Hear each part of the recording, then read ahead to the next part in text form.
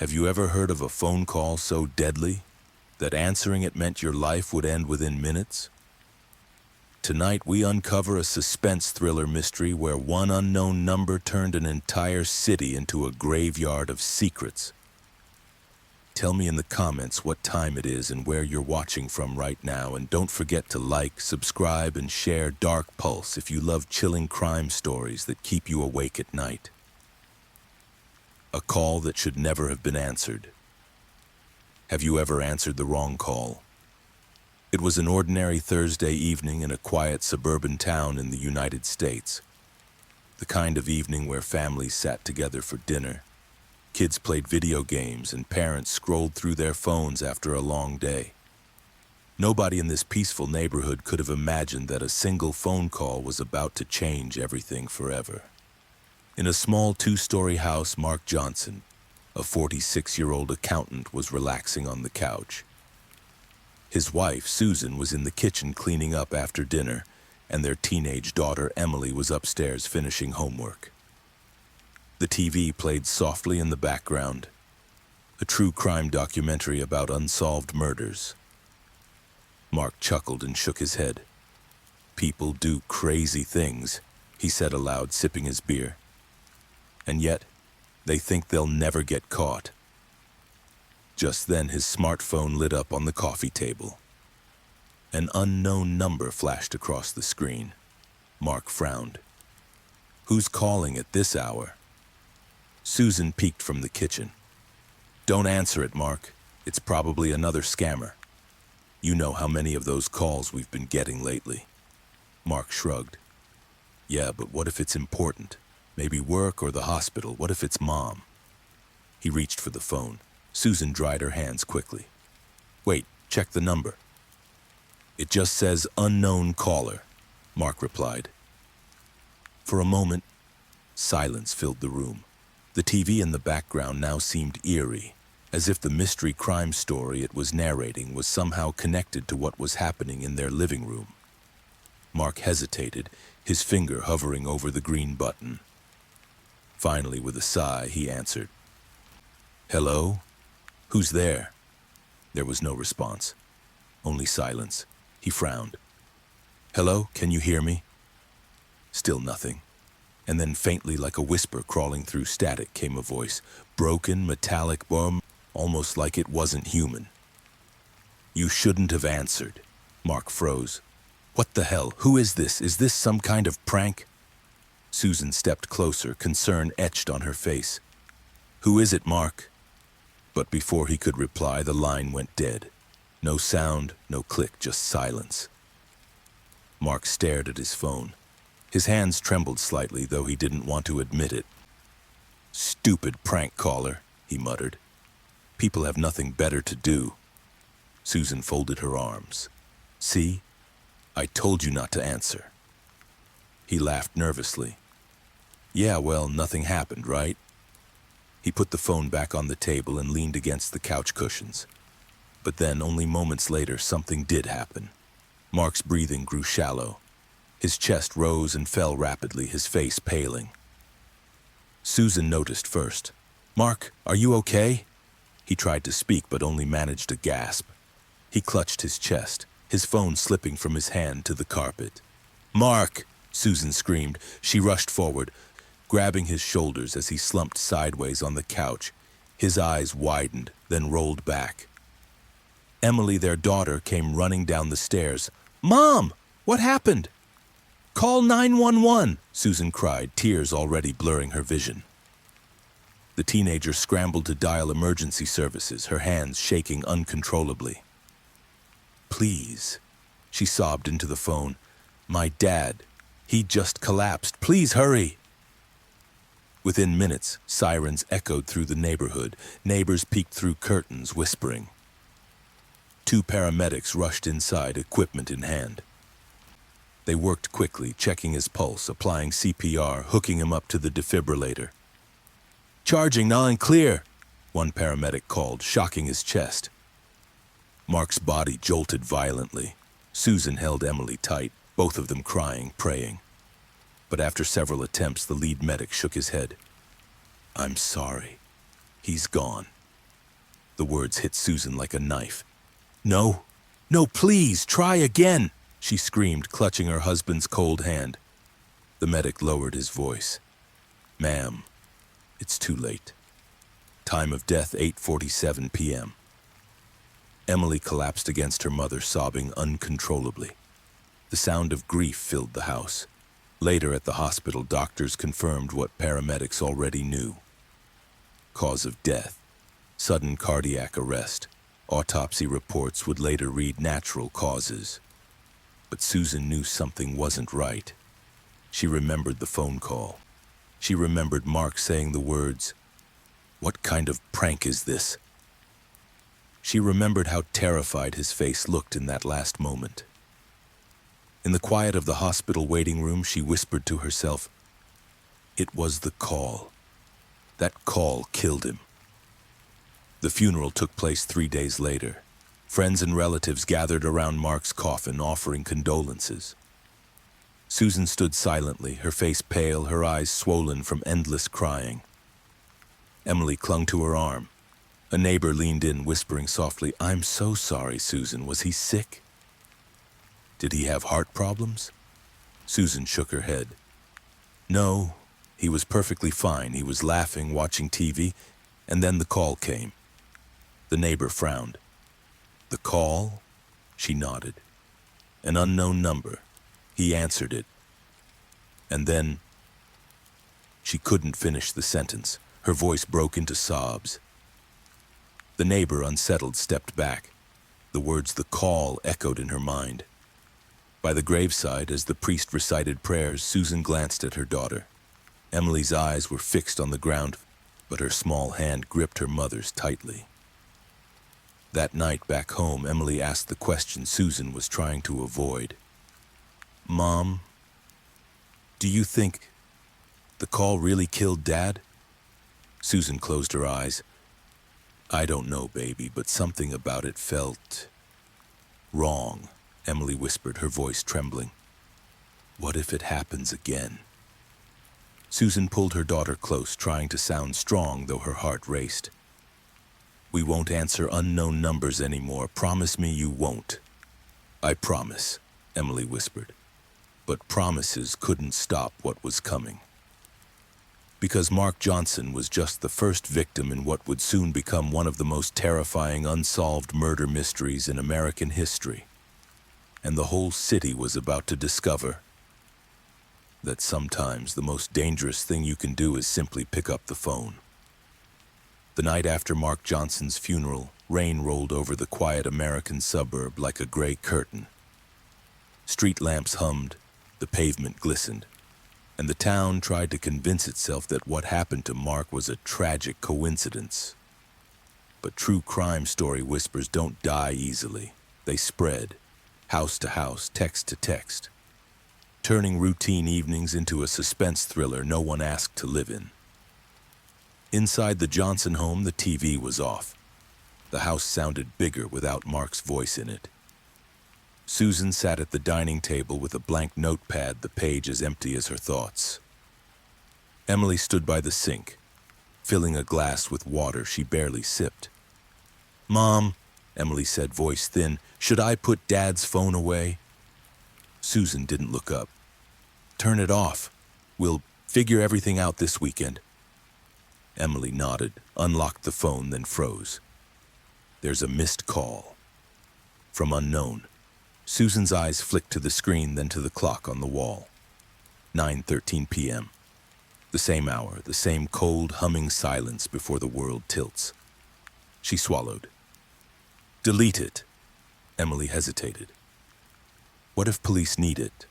"They won't," Susan said too quickly, then gentled her tone. "Delete it, honey, please." Emily deleted the log, powered the phone down, and placed it in a drawer. For a few seconds, both mother and daughter listened to the rain, as if rain could drown out dread. The doorbell rang. Both of them jumped. Susan stood, heartbeat picking up, and checked the peephole. It was only their neighbor Diana, shoulders tucked into a coat, umbrella dripping. Susan opened the door. "Hey, I brought you soup," Diana said, lifting a container. It's ridiculous, I know, but I didn't know what else to do. Thank you. Susan stepped aside. Please. Diana placed the soup on the counter, noticing the shut drawer, the way Emily's arms wrapped around herself. How are you holding up? Susan almost smiled at the simplicity of the question. We're here. Diana exhaled. Listen, I wasn't going to say this because I didn't want to scare you. But last night, across town, a guy from my sister's church, he collapsed. No prior heart issues. His wife said he picked up a call first, an unknown number. She lowered her voice. Same horror phone call pattern. Emily's fingers tightened on the counter. Susan steadied herself. You're sure? That's what they're saying on the church thread and on the neighborhood app. People are asking if there's some scam that triggers seizures or I don't know. It's all rumor, but it's a chilling mystery. Susan's gaze drifted to the drawer with Mark's phone. It's not a rumor. Diana pressed her lips together. I believe you. For a beat, rain filled the silence. Then Emily asked, should we go to the police again? They'll tell us it's a panic spiral, Diana said. They'll say it's coincidence, stress. You know how it goes. Unless someone with status gets hurt, nobody listens. She winced. Sorry. Susan nodded slowly. We'll go in the morning. Diana squeezed Susan's hand. Call me if you need anything. She hesitated at her own words and grimaced. Text me. When the door closed, Emily whispered, Mom, what if it calls again? Then we don't answer, Susan said. Not ever. They tried to sleep. Rain rattled the gutters like fingernails on metal.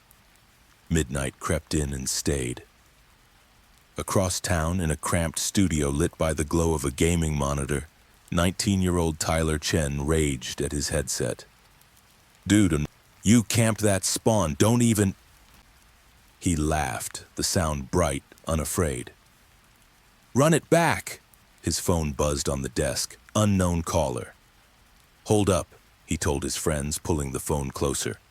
Could be my shift manager. He does this. Calls from weird numbers when he's covering for the main line. Bro, it's midnight, a friend said through the headset.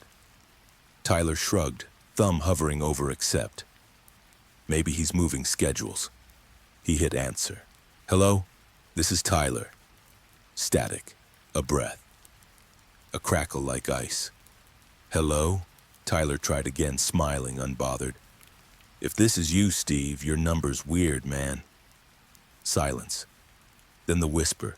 The same ruined voice like a wind passing through wires. You shouldn't have answered. Tyler chuckled, shaking his head. Okay, whoever this is, nice one. 10 out of 10 creepy. He dropped the phone back onto the desk and slid his mouse. All right, boys. He didn't finish. His fingers slackened, his body lurched. The headset slipped. The chair wheeled back and he hit the floor.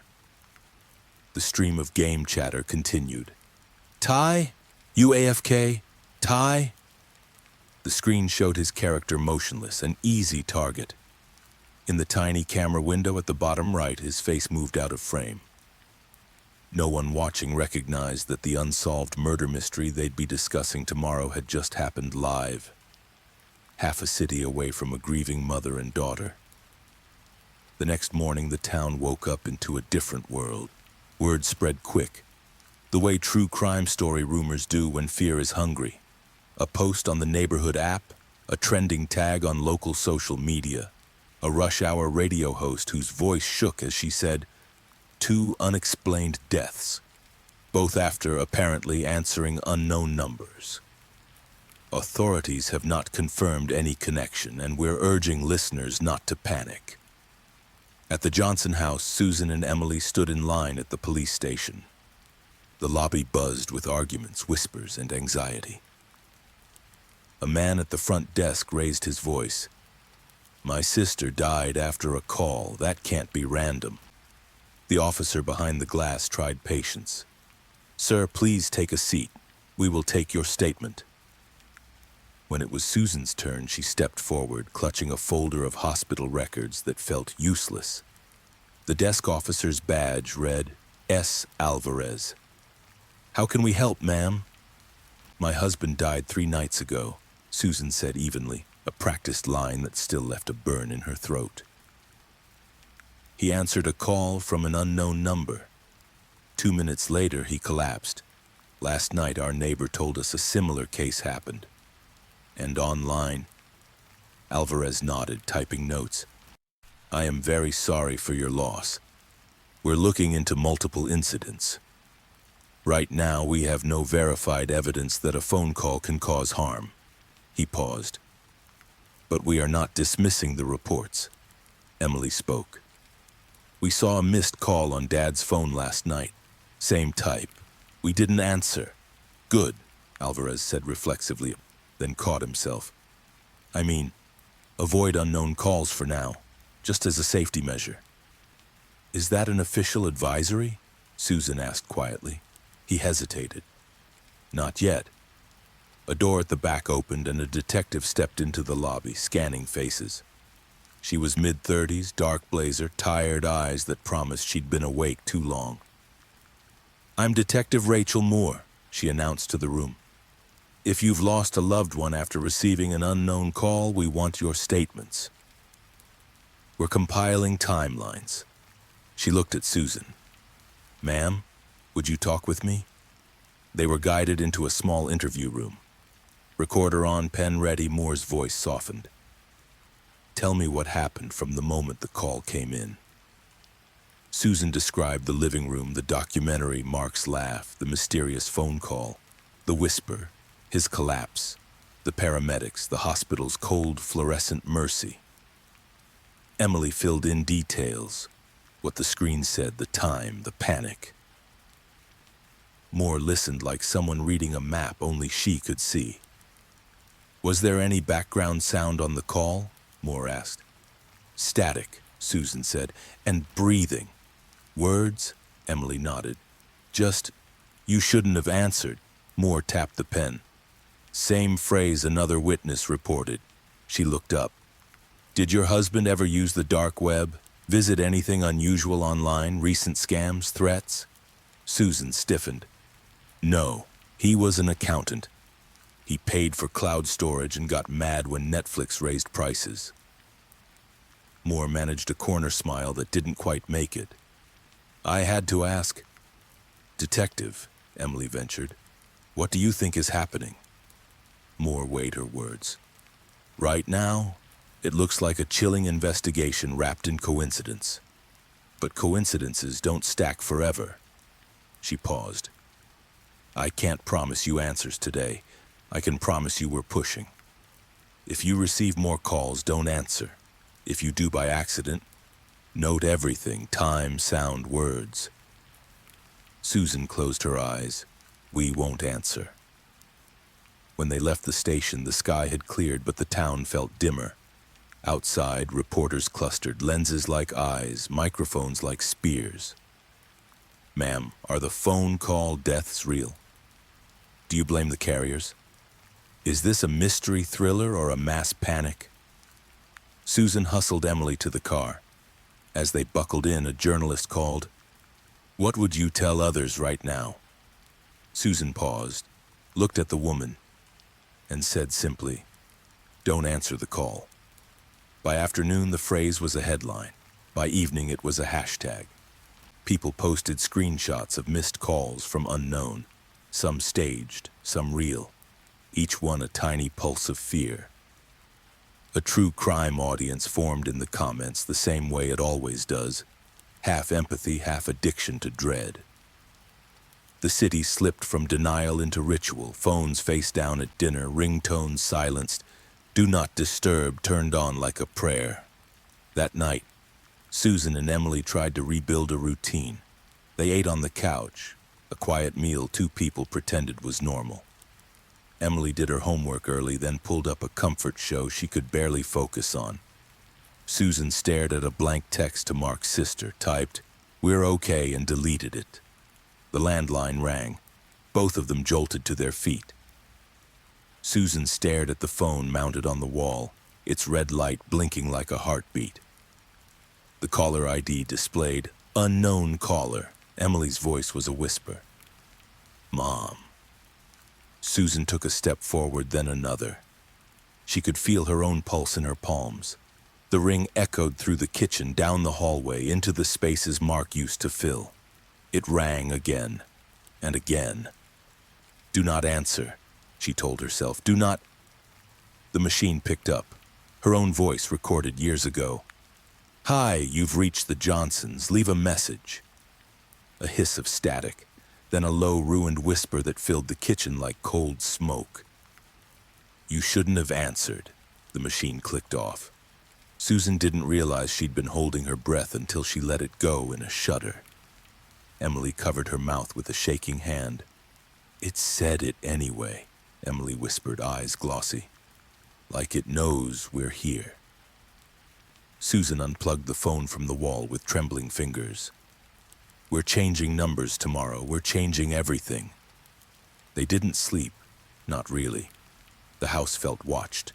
By the storm gutters, the ceiling fan, the shadows under doors. At 3 a.m, Susan rose and stood at Mark's side of the bed, a habit forming around absence. She whispered to the dark, I'll keep her safe. She wasn't sure who she was promising, Mark, herself, or the thing that lived inside the dial tone.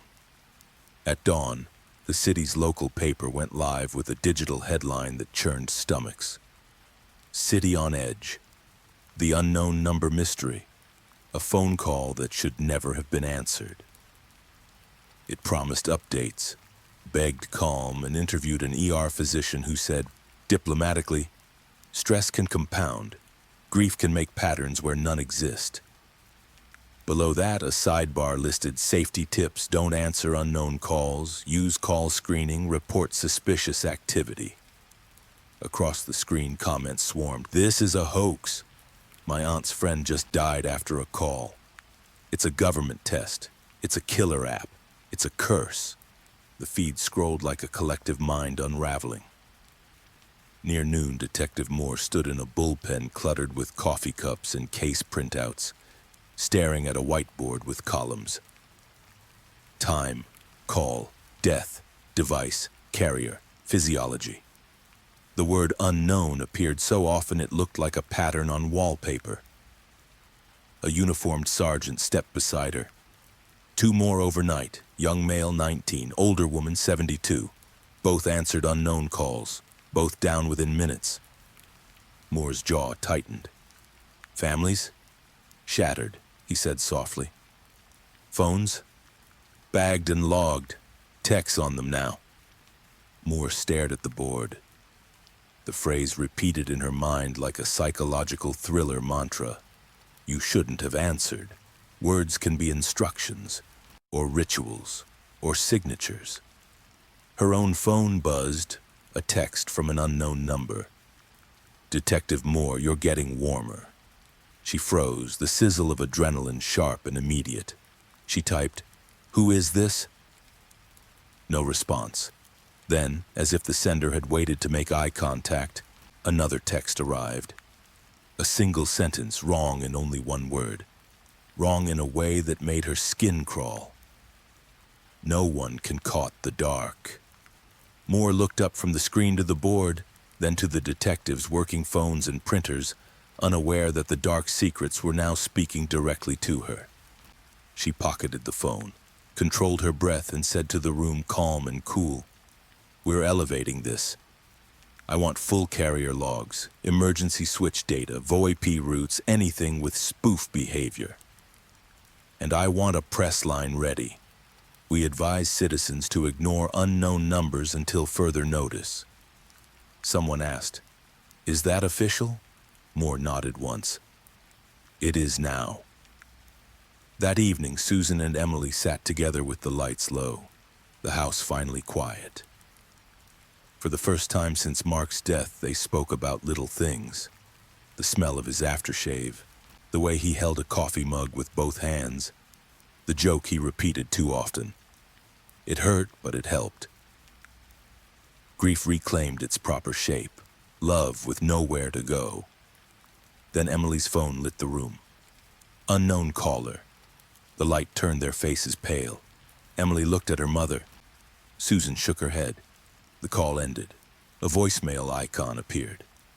Slowly, Emily pressed play and put the phone on speaker. The voice was wrong and old and electronic and intimate, as if it leaned over their shoulders. "You shouldn't have answered." The message ended with a faint click, but neither of them had answered, and somehow that felt worse. The chilling mystery wasn't just calling, it was listening. It knew when they were in the room, when they were ready to breathe again. Emily's voice cracked. "Mom, why us?" Susan wrapped her arms around her daughter and didn't pretend to be brave. "I don't know." In another building, under a different lamp, Detective Moore replayed the text on her screen, then locked her phone and stared at the whiteboard until the columns blurred. Somewhere between fear and focus, she made a quiet vow that sounded like a threat. "I'm going to find you." The city didn't know it yet, but the ritual had begun. The unanswered calls, the sleepless rooms, the way ordinary people would soon speak in thriller phrases and mystery logic. And far beyond their windows, inside an unseen circuitry that fed on panic and patterns, something or someone waited for the next ring. Morning sunlight poured over the quiet American suburb, but no one believed in peace anymore. By now, news channels were replaying the words like a mantra. 2 more victims collapse after receiving unknown calls. Police urge residents not to answer suspicious numbers. Headlines screamed across phones, laptops, and radios. Chilling true crime mystery, the deadly unknown number. Horror phone call leaves families searching for answers. Unsolved murder pattern spreads fear across city. People whispered in grocery store aisles, in gas stations, in churches. The fear wasn't just in the deaths, it was in the waiting. The knowledge that your phone could ring at any moment, and your life could be over within minutes. Susan Johnson stood by the kitchen counter, scrolling through article after article. Every story looked like Mark's story, only with different names and different families. She set the phone down, clutching the counter until her knuckles turned white. Emily walked in, pale from another sleepless night. "It's everywhere, Mom. Everyone at school is posting about it. They're calling it the death call mystery." Susan sighed. "It's not a game. It's not a trend. Your father," her voice cracked, "your father isn't here because of it." Emily's eyes watered, but she nodded. "I know." Just then the landline rang again. Both of them froze. The sound was ordinary, too ordinary, and yet the fear it carried was unbearable. The caller ID glowed. Unknown caller. Susan unplugged the phone instantly, yanking the cord from the wall. Her breath was heavy, chest rising and falling as though she'd just sprinted. Emily whispered, "What if unplugging isn't enough? What if it's everywhere?" Susan wrapped her arms around her daughter. "We'll find a way. Someone will stop this." Across town, Detective Rachel Moore sat in a crowded conference room filled with officers, cyber experts, and exhausted investigators. A whiteboard was covered with names, times of death, and phone logs, all empty where the number should have been. Moore pointed at the timeline. Every case is the same. Victim receives an unknown call, answers, hears a phrase, collapses within 2 minutes. Autopsies show natural death. No poison, no trace, no external trauma. A tech expert adjusted his glasses. "But look here. When we deep scan the phones, we find traces of corrupted files, almost like ghost code. Data fragments self-delete within seconds after the call. It's as if the call erases itself." "Can we trace it?" Moore asked. "Not yet. The origin bounces between servers. It's like chasing smoke through a hurricane. But there's one thing. We found the same phrase embedded in broken metadata across several phones." Moore leaned in. What phrase? The text slid a sheet across the table. In distorted text, one sentence repeated again and again. You shouldn't have answered. The room went silent. That afternoon, Susan received a knock at her door. Detective Moore stood on the porch, badge clipped to her belt. Mrs. Johnson, Moore said gently. Yes? I'm Detective Moore. May I come in?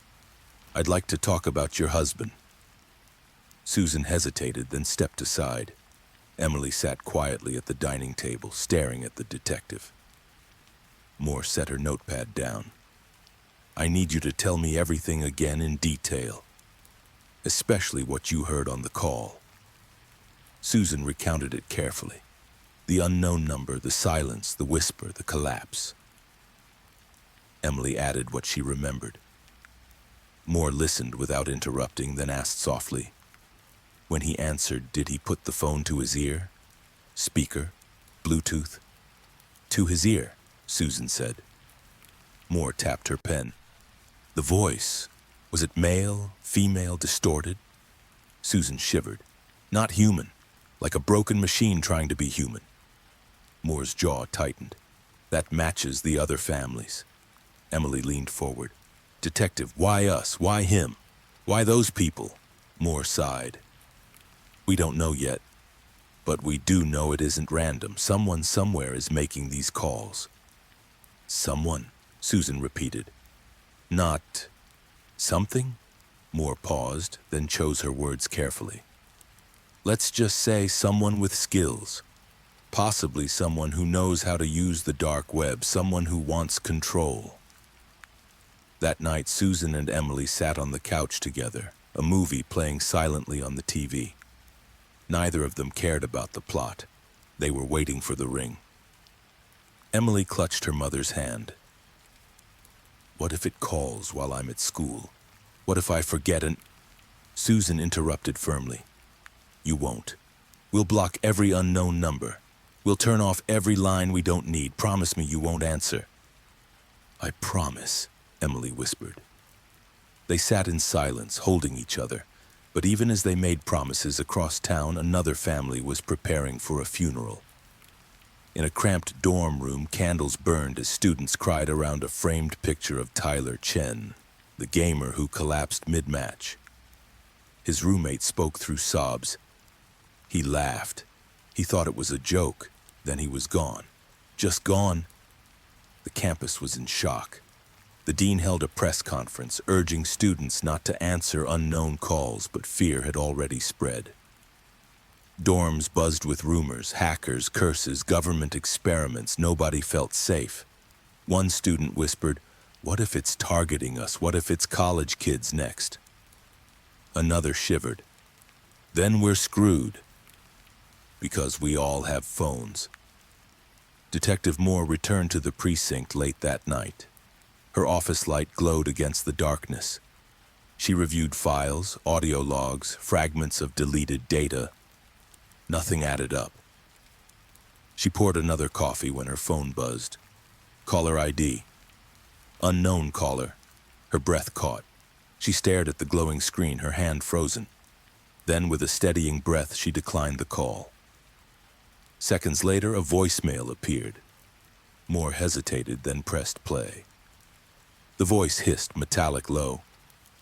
Detective Moore, you shouldn't have ignored.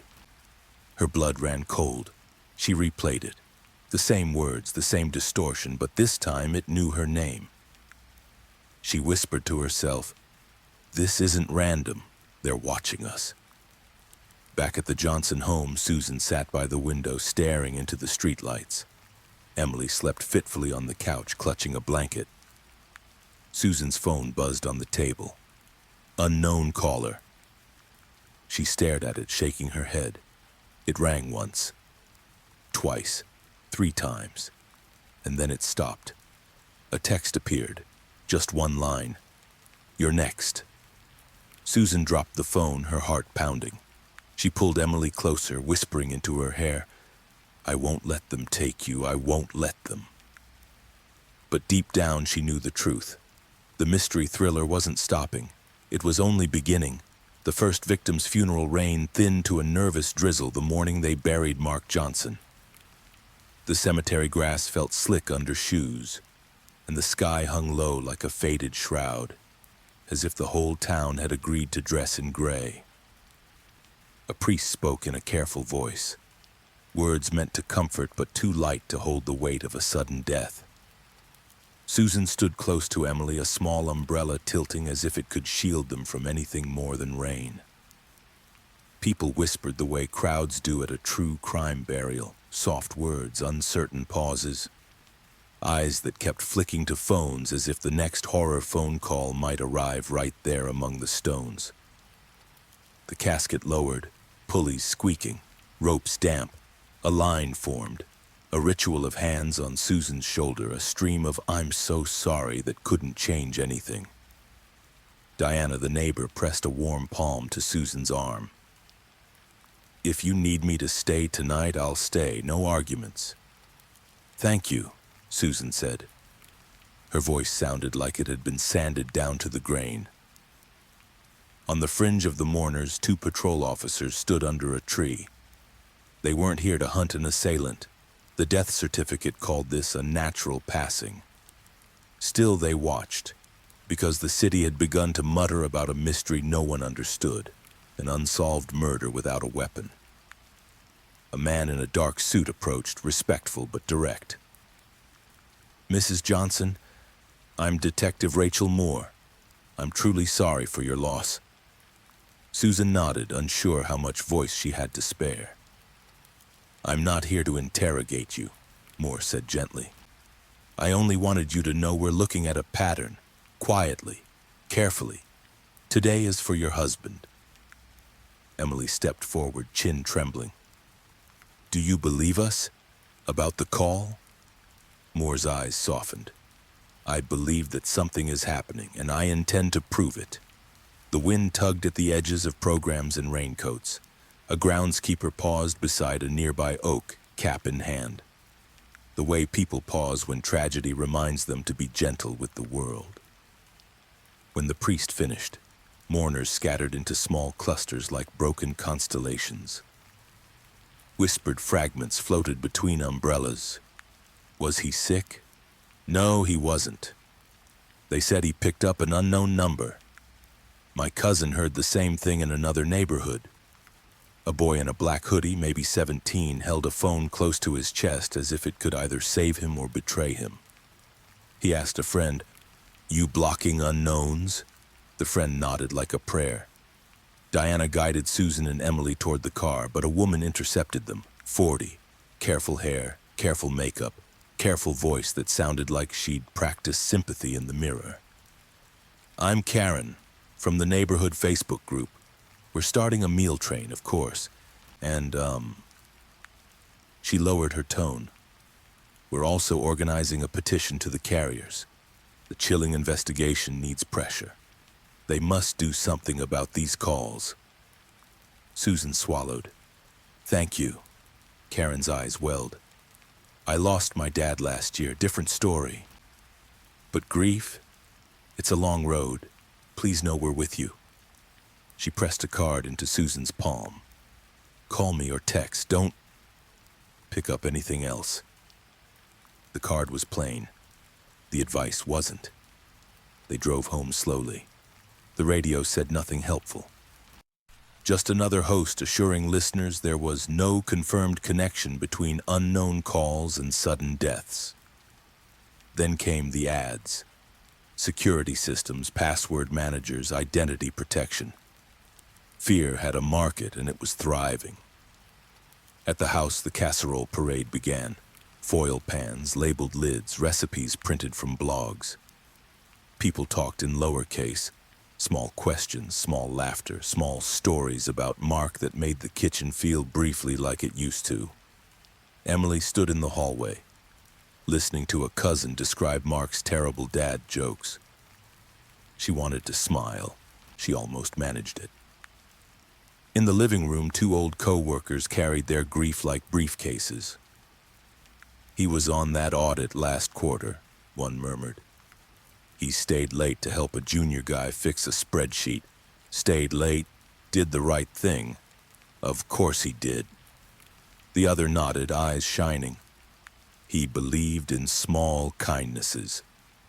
By afternoon, the crowd thinned, leaving behind plates and plastic forks and the quiet ache of a house that remembered a different kind of noise.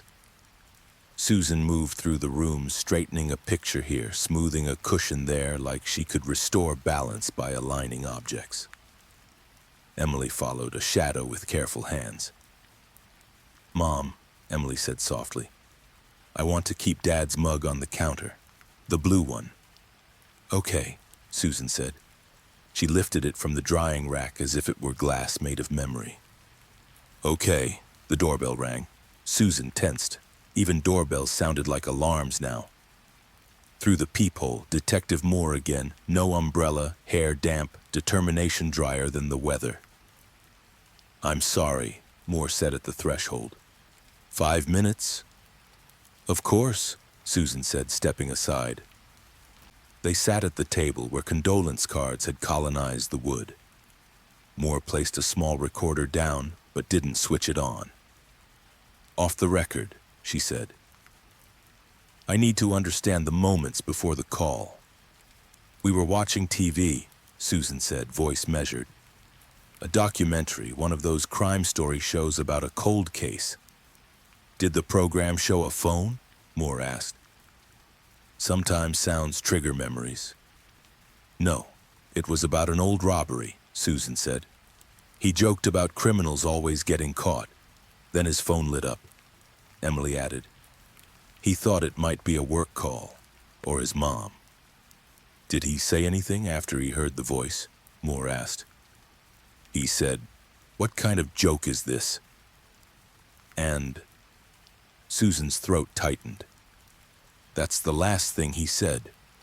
Moore nodded, filing the timeline into a mind that looked like a board of invisible red string. "I've heard the same phrase reported in other cases. 'You shouldn't have answered.' Same ruined synthetic texture, same suspense thriller chill, like a voice built from broken wires." "Who would do this?" Emily asked. "Why?" "I don't know yet," Moore said, "but whoever it is, they understand fear. They understand systems. And they want the stage." "Hackers?" Susan asked. "The dark web?" "Maybe," Moore said. "Or someone who grew up in both worlds, pain and code." They sat with that for a moment. Rain ticked lightly against the kitchen window like distant typing. Moore stood. "I'll be in touch. If your landline rings, let the machine take it. Save every voicemail, don't delete anything. If your mobiles get texts from unknown numbers, screenshot and forward to the address on this card." She slid a contact sheet across the table. "And this matters. Don't let anyone make you feel crazy. Patterns aren't panic just because they frighten people." When the door closed behind her, Susan leaned into the table and let the wood hold her up. Emily wrapped her arms around her from behind, chin on her mother's shoulder. "I hate this," Emily whispered. "I hate that I'm scared of a ringtone." "I know," Susan said. "We're going to live anyway." Evening tiptoed back in. The house dimmed. Lamps clicked on like small lighthouses, and the casserole heat mellowed into a soft kitchen smell. For a little while, quiet felt almost kind. Then the landline clicked. Not a ring, just the soft relay sound of a system waking. The answering machine lit up as if nudged by an unseen finger. Susan and Emily froze across the room, not breathing. Beep. Static uncoiled into the room, a thin serpent of sound. "Hi. You've reached the Johnsons. Leave a message." Susan's old recording sounded too bright, a voice from a timeline that had never learned to flinch. The static deepened, turned granular. Then the whisper poured through, low and intimate, edges torn, the signature every family had begun to dread. "You shouldn't have answered." The line cut. The machine clicked. The kitchen shrank. Emily's hands flew to her ears, a second too late. "Why is it calling if we're not answering?" she asked, voice small. furious with fear. Why does it keep saying that? Because it wants control, Susan said, surprising herself with the steadiness in her tone. It wants us to be afraid even when we obey. They saved the message. They saved every message. They made a ritual of it, like pressing flowers into a book, except what they pressed was terror, cataloged for the chilling investigation. After dark, Diana returned with tea neither of them wanted and presents both of them needed. They sat together on the couch, three women orbiting a silence that buzzed with the memory of a dead voice. The TV scrolled local alerts at the bottom of a muted screen. City advisory: do not answer unknown calls. Enable call screening. Report incidents to the tip line. Diana broke the quiet.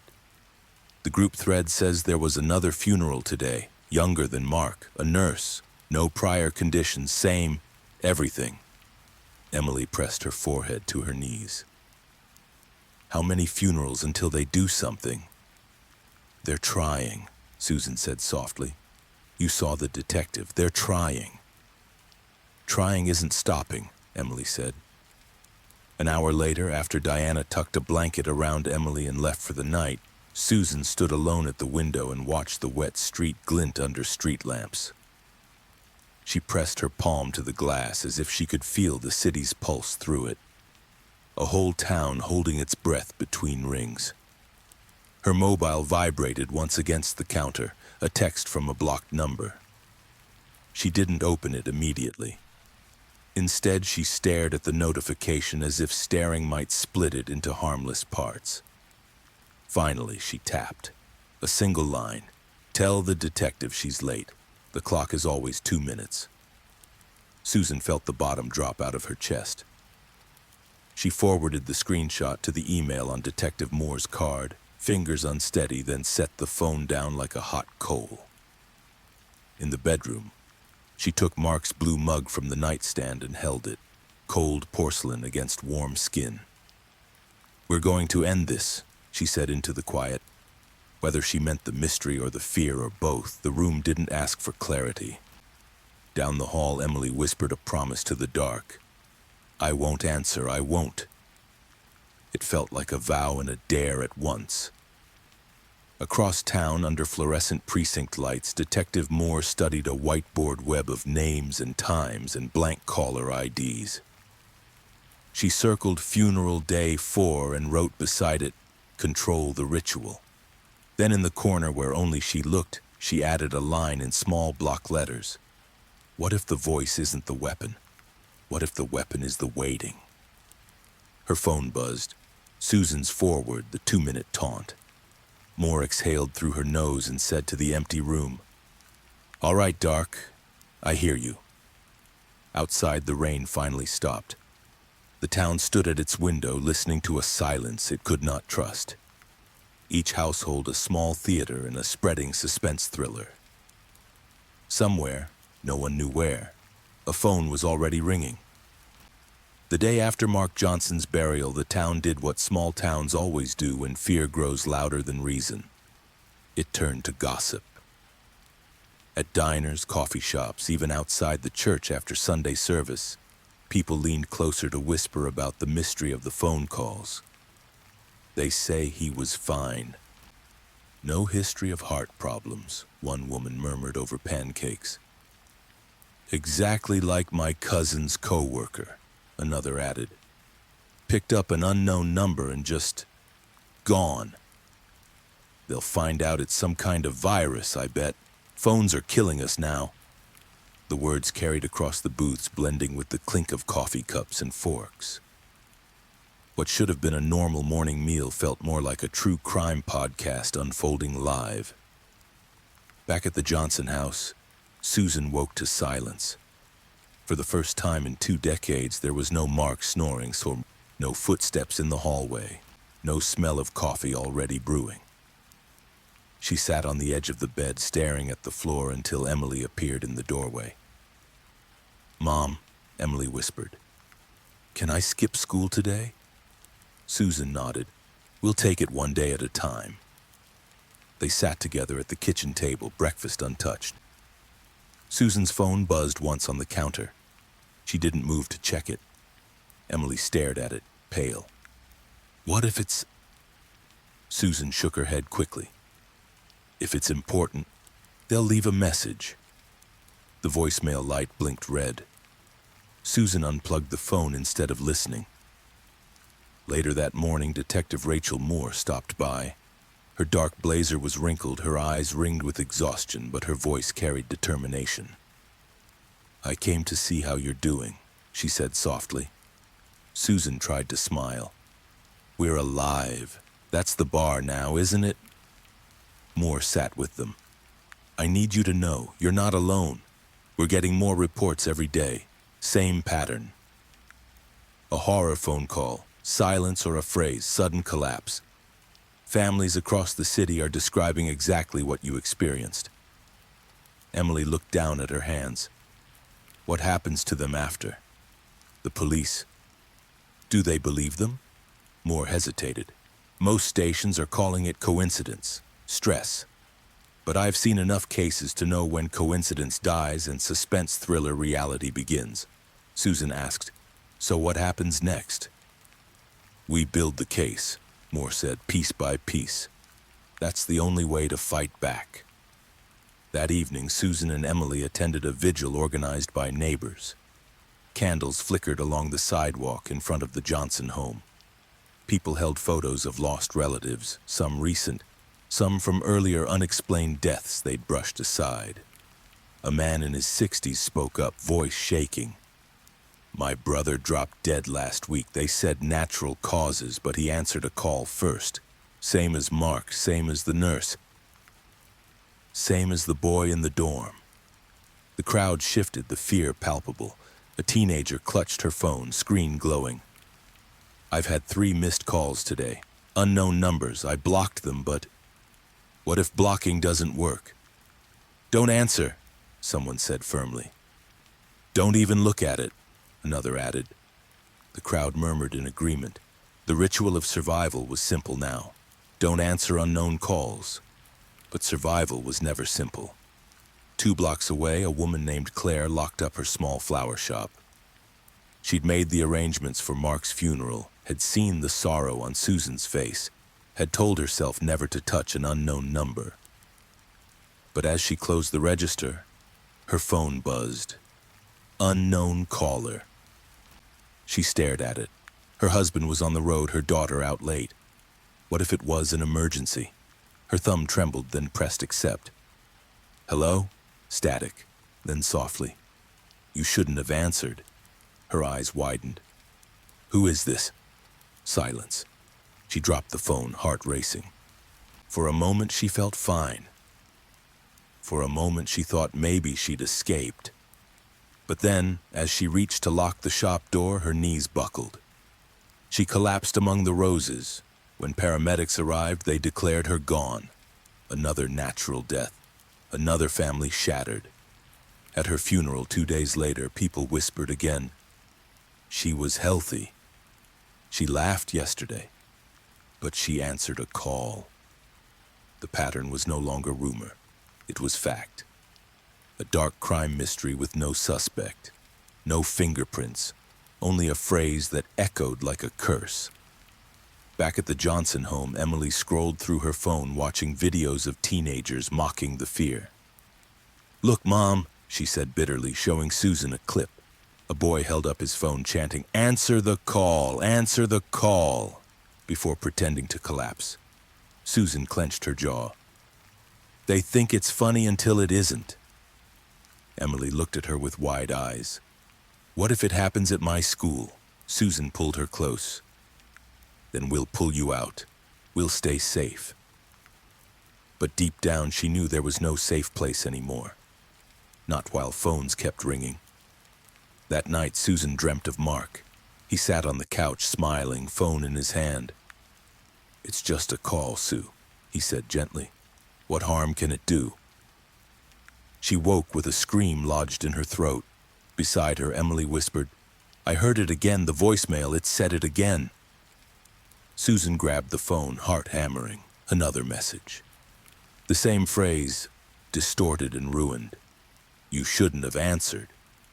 Only this time it added something new. More will follow. By morning, the local paper confirmed it. 2 more deaths overnight, both after answering unknown numbers. The police commissioner gave a statement. We advise citizens not to answer calls from unfamiliar sources. We're investigating thoroughly.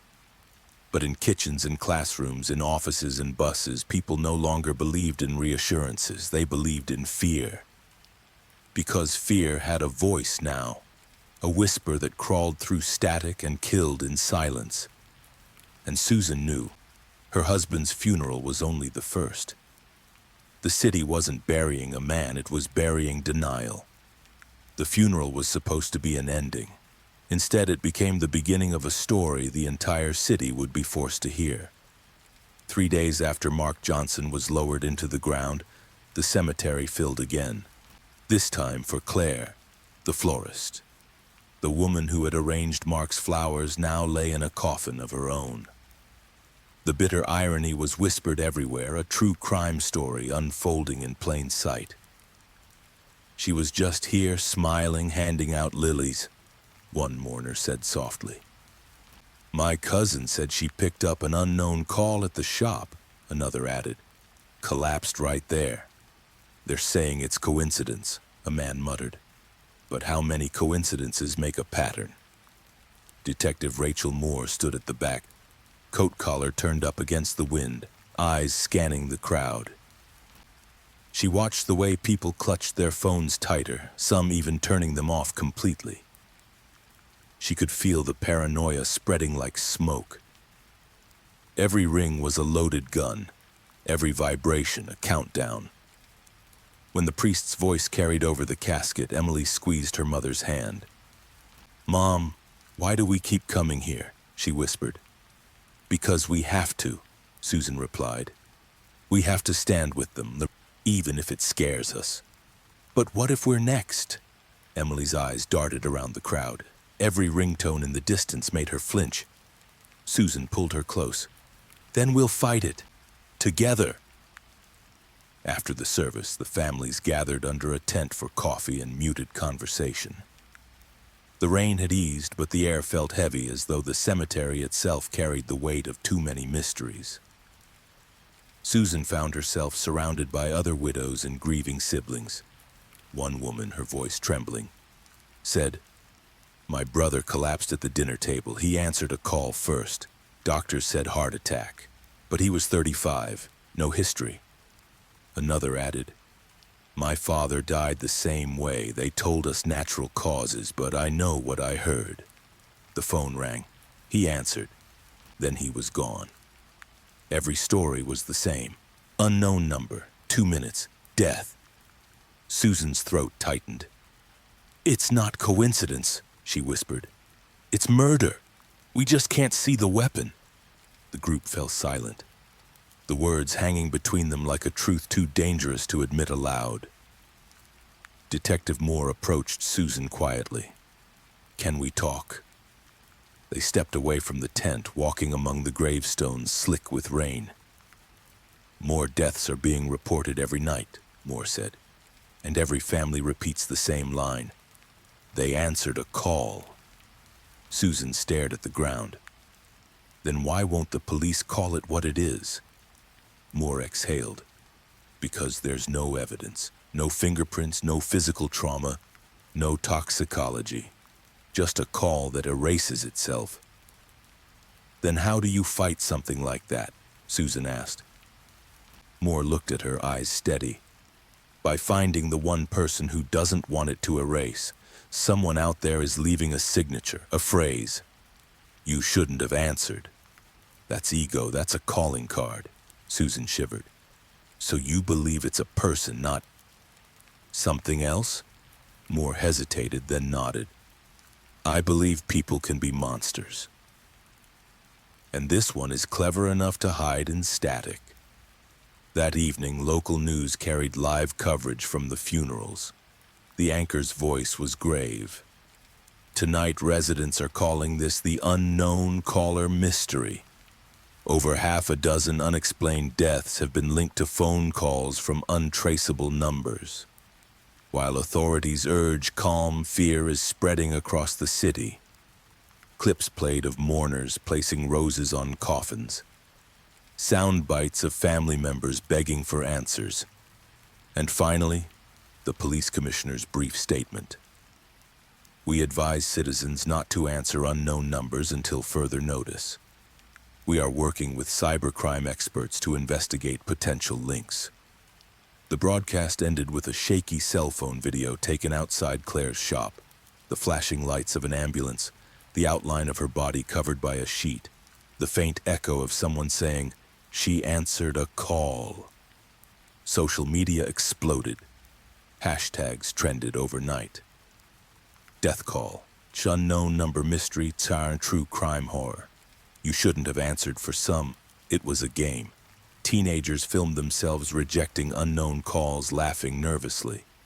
Others left their phones on silent, faces pale, avoiding every ring as if it carried a curse. But for Susan and Emily, it wasn't a game. It was their life unraveling. That night, Susan sat at the kitchen table, Mark's mug in front of her. Emily dozed on the couch, a blanket pulled up to her chin. The house was quiet except for the hum of the refrigerator. Then the landline rang. Susan's stomach dropped. Caller ID. Unknown caller. She let it ring, every tone stabbing into her nerves. It clicked to voicemail. Her own recorded voice echoed, "Hi, you've reached the Johnsons. Leave a message." Static. A pause. Then the whisper, low and deliberate. "More funerals will follow." Susan slammed her hand against the counter, trembling. She saved the message, forwarded it immediately to Detective Moore's contact email, then unplugged the line completely. When Emily stirred and asked sleepily, "Was it them again?" Susan only nodded. Her daughter's eyes welled with tears. "Why are they doing this to us?" Susan whispered the only truth she had. "Because someone wants to watch us break." Across town, in a cluttered cybercrime lab, Detective Moore stood over a technician's shoulder as he replayed fragments from one of the voicemails. "Listen carefully," the tech said. "There's a pattern in the distortion, almost like code hidden in the static." Moore leaned in. Through the hiss and hum, she thought she heard numbers. A sequence. Coordinates. Dates. The tech looked at her nervously. "This isn't just a voice, it's a signal." Moore straightened, eyes narrowing. "Then someone built it. And if they built it, we can find them." The city was no longer asking if the deaths were real, it was asking who was next. Funerals had become gatherings not just of grief, but of fear. Every eulogy was interrupted by the same whispered question. Did they answer a call? At Mark's grave, fresh flowers wilted in the rain. Susan stood with Emily, the silence heavy. She whispered, "We'll keep coming back. We'll keep standing here, and one day Emily will know who did this." Emily looked at the headstone, her eyes hardening. "And when we know, they'll never hide again." The wind stirred, carrying the sound of a ringtone from somewhere nearby. Both of them froze, but it wasn't their phone this time. It was someone else's, and somewhere in the city another funeral was already being written. The pattern of unexplained deaths. By the time the third funeral took place, the city could no longer pretend this was coincidence. What started as hushed whispers at Mark Johnson's burial had grown into a collective paranoia. True crime mystery headlines filled every news outlet, each one warning, speculating, sensationalizing. The pattern was undeniable. A father mowing his lawn, answering a call, collapsing within minutes. A teenager laughing with friends, phone pressed to his ear, gone before anyone could react. An elderly grandmother knitting on her porch, her smile fading mid-sentence as the receiver slipped from her hand. No trauma, no poison, no explanation. Just the phone. They called it the death call mystery, At a crowded community center one rainy evening, residents gathered for what was supposed to be a neighborhood watch meeting. Instead, it looked more like a support group for survivors of fear. Folding chairs squeaked against the floor as people spoke over one another. "They said it's natural causes. Do you believe that?" a man demanded. "My cousin was only 32, a woman snapped. "You don't just die from nothing." "Everyone's talking about the horror phone calls online," another added. "It's trending everywhere. People are saying it's a curse."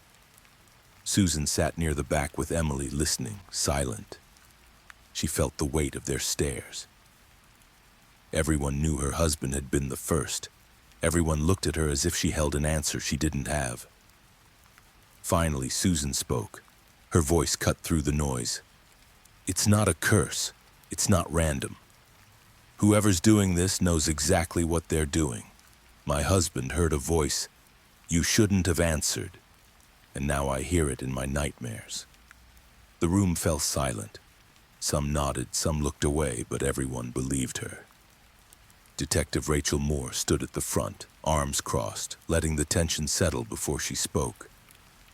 "We're investigating every angle," she said. "Medical, technological, psychological. We're not dismissing anything. But what I need from all of you is cooperation. Don't answer unknown calls.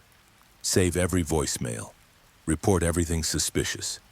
We need evidence if we're going to catch whoever is behind this."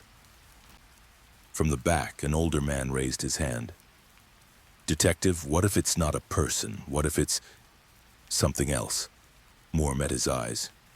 "Then we'll find that something too." Her confidence was thin armor, but in a room full of people looking for hope, it was enough. Later that night, Susan tucked Emily into bed. The girl's face was pale. Her phone powered off on the nightstand. "Mom," Emily whispered, "what if it calls while I'm asleep? What if I don't even know I'm answering?"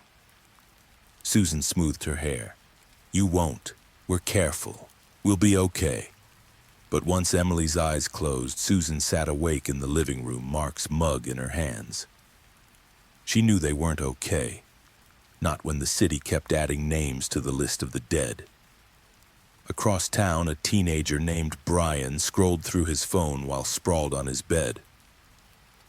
His friends spammed the group chat with memes and screenshots of trending hashtags. Death call. You shouldn't have answered, mystery thriller. He laughed. People are freaking out for nothing, he said into his headset. It's just urban legend stuff. His best friend's voice crackled through the mic. Brian, man, don't joke. My aunt's neighbor actually. Brian cut him off with a chuckle. Relax. Watch this. His phone buzzed. Unknown caller. Speak of the devil, Brian grinned. Let's see the big scary ghost. He hit accept. Yo, who's this? Static. Then the whisper. You shouldn't have answered.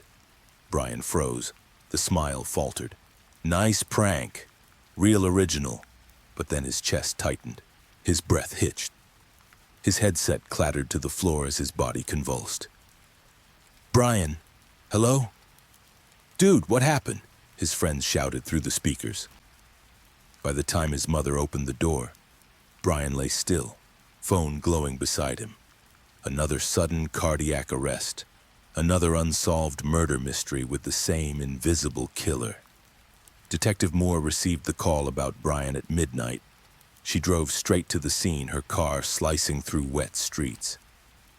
The boy's room was still lit, gaming posters on the wall, friends' voices echoing faintly from the still active call on his computer.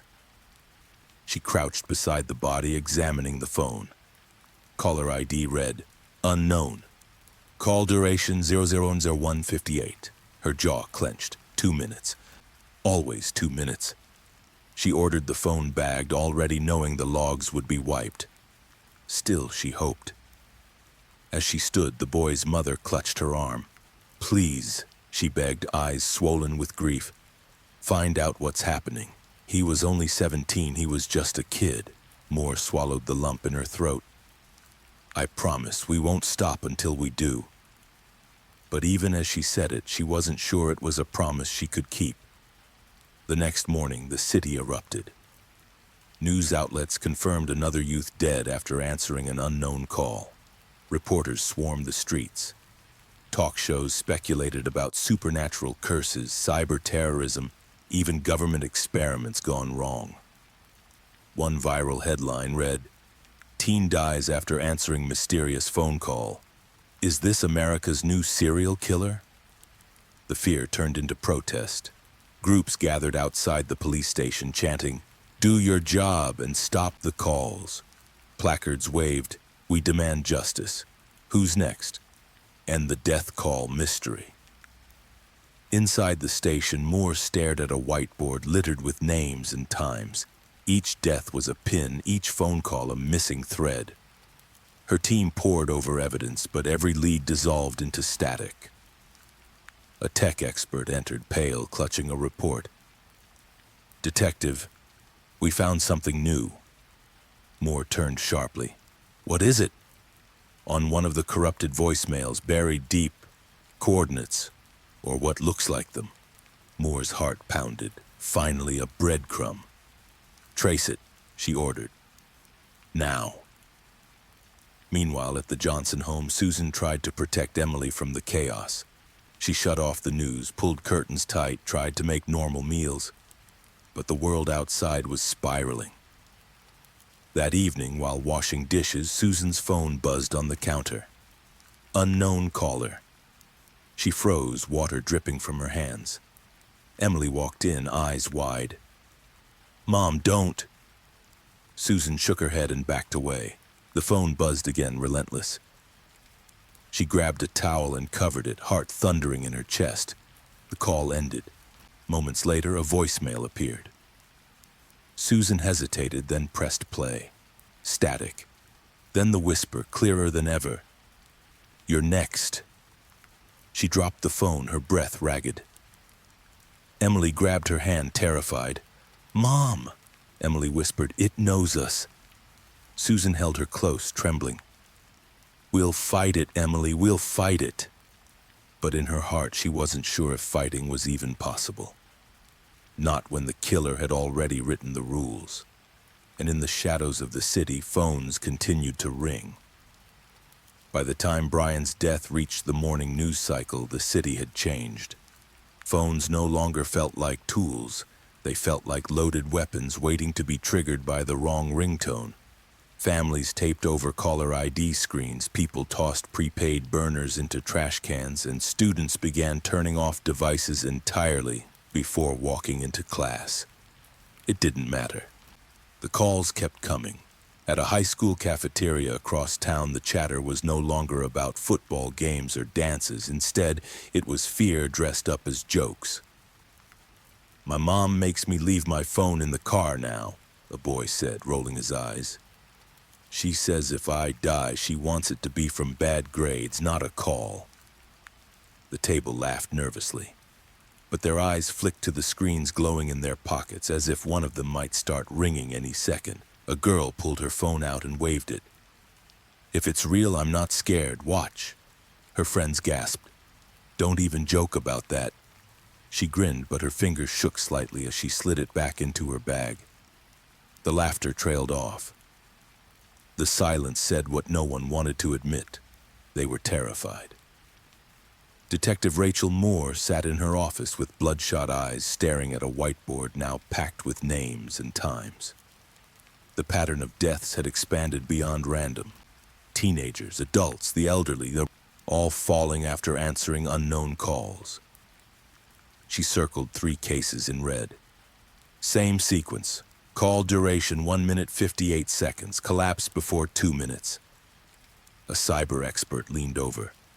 "That can't be natural. No way it's coincidence." "It's not," Moore said. Her voice was steel. "It's method. Someone designed this." The expert hesitated. "But why the phrase? Why you shouldn't have answered?" Moore tapped the board with her pen. "Because this isn't just killing, it's messaging. Whoever's behind this wants recognition, wants fear." Her phone buzzed on the desk. Caller ID. Unknown caller. She didn't touch it. Instead, she grabbed the evidence bag containing Brian's phone. Pull everything you can from the last call. I don't care if it takes all night. Somewhere in there is the key. Across the city, another tragedy unfolded. An elderly man named George sat in his living room, TV muted, a photo album open on his lap. He had lost his wife years ago, and his children visited only on weekends. His phone buzzed, glowing on the table. Unknown caller. He frowned. Probably another scam, he muttered. But then his heart tugged at him. What if it was his daughter? What if she needed him? He answered. Hello? Static filled the line, his brow furrowed. Hello? Speak up, I can't hear you. And then the whisper slid into his ear. You shouldn't have answered. The phone slipped from his hand. The album fell to the carpet. His body slumped sideways in the chair, eyes open but unseeing. His daughter found him the next morning. The phone still blinked on the floor, call log erased. Another funeral, another whisper among mourners. He was fine yesterday. Then the call came. The unsolved murder mystery spread like wildfire through media. National outlets picked up the story. Talk shows debated whether it was mass hysteria, a cyber attack, or something paranormal. One headline read, America's most terrifying killer leaves no trace, the phone call murders. Commentators argued live on TV. This is the work of a hacker collective. No, it's psychological. People are scaring themselves into death. Or maybe it's exactly what it looks like. A killer using technology in ways we can't explain. Whatever the theory, one truth remained. People were dying, and nobody knew how to stop it. Back at the Johnson home, Susan and Emily sat with Diana, the neighbor, sipping tea neither of them tasted. It's everywhere now, Diana said, scrolling through her phone. Look, another case, a college professor this time. He was grading papers, answered a call, dropped dead. Same thing. Emily shivered. It's like it's picking random people. Susan shook her head. No, nothing about this is random. There's a reason. We just don't see it yet. Diana hesitated. Do you think it'll come for you again?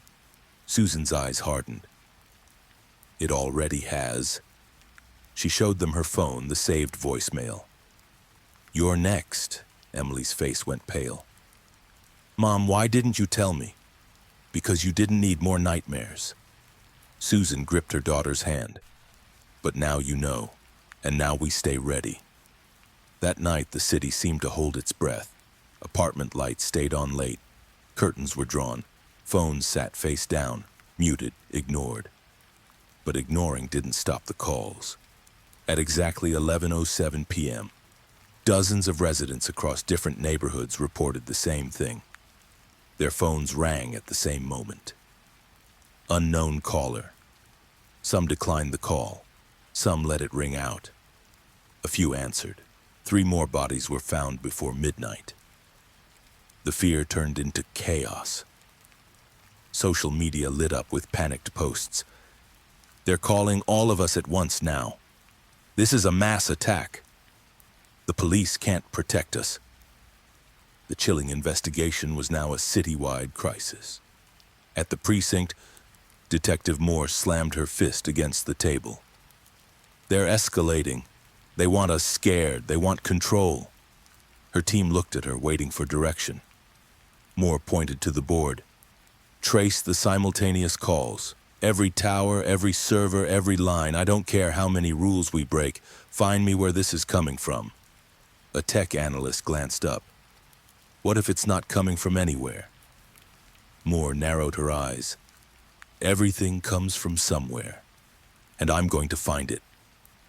Her phone buzzed again. Unknown caller.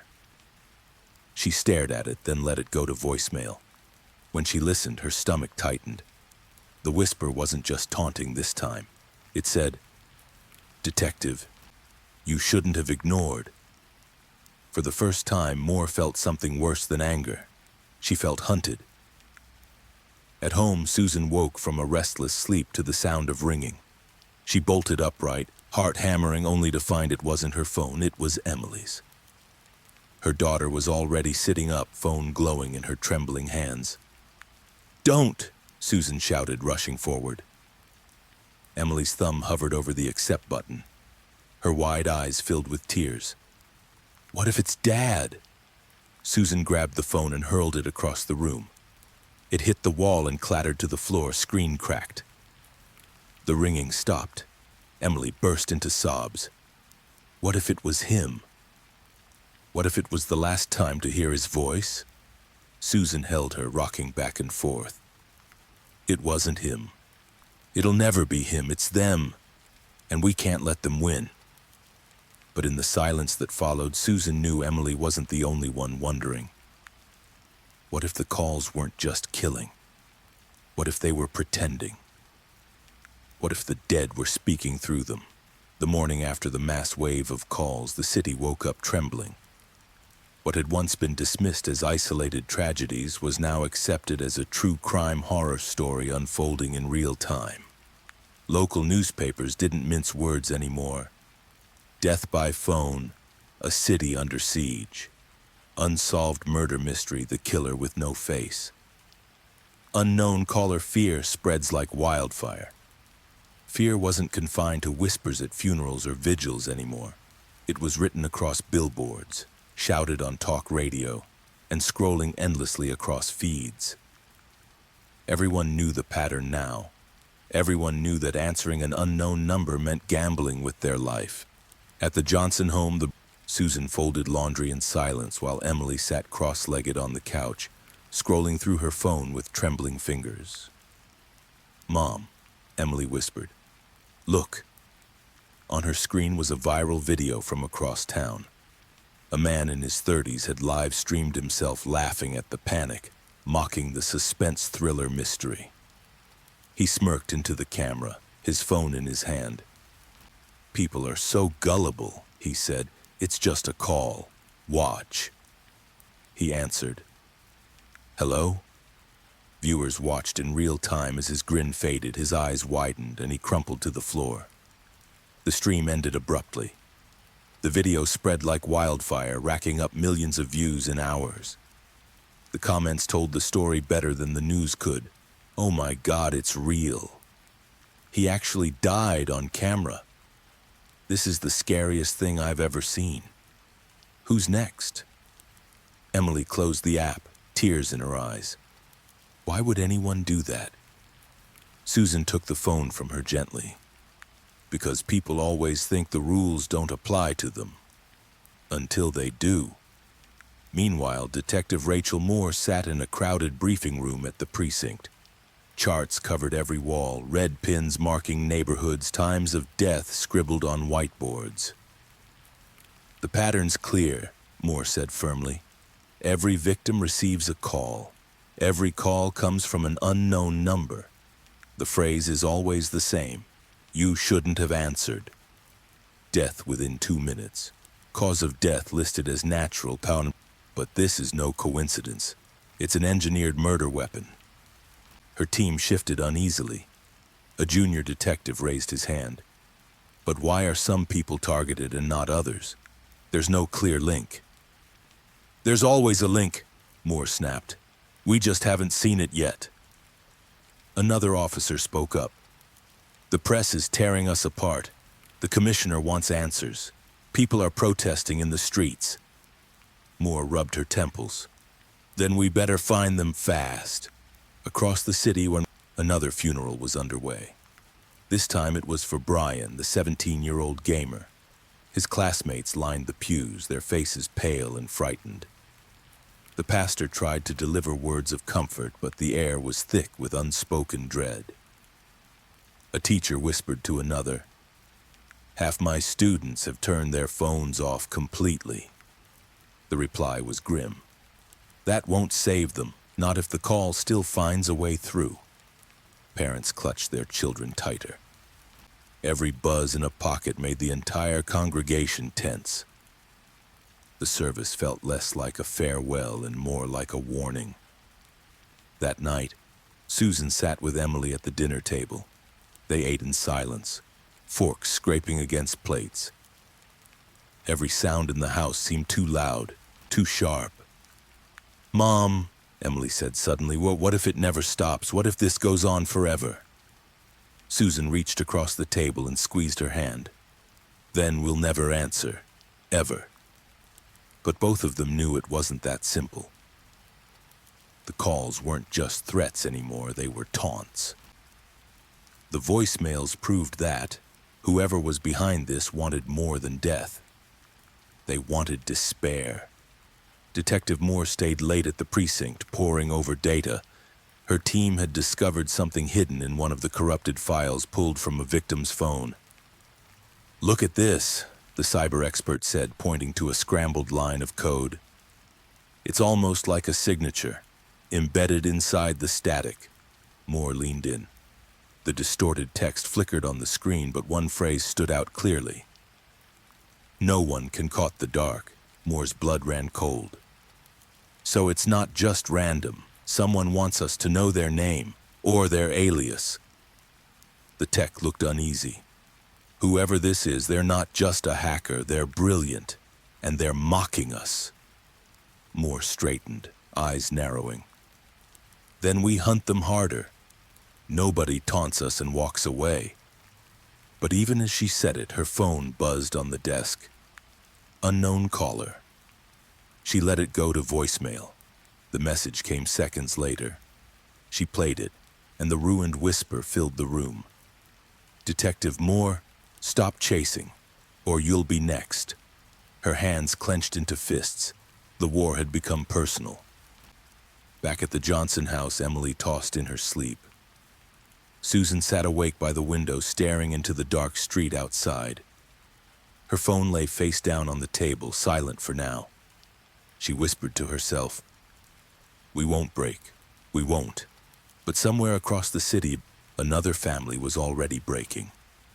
A mother screamed as paramedics wheeled out her son. A neighbor muttered the words everyone feared. He answered a call. The pattern was no longer hidden. It was the rhythm of the city, and with each death, the shadow behind the calls grew bolder. The city wasn't just haunted, it was hunted, and nobody knew who would be next. The death of the beloved son. The Johnsons weren't the only family grieving anymore. By now, dozens of funerals had taken place, each one echoing the same whispers. They answered a call. But nothing shook the city quite like the tragedy that struck the Williams family. For weeks, people had been living in fear of the unknown caller mystery. Parents told their children never to answer phones. Teenagers dared each other to let their devices ring until voicemail. Some believed, others scoffed, but everyone knew the risk. And then the Williams' only son, Michael, was taken. Michael Williams was 22 years old, a bright student who had been counting down the days until his college graduation. He wasn't just another young man. He was his parents' pride, their miracle. His father, Thomas, often told friends, "Michael's the future of this family." His mother, Linda, said he was their heartbeat. On a sunny afternoon, just 2 days before his convocation ceremony, Michael returned home from campus. He was buzzing with excitement, tossing his backpack onto the couch and heading straight to the shower. When he came out, dressed in a clean shirt, his parents were setting the table for lunch. Plates of pasta and salad waited, the smell of garlic bread filling the air. For a moment, everything was normal. 2 more days, Michael grinned, sitting down. "Can you believe it? 2 days and I'll finally walk across that stage." Thomas raised a glass of iced tea. "To our son, the graduate." Linda's eyes sparkled with pride. "We'll be the loudest ones cheering." They laughed together, the kind of laughter that fills a house with warmth. For a moment, the shadow of the city's fear didn't reach them. Then Michael's phone rang. It sat on the table beside his plate, screen glowing. Unknown caller. The laughter died instantly. Thomas frowned. "Don't answer it, son." Michael hesitated. What if it's about the ceremony or a job offer? I've sent out applications, you know. Linda shook her head quickly. No. Please, Michael, you've read the news. Don't. But youth often believes in invincibility. Michael sighed. It's just a phone call, Mom. I'll be fine. He swiped and held the phone to his ear. Hello? Hello, can you hear me? Silence. Hello? He repeated, a nervous laugh breaking from his throat. Thomas leaned forward, his voice sharp. Hang up, Michael. Michael lowered the phone. Weird. No one there. Just silence. He ended the call and set the phone back down. Told you it was nothing. But before he could finish his sentence, his face went pale. His body stiffened. His hand clutched at his chest as though invisible fingers were squeezing the life from him. Michael! Linda screamed, rushing to his side. Thomas caught him as he collapsed forward onto the table. Plates shattered on the floor. The sound of silverware clattering was drowned out by Linda's cries. Call 911! Thomas shouted, his voice breaking.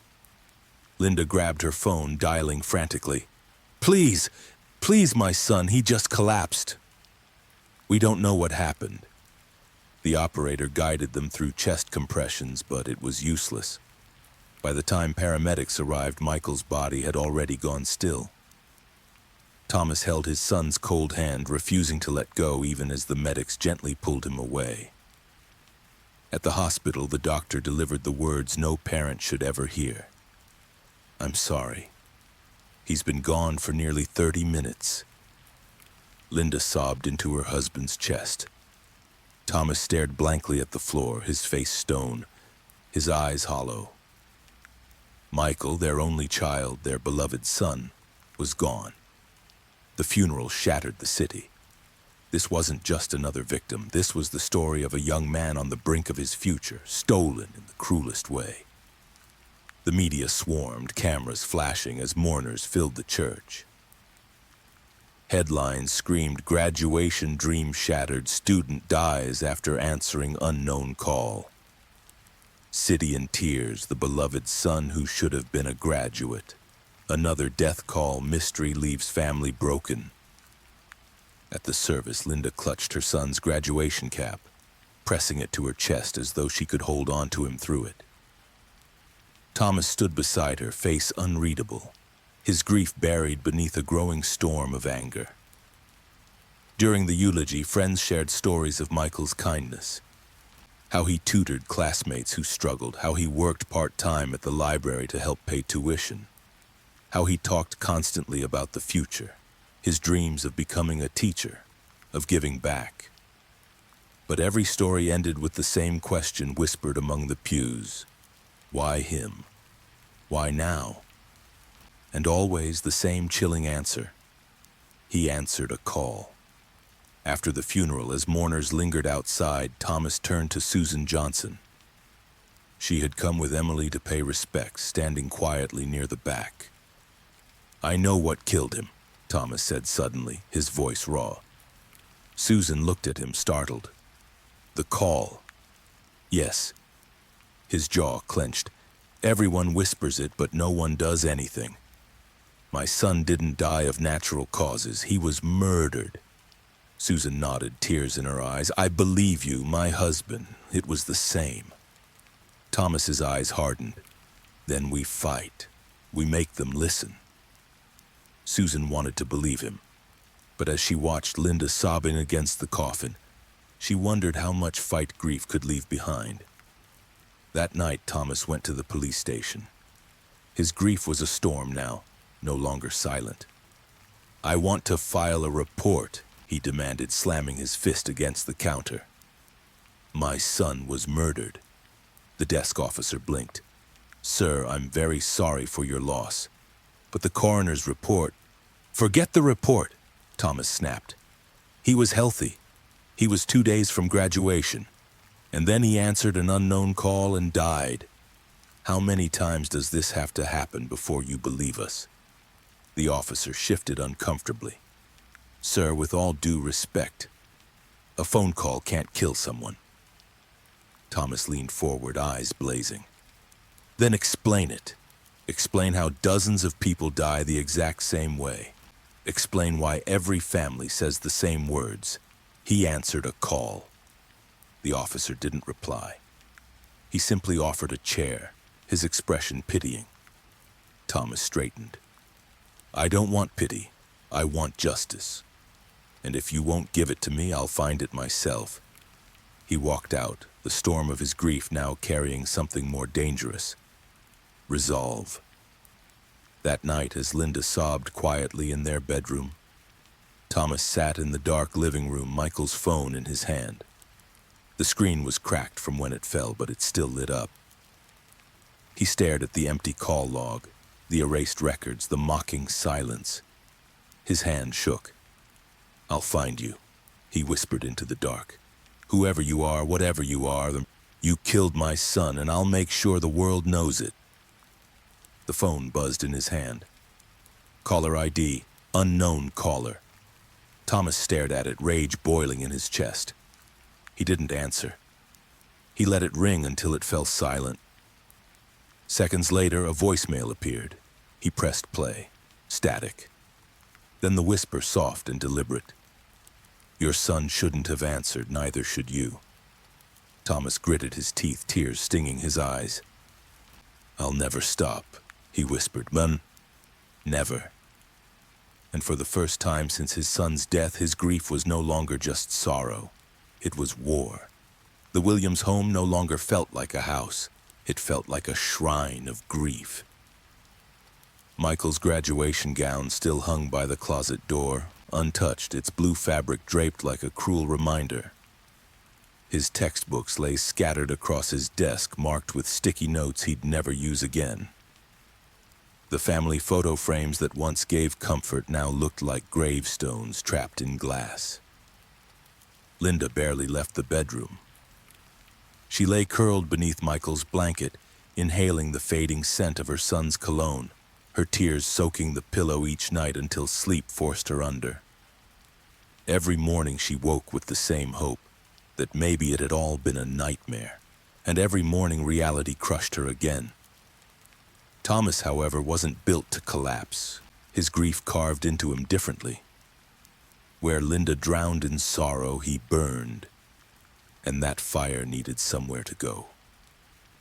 2 days after the funeral, Thomas stormed back to the police station. His shoulders were squared, his eyes bloodshot but fierce, his voice sharp enough to cut glass. I need to speak to someone in charge, he demanded at the front desk. The officer on duty glanced up, recognizing him. Mr. Williams, My son was murdered. Thomas slammed his hand on the counter. Heads turned across the room. You filed it as natural causes, but you're wrong. He was killed by that call, just like all the others. The officer tried to stay calm. Sir, we understand your pain, but you don't understand. Thomas's voice cracked. He was 2 days away from graduation. He was healthy. He was laughing at the table, and then his phone rang. He answered. And now he's in the ground. His voice dropped low and broken. Tell me how that's natural. The officer opened his mouth, then closed it. Sympathy flickered across his face, but procedure won. Mr. Williams, when grief can cloud judgment, I strongly recommend you see a grief counselor or... Thomas leaned forward, fury in his eyes. Don't you dare patronize me. I don't need a counselor. I need justice. Write the damn report. But the officer didn't. Instead, he quietly signaled for someone else, and soon Detective Rachel Moore appeared, her blazer slightly wrinkled, her face tired but alert. Mr. Williams, she said softly, why don't we step into my office? They sat across from one another in a small, windowless room. Thomas clenched his fists on the table. Detective, you've heard the stories. You know it's not just me. Moore nodded slowly. You're right. You're not the only one. I've spoken to families, dozens by now, who all describe the same thing. A phone rings. The call is from an unknown number. The victim answers, and then... She let the sentence hang. Then they die, Thomas finished bitterly. Just like my boy. Moore studied him. I believe you, Mr. Williams. But belief isn't enough. I need evidence. There is evidence, Thomas snapped. The voicemails, the phrase, "You shouldn't have answered." Isn't that enough? Not in court, Moore said. Not to convince the commissioner, the press, or the public. Right now, the official line is stress-induced cardiac arrest, coincidence amplified by panic. Thomas's laugh was bitter. Coincidence? How many people have to die before it stops being coincidence? Moore's expression darkened. That's the same question I've been asking. For a long moment, silence stretched between them. Then Thomas leaned forward. Promise me you won't let this go. Moore met his gaze. I promise. I'm already investigating, but I need you to stay safe. If you get another call, don't answer. Thomas gave a grim smile. I won't. But I'll make damn sure the world knows what killed my son. That evening, Thomas returned home to find Linda sitting in Michael's room, clutching their son's phone. Her hands trembled as she scrolled through the empty logs. Why does it erase everything? She whispered. Why can't we see the number? Why can't we even prove it? Thomas sat beside her, his jaw tight. Because whoever's behind this knows what they're doing. But I'll find them. I'll make sure the truth comes out. Linda looked at him, her eyes hollow. What if you can't? Thomas took her hand firmly. Then I'll die trying. But I won't sit here and let Michael be just another statistic in their files. He was our son. He was everything. Linda broke down again, and Thomas held her as the storm of grief and fury raged inside him. The next morning, Thomas began his own crusade. He spoke to reporters outside his home, his voice shaking but resolute. My son, Michael Williams, was murdered, he told the cameras. Not by a knife, not by a gun, but by a phone call. He was healthy, he was happy, and 2 minutes after answering that call, he was dead. If the police won't say it, I will. We are being hunted. The clip went viral within hours. Headlines blared, Grieving father declares phone call a murder weapon. The death call mystery, a parent's plea for justice. Suspense thriller in real life, is the city under attack? People rallied behind him. Hashtags surged again. Taw, justice for Michael. Down, stop the calls. Dow, unsolved murder. But not everyone believed. Some mocked him online, Doa, claiming he was exploiting tragedy. Others called him paranoid. The debate only fueled the fear. And behind it all, the calls kept coming. That night, Thomas sat at the kitchen table, flipping through Michael's notebooks. His son's handwriting, small, neat, full of ambition, stabbed at him like a knife. Linda had gone to bed early, too weak to keep watching the news. Alone in the quiet, Thomas's phone buzzed. Unknown caller. He stared at it, rage boiling in his chest. His instincts screamed not to answer, but the fury in him demanded confrontation. His finger hovered over the screen. For one terrifying second, he almost swiped. But then Linda's muffled sobs from the bedroom stopped him. He let it ring out. Seconds later, a voicemail appeared. Thomas pressed play, jaw clenched. The whisper came, calm and cruel. Your grief makes you strong, but it will kill you too. Thomas slammed the phone down on the table. Not if I kill you first, he muttered into the dark. Across town, Detective Moore replayed her own voicemail again and again.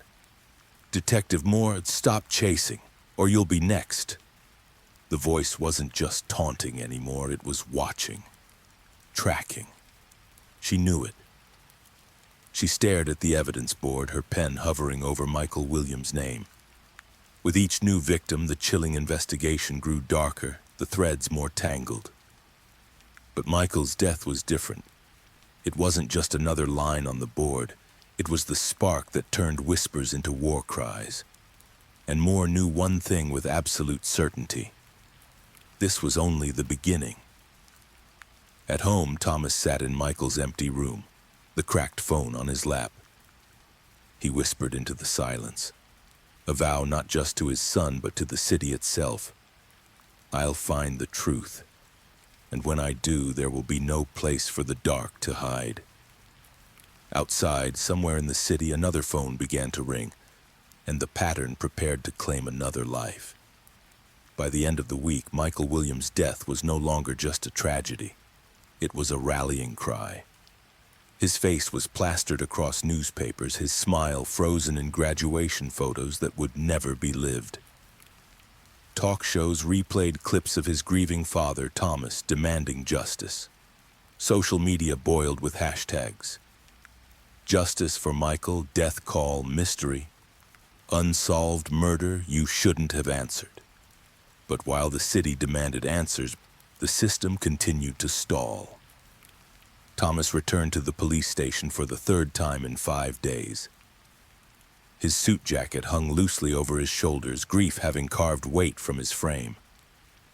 He walked past the front desk, straight into the bullpen, his voice carrying over the din.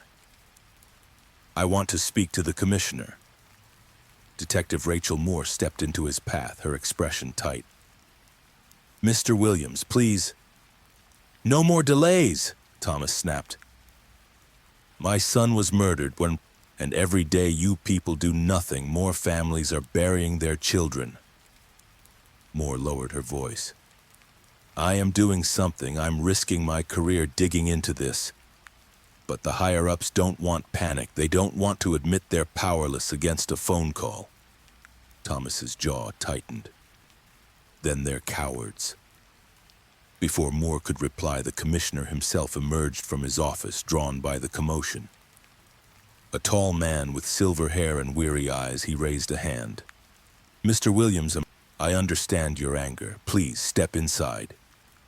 In the commissioner's office, Thomas sat stiffly across the desk, fists clenched.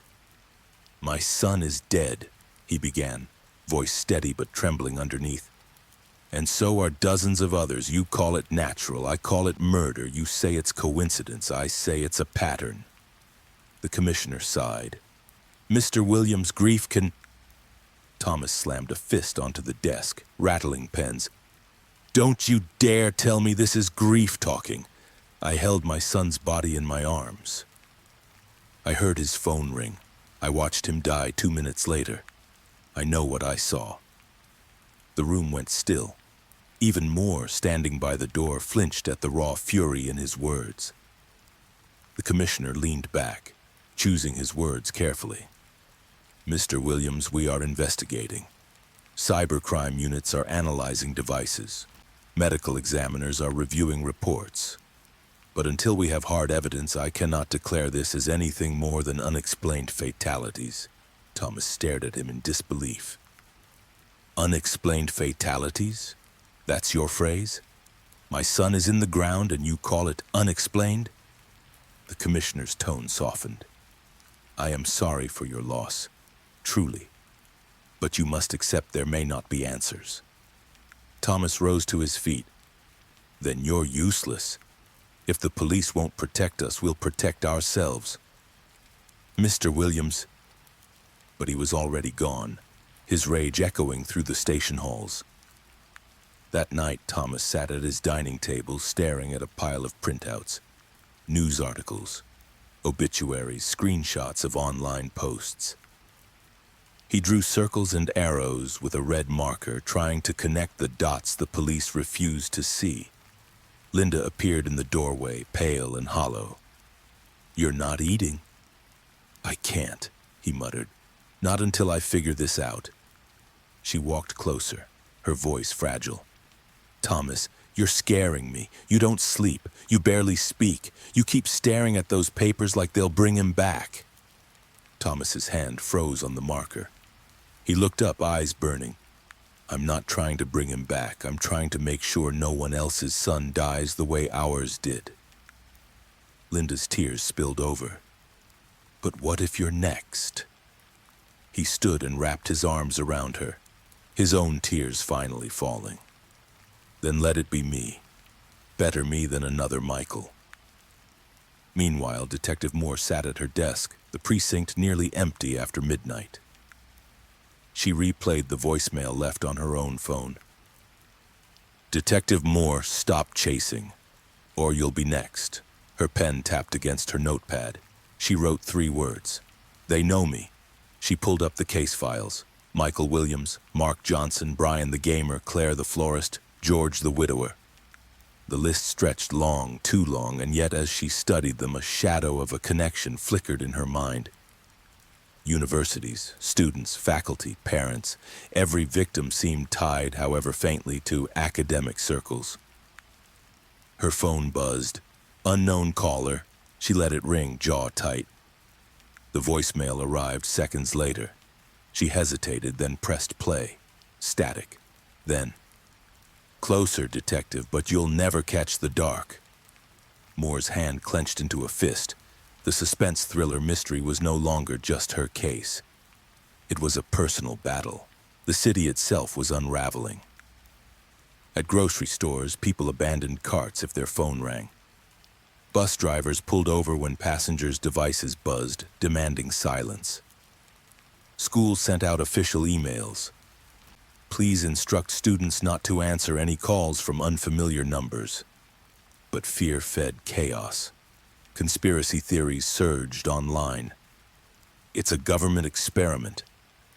It's a virus spread through sound waves. It's not human, it's supernatural. No one trusted anyone. Neighbors glared at each other across fences. Churches filled with desperate prayers.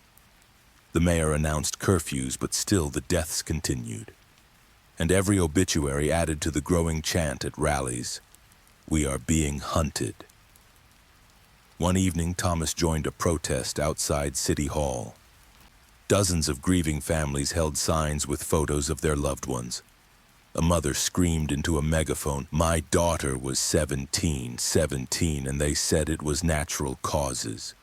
Crowds roared in agreement. Reporters filmed everything, broadcasting the anger live. Thomas stepped forward, his voice carrying over the chants. They called my son. They took him from me. And if the police won't fight for us, then we fight for ourselves. The crowd erupted. For the first time, Thomas felt he wasn't alone. But in the shadows of the crowd, a phone buzzed. Someone answered. A scream tore through the night. The protest turned to chaos as paramedics rushed forward.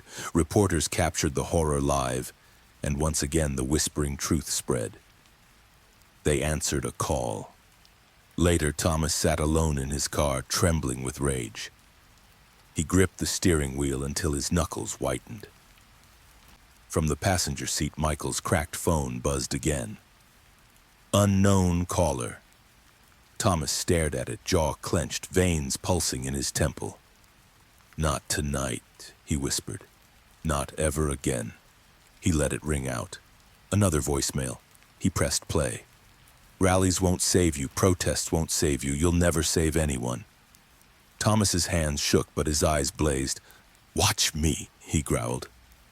Detective Moore reviewed the protest footage late into the night. The screams, the collapse, the chaos. It was proof that the killer wasn't slowing down. If anything, they were escalating. She pinned a new note to her evidence board. They want an audience. And in the quiet of her office, she whispered the same vow Thomas had made at his table. I will not stop. The city was on the edge of panic, but for Thomas, Susan Moore, and every grieving family, the fear was no longer just about survival. It was about justice. And justice meant catching the dark, the father's fight for justice. Thomas Williams learned that grief has 2 speeds, silence and thunder. When silence failed him, he became thunder. He started his mornings before sunrise, coffee going cold beside stacks of clippings and screenshots, building his own true crime storyboard on the dining room wall. Red string traced names, dates, call times. Obituaries lay open to faces of strangers he now felt responsible to. Every pin hurt, but every line made the chilling investigation feel less impossible and more inevitable. Linda watched from the doorway, her voice paper-thin. "Thomas, you can't live in there." "I can't live out here," he said without looking up. "Not until I turn this unsolved murder mystery into a case with a name." He circled a headline with his marker. "Unknown caller strikes again. 2 minutes to death." "They want fear," he muttered. "So I'll give them something else. I'll give them pressure." By 8 a.m., he was at the precinct. "I need the incident tapes," he told the records clerk. "Dispatch audio from the night my son died, and any open advisory about unknown calls." "We can't release that," the clerk said, polite and immovable. "Ongoing inquiry." Thomas exhaled through his nose, steady. "Then point me to someone who can." A door opened. Detective Rachel Moore stepped into the lobby with the tired authority of someone running on caffeine and willpower. "Mr. Williams," he turned, hopeful and angry at once. "Detective, your commissioner called my boy unexplained fatality. Explain it." "I can't yet," she said, "but I'm trying." "Then let me try with you." He tapped the folder under his arm. "I've mapped 38 deaths. Age, location, 2-minute collapse window. It's a suspense thriller in real life, and I refuse to be a spectator." Moore hesitated, then nodded toward an interview room. 10 minutes. Inside, she skimmed his spreadsheet, a reluctant smile tugging. "You did this yourself?" "I buried my son," he said quietly, "and then I started counting." Moore slid her finger along a column. "Your times are tight. Clusters around 11:07 p.m., 2:23 a.m., then an afternoon spike on weekends." "Coordinated," Thomas said, "not random." She met his eyes. "I agree, but agreeing isn't proving." "Then tell me what to prove." Moore lowered her voice. "We're scraping corrupted voicemails for metadata. There's something in the static, structured noise, a pattern. We think the voice is a delivery system, not the weapon." Thomas's jaw flexed. "Sound is a switch." "Maybe." She closed the folder. "Mr. Williams, keep mapping, keep tracking voicemails, but don't answer anything. If you get a threat, forward it to me the second it hits." He stood. "I want to be useful." "You already are," she said. "Just stay alive long enough to matter." He almost smiled at that. Almost. By noon, Thomas stood outside the county medical examiner's office, the sunlight too bright for the news he needed. The desk nurse shook her head before he even finished the request. "Autopsy reports aren't public until finalized, sir." "They called it natural," he said, swallowing the word. "There's nothing to redact." "Policy?" she apologized. He palmed his wedding ring, feeling its edge bite. "Then tell your policy I'll be back tomorrow and the next day and the next," he said, steady as winter. He was halfway to the door when a lab tech in a wrinkled coat caught his elbow. "Mr. Williams?" Thomas turned. The man's eyes were kind and nervous. "I shouldn't say this, but off the record, the hearts look tired. Like they ran a marathon in 2 minutes. No blockages, no clots, just sudden exhaustion." "Induced?" Thomas whispered. The tech glanced at the security camera. "I didn't say that." He slipped a sticky note into Thomas's hand. "A time. A initials-only contact. People want this ended, and sir, some of us can't say it out loud." Thomas nodded once, the smallest bow of gratitude a warrior allows himself. That evening, he stood on the steps of City Hall with a dozen other families and a bullhorn that squeaked more than it amplified. "My son was 2 days from graduation," he said to a sea of faces and phones. He answered a call. The voice said, "You shouldn't have answered." 2 minutes later, he was gone. If that's natural, then the definition is broken. Applause rolled like distant thunder. Signs lifted. "Stop the calls," Save our kids. This isn't panic, it's pattern. A reporter leaned in with a mic. What do you want to say to the person behind the horror phone call attacks? Thomas didn't blink. I want you to know I'm not afraid of you. And I want you to know Detective Moore isn't either. We're coming. That clip traveled. Evening News clipped the line. Streaming talkers stitched his vow between ads and outrage. The phrase, "we're coming," turned into a chant at vigils across the city, half prayer, half promise. Night fell like a dare. In the Williams kitchen, Linda watched pasta water simmer and realized she hadn't tasted anything in days. Thomas's phone buzzed on the counter. Unknown caller. She flinched. Don't, she said, already stepping back. Thomas didn't touch it. He let it ring out. Voicemail bloomed on the screen like a bruise. He played it on speaker because secrets win when they stay alone. Static. Then the ruined whisper that wore humanity like a cracked mask. Justice is a myth you tell the living. You're next. Linda covered her mouth. Thomas kept his eyes on the wall. Save it, he said. Send it to Moore. He forwarded the file, then stared at the waveform a long time, counting breathless peaks. When the reply came, it was one word from the detective, received. Then another, a minute later. Stay bright. They want you tired. He didn't know how to stay bright, but he knew how to stay standing. Detective Moore stared at her monitor as the lab rendered the voicemail's spectrogram, a mountain range of noise hiding valleys of order. See there? The text said, pointing. Repeating intervals at 19, 23, 29 hertz. Not natural speech. Something's piggybacking. Payload? Moore asked. Or a handshake, he said. A way to sync with something on the receiving end. The phones, maybe. The nervous system, if you're in a psychological thriller mood. I live there now, Moore said, dry. Her phone chirped. Another unknown text, this time a photo. A grainy shot of the City Hall steps. Thomas frozen mid-speech. Caption. The thunder thinks it can break the storm. Moore's gut went cold. She typed back, who are you? 3 dots never came. She dialed the carrier liaison. I need tower dumps for the City Hall Plaza, yesterday evening, 5 p.m. to 9 p.m. Prioritize masked VoIP, spoofed Canam. Anything tunneling through unregistered gateways. That's a lot of data, the liaison said. It's a lot of funerals, Moore replied. Start the pull. The next morning, policy fought thunder again. Thomas stood at the commissioner's press conference, reporters packed tight, cameras blinking. The commissioner read careful copy about community resilience and avoiding panic, then repeated the official advisory not to answer unknown numbers. Questions flew.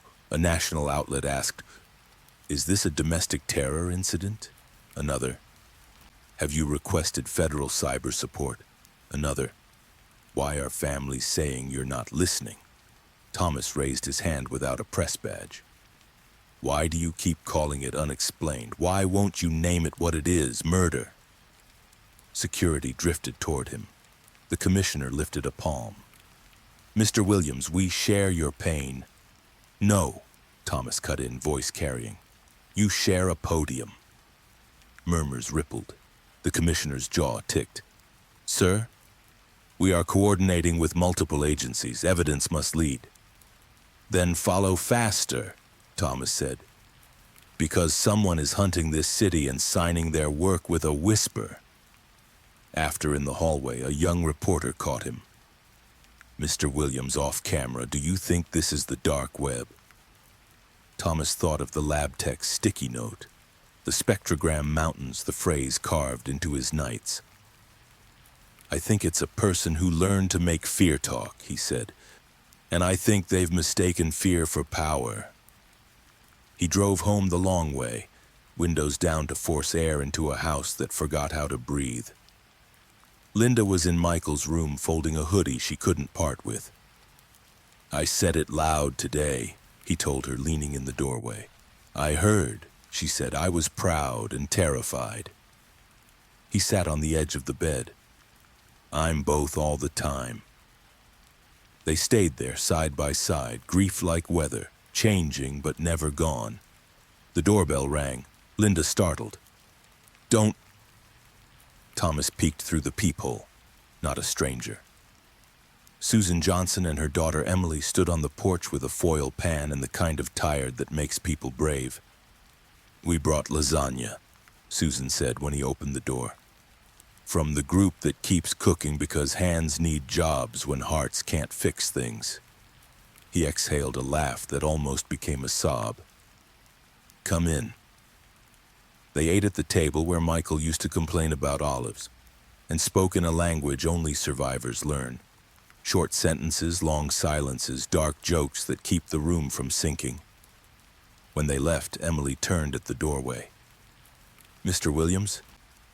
Thank you for saying it out loud. He nodded. Thank you for hearing it. Near midnight, Thomas's email pinged. An address he didn't recognize, a subject line that read simply, If you want truth. The body was an onion of risk. A single link, a Tor address. A string of instructions only someone desperate or foolish would follow. Linda saw his face change as he read. What is it? A door, he said. Or a hole. Please, she whispered, don't fall in. He closed the laptop. Not without a rope. He texted the link to Moore with one line. Bite or bait? Her reply was fast. Both. Don't click. Forwarding to cyber. He set the phone down, hands buzzing with the electricity of almost. From the counter, Michael's cracked phone vibrated softly. Unknown caller glowed like a bruise. Thomas stared at the screen and let it ring. Voicemail arrived, patient as rain. He played it. The voice came through like a smile that didn't reach the eyes. You speak well for the cameras, Father, but thunder burns out, the dark does not. Thomas didn't blink. Storms end, he said to the empty room. That's what they do. He saved the message, backed it up twice, and sent it to Moore with the caption signature intact. Across town, under bad fluorescent lighting and better intentions, Moore's team coaxed the Tor link open on an air-gapped rig. A blank page. Then a symbol, a circle crossed by a diagonal line of digits. It pulsed once, twice, like a heartbeat. A text box appeared. Do not answer. Then another line, delayed, deliberate. Prove you can ignore me, and I will show you where the calls are born. The machine beeped. A timer appeared. 0200. A burner phone on the table started ringing. Unknown caller. The room held its breath. Don't touch it, Moore said, voice flat and steady. She watched the timer bleed seconds, felt the team's panic climb her spine. At 000, the phone stopped. The web page refreshed. New text. You passed. Next time, Father won't. He can't. Coordinates replaced the text. An old industrial block near the river. A place where signals go to hide. Moore grabbed her jacket. Gear up, she snapped. We move now. Thomas lay awake, counting the spaces between streetlights on his ceiling when his phone lit with a message from Moore. Stay home. We might have a door. If it's real, I'll knock first.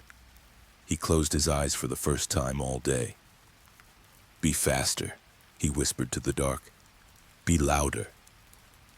Outside, the city listened for a ring that didn't come, and in that thin silence before the next test of nerve, thunder learned the patience of a storm. Because justice isn't a sprint in a crime mystery like this, it's a siege. The judge's son becomes a victim. For weeks, the city had been drowning in fear. Each new death tightened the grip of the death call mystery, turning every phone into a weapon and every ringtone into a countdown. Families hid devices in drawers. Schools enforced bans, offices installed call screening software. But fear alone wasn't enough to shake the powerful. Politicians still smiled at press conferences. Police commissioners still spoke in rehearsed tones about unexplained fatalities. Judges still wore their robes and spoke of law as if the world hadn't cracked open. That illusion shattered the night Judge Raymond Carter's only son answered the call. Ethan Carter was 21, a law student following his father's footsteps.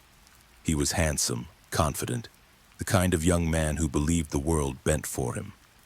His friends adored him, professors praised him, and his father beamed with pride every time he introduced Ethan as "my boy, the future of justice." That night, Ethan sat in his sleek downtown apartment, sprawled across the leather couch, laughing with friends on video chat. Beer bottles lined the coffee table, textbooks were pushed aside, and the conversation was loud and careless. "You seriously think this whole true crime story about killer phone calls is real?" One of his friends laughed through the laptop camera. Ethan smirked. "It's just paranoia. My dad says the police have it under control." "Bro, people are dropping like flies," another friend said. "That's not under control." "Please," Ethan scoffed. "You all sound like conspiracy nuts. It's stress, bad hearts, maybe drugs. The city loves a suspense thriller mystery, that's all it is." His phone buzzed on the table. The screen glowed, "Unknown caller." The group froze. Ethan laughed. "Perfect timing, watch this." "Don't," one friend warned. But Ethan already swiped. "Hello?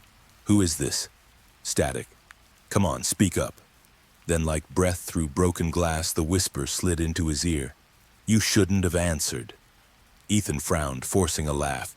"Wow, creepy. Nice prank, whoever this is." But the laugh didn't last. His body stiffened.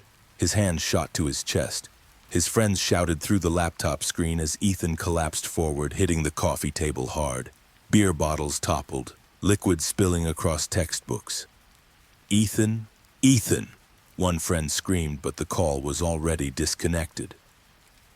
By the time paramedics arrived, Ethan Carter, the only son of one of the city's most powerful judges, was gone. 2 minutes after answering a call. The next morning, the city was in uproar. Headlines screamed, "Judge's son dies after answering unknown call." Unsolved murder mystery strikes at the heart of power. If the law can't protect its own, who is safe? News vans crowded the steps of the courthouse. Reporters shouted questions, cameras flashed, and Judge Raymond Carter appeared not as a man of calm authority, but as a father hollowed by grief and fury. His voice thundered across the microphones. "My son was murdered, not by accident, not by illness, but by a calculated act. He answered a phone call, and within minutes his life was stolen. For weeks we have buried our citizens while officials hid behind the words, 'natural causes.' No more. Today I call it what it is. Murder. And I demand justice." The crowd erupted. Families of other victims cheered through tears. Protesters raised signs higher. For the first time, the powerful had joined their ranks. At the police precinct, chaos erupted. Detective Rachel Moore stood in the middle of the storm as officers rushed between phones and computers. The commissioner paced, shouting into 2 lines at once, his rehearsed calm shredded by the judge's public outcry. "This isn't just a case anymore," he barked. "This is a political earthquake. The judge is demanding answers from the governor, the attorney general, anyone who'll listen. We are out of time." Moore slammed a file onto the table. "Then let me do my job. We've been treating this like coincidence. It's not. It's a coordinated attack, and now finally people are willing to see it." The commissioner glared at her. "If you don't deliver evidence soon, Moore, it won't just be your case on the line, it'll be your badge." She didn't flinch. "Then I guess I better catch the dark." That evening, Judge Carter visited Susan Johnson. He found her sitting on the porch, Emily beside her, both clutching mugs of untouched tea. The judge, still in his black suit, his face carved by sleepless hours, lowered himself into a chair. "I heard about your husband," he said quietly. Susan nodded. I heard about your son. For a moment, silence stretched between them. Two families, two tragedies bound by the same whisper. The judge's jaw tightened. They thought I was untouchable. They thought the law would shield me, but my son answered a call and the law was powerless. Susan's eyes filled with tears. That's how it felt for me. Powerless. He leaned forward, voice steady but burning. Then we make them listen. Together. My voice carries weight in this city. Yours carries truth. With both, we can break the silence. Susan's hand trembled around her mug. She wanted to believe him, but belief didn't bring back the dead. Still, for the first time since Mark's death, she saw something in another mourner's eyes besides despair. She saw fury turned into fuel. That night, Detective Moore reviewed Ethan Carter's phone. As expected, the call logs were erased. The number was untraceable. But the voicemail data fragments left behind showed something new, something chilling. "Detective," the cyber-tech whispered, "look at this." On the spectrogram of the static, faint but visible, was a symbol. A broken circle with a slash of digits. Moore's stomach dropped. "That's not random, that's a signature." The tech swallowed. "It means whoever's doing this isn't just killing. They're branding their work." Moore stared at the symbol, the phrase echoing in her mind. "You shouldn't have answered." She whispered to herself, "Now the dark wants to be seen." In bedrooms across the city, families lay awake, their phones powered down, their hearts pounding at every creak of the house. Outside, sirens wailed, protests swelled, and whispers traveled faster than any call could. The rules were clear now. Answer, and you die. Ignore, and you live, at least until the next ring.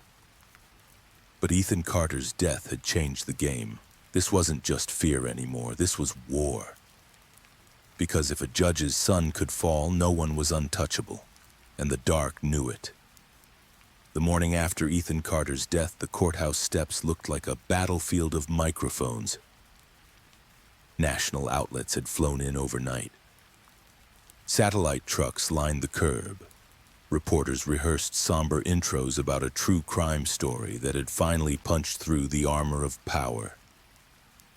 Judge Raymond Carter walked out of the rotunda with the weight of the robe and the fire of a father. Cameras clicked like hail. He didn't wait for questions. "My son was murdered by this unknown caller," he said, voice unshaking. "I will not bury him in a sentence like natural causes. I call on the Attorney General, the Governor, and federal cyber units to join this chilling investigation immediately. And I call on every carrier in this country to cooperate now." A reporter shouted, "Judge, do you think this is cyber terrorism?"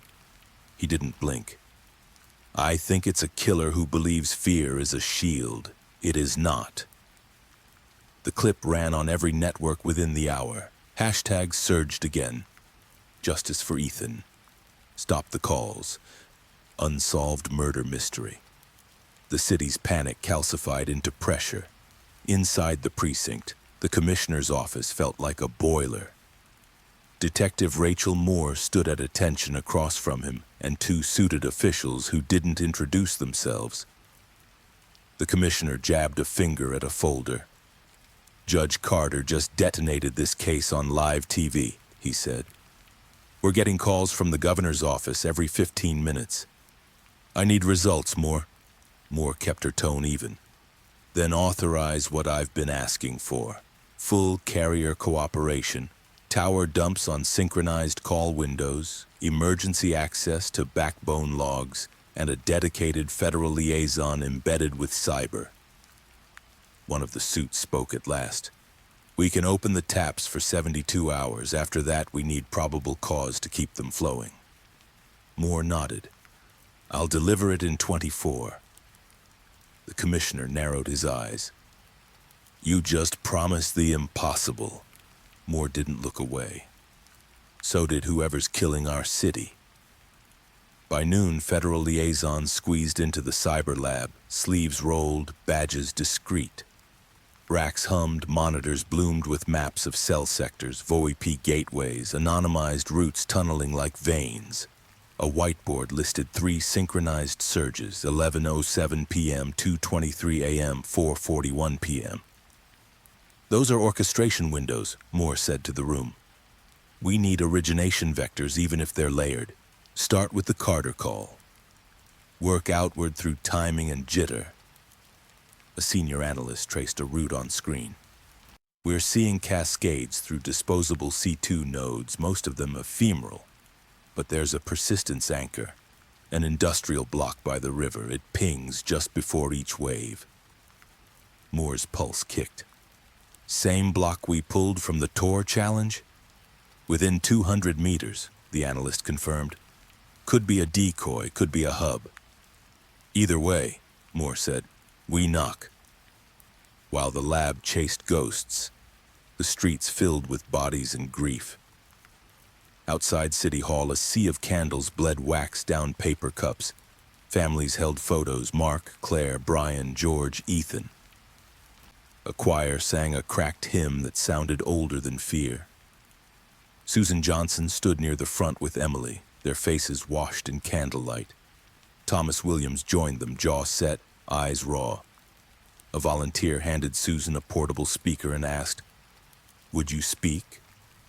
She hesitated, then nodded. Her voice carried, not loud but sure. We were told to calm down. We were told it was coincidence.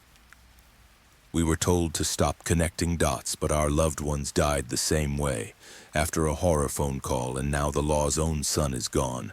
We won't be quiet anymore. We'll be careful. We'll be brave. But we will not be quiet. Applause rose like weather. Somewhere in the crowd, a phone began to ring. 100 heads turned, shoulders tensed, until the person hurled it onto the pavement and a stranger kicked it toward the curb. Nervous laughter broke like a wave, then faded back into resolve. Thomas leaned toward Susan. "Thank you," he said, "for saying what they wouldn't." She squeezed his hand. "For Michael. For all of them." Back downtown, Judge Carter entered a conference room where the governor and attorney general had convened a crisis council. The table glowed with tablets and seriousness.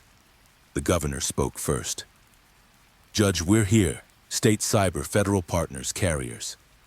We need to coordinate messaging." Carter's stare was granite. "Message this. Stop calling these unexplained fatalities. Call them what they are. Murders." A carrier representative cleared his throat. "With respect, legal exposure," Carter cut him off. "With respect, my son." The room went still. "Open your data, share your tools, or I will make every hearing you attend a trial." The Attorney General raised both hands. "We're authorizing emergency cooperation under public safety. Detective Moore is lead on the ground. Judge, we will do everything the law allows." "The law," Carter said softly, "is a tool. Use it like one." Near dusk, Moore rolled down an empty street by the river with 2 unmarked cars behind her. The industrial block looked dead, brick warehouses with boarded windows, a loading bay scarred by time, but her neck prickled. "Signals?" she asked into her radio. The analyst on comms replied, "Anchor is hot. Short bursts, low power." "Could be bouncing." Moore signaled the team. 2 moved to the loading bay, 2 to a side door. "Slow and quiet," she said. "If this is the spider, we don't want to spook it." The side door gave after a careful shimmy. Inside, dust motes drifted in shafts of late light. It smelled like old wood and fresh heat. "Clear left," one officer whispered. "Clear right," another answered. Then faint, mechanical, a pinging sound, not a ring, a heartbeat. They followed it to a room that shouldn't have existed. Drywall too new, a false panel, a latch meant for someone who enjoyed secrets. Behind it, a narrow stair. Below it, breath. The room opened into a bunker of machines. Racks of micro towers, modems spiderwebbed with splitters, a tangle of routers that looked more like a nervous system than hardware. On the far wall, 4 monitors woke at once as if they'd been expecting company. A symbol pulsed on each, a broken circle slashed by digits. Moore stepped forward, gun low, breath high. "Hands where I can see them." No hands came up, only text typing itself across the screens. "You're late, detective. Say hello to the judge." Another monitor switched to a live feed of the courthouse steps. Crowds, candles, the judge speaking to reporters again. Then a second feed, Susan and Emily among the vigils. Then a third, Thomas, face lit with flame and conviction. "Jesus," one officer breathed. "We're being watched." "Kill the uplink," Moore snapped. A text sliced cables. The feeds died, the symbol remained. The heartbeat pinging didn't stop. "Pull drives, bag everything," Moore ordered, "and get me a live trace on any outbound handshake." The analyst in her ear said tight, "We've got a backhaul sprinting to a residential block near the university. Signal is hopping, but it's leaving a footprint." Moore's pulse spiked. University. The word itched at the back of her mind like a splinter. "Mark it," she said. "We move as soon as this is boxed." On the way out, she caught her reflection in a dark monitor, tired, angry, and very, very awake. "You wanted an audience," she told the black glass. "Now you've got me." By the time stars prickled above the river, the city had shifted from panic to preparation. Households printed the advisory. "Do not answer unknown calls." Parents taped it over kitchen phones. Restaurants posted it beside health grades. Buses scrolled it on digital marquees. But the dark adjusted too. At 11:07 p.m., a different tactic rolled out like fog. Texts from masked senders, each a dare. "It's your mom. Please pick up. Emergency from the hospital. Answer now. Final notice, your account is compromised. Tap to verify." Moore's tip line exploded. "Do not click. Do not call back," she told the overnight desk. "Screenshot, send, block." Still, half a dozen people answered numbers that followed the bait. 3 died before midnight. The governor went live at 12:15 a.m. "We are under attack," she said bluntly. "This is not hysteria. This is a coordinated, evolving threat. Obey the advisory. We will stop this." Judge Carter stood just off camera, jaw tight, eyes reflecting studio light. Power had finally said the right words. But words didn't stop rings. At dawn, Moore drove to the Williams home. Thomas opened the door, already dressed, already tired. "You found something," he said, reading her face. "A place," she answered. "A lab by the river, not the source, an arm. But we're closer, and we've got a trace toward the university district." Thomas nodded once, grief hardening back into purpose. "Tell me what you need." "Stay loud," she said. "Keep the pressure on the carriers, the state, the feds. The killer is trying to drown us in fear and noise. Your voice cuts through." He almost smiled. "Thunder, right?" "Today," she said. "I need thunder." He stepped aside. "Coffee? It's terrible, but hot." "Pour 2. She glanced past him into the living room, the wall of clippings, the map of times. It looked like her board's bruised twin. "And Thomas, if you get anything, text, link, voicemail, send it to me first." "I will." He paused. "Be careful." "Careful is how we got here," she said. "Today I'm quick." Across town, Judge Carter returned to the steps where his voice traveled farthest. He spoke, without a script. "To whoever believes a suspense thriller is a way to rule a city, understand this. The law sleeps sometimes, but it never dies. Not while parents bury children, and not while I have breath." Reporters leaned in. Phones, ironically, defiantly recorded. The chant rose again. We're coming. In a dorm 2 miles away, a screen lit a private smile. Fingers tapped a keyboard. A timer started. Somewhere in the code, a familiar phrase sharpened its teeth. You shouldn't have answered. And in the riverfront evidence cage, a seized monitor flickered once, then went dark, leaving behind the broken circle burned into everyone's thinking like an eclipse afterimage. The dark hadn't run. It had moved. And the clock everyone knew now was always 2 minutes. The death of Ethan Carter had ripped away the last veil of denial.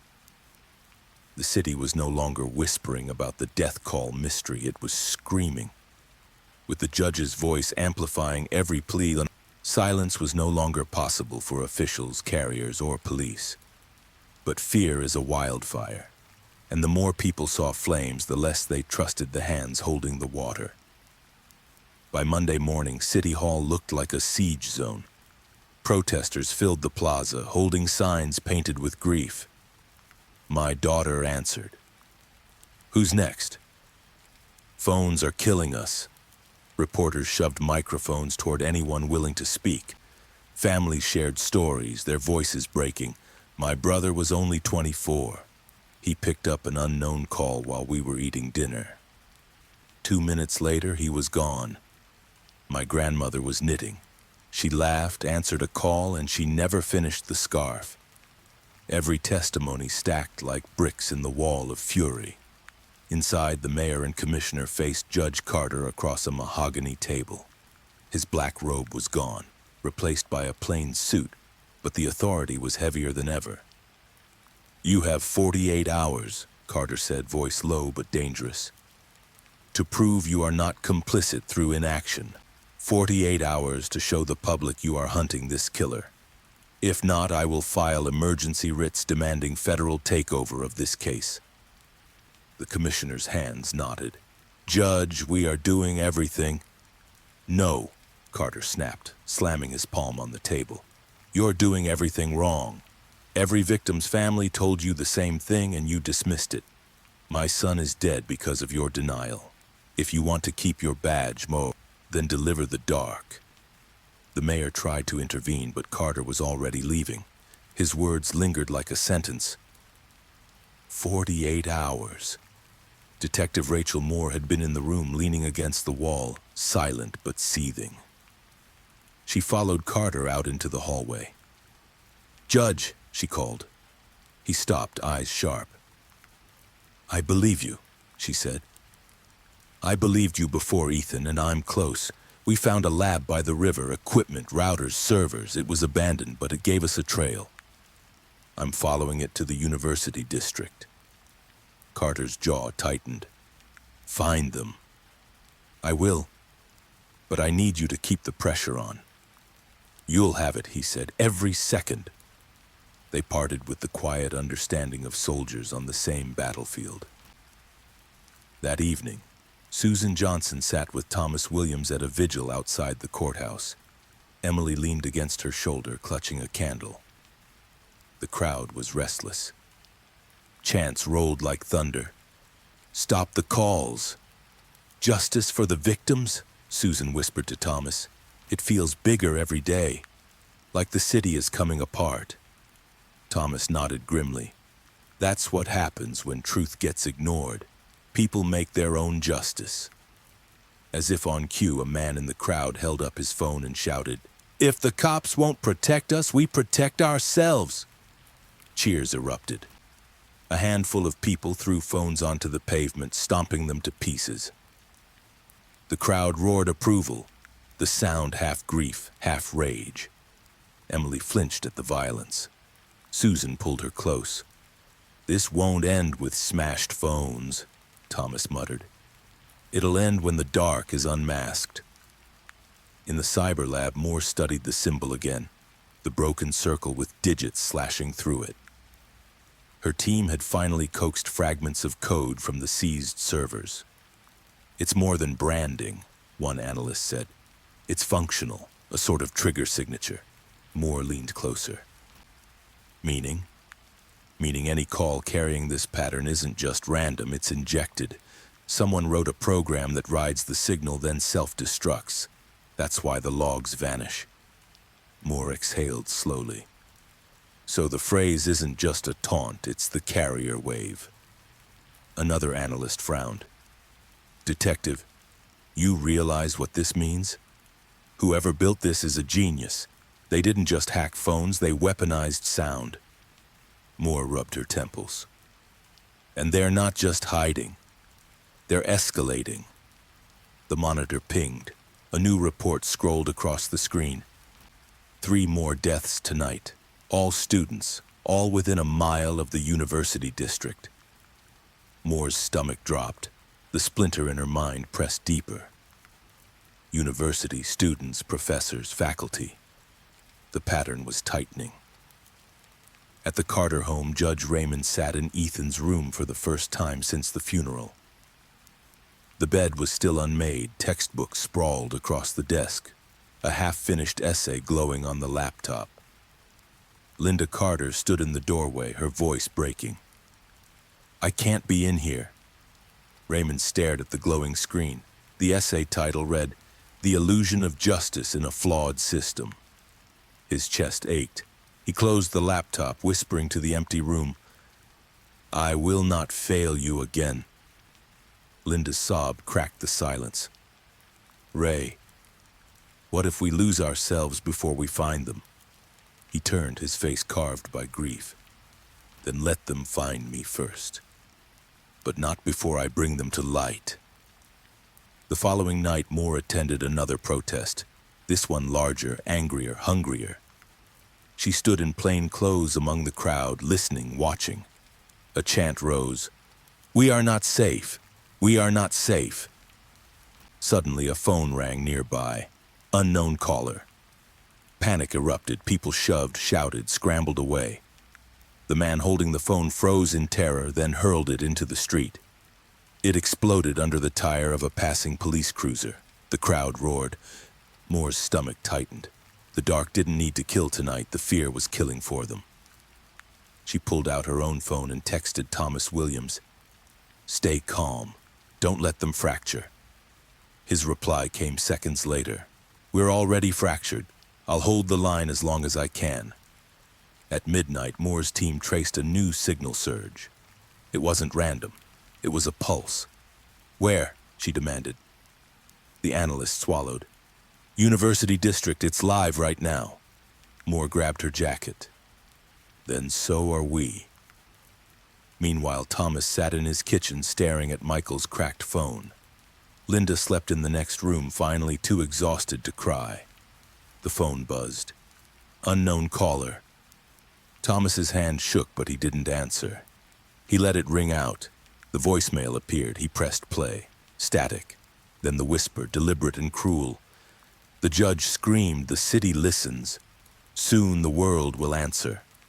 Thomas gritted his teeth, saving the message and forwarding it to Moore with a single word. Received. He whispered into the dark, "Not for long." And across the city, inside a cramped dorm room lit only by monitors, a girl with tired eyes and calloused fingers leaned back in her chair. The screens around her glowed with streams of data, maps of towers, fragments of code, voicemails stolen from grieving families. On the wall above her, written in marker, "No one can catch the dark." She smiled faintly as she cued the next wave, and outside her window, sirens wailed toward the university. The city in fear and the commissioner's public warning. The city had been restless before, but after the death of Judge Carter's son, it was unrecognizable. Fear became the rhythm of daily life. Cafes once filled with chatter now buzzed only with nervous glances.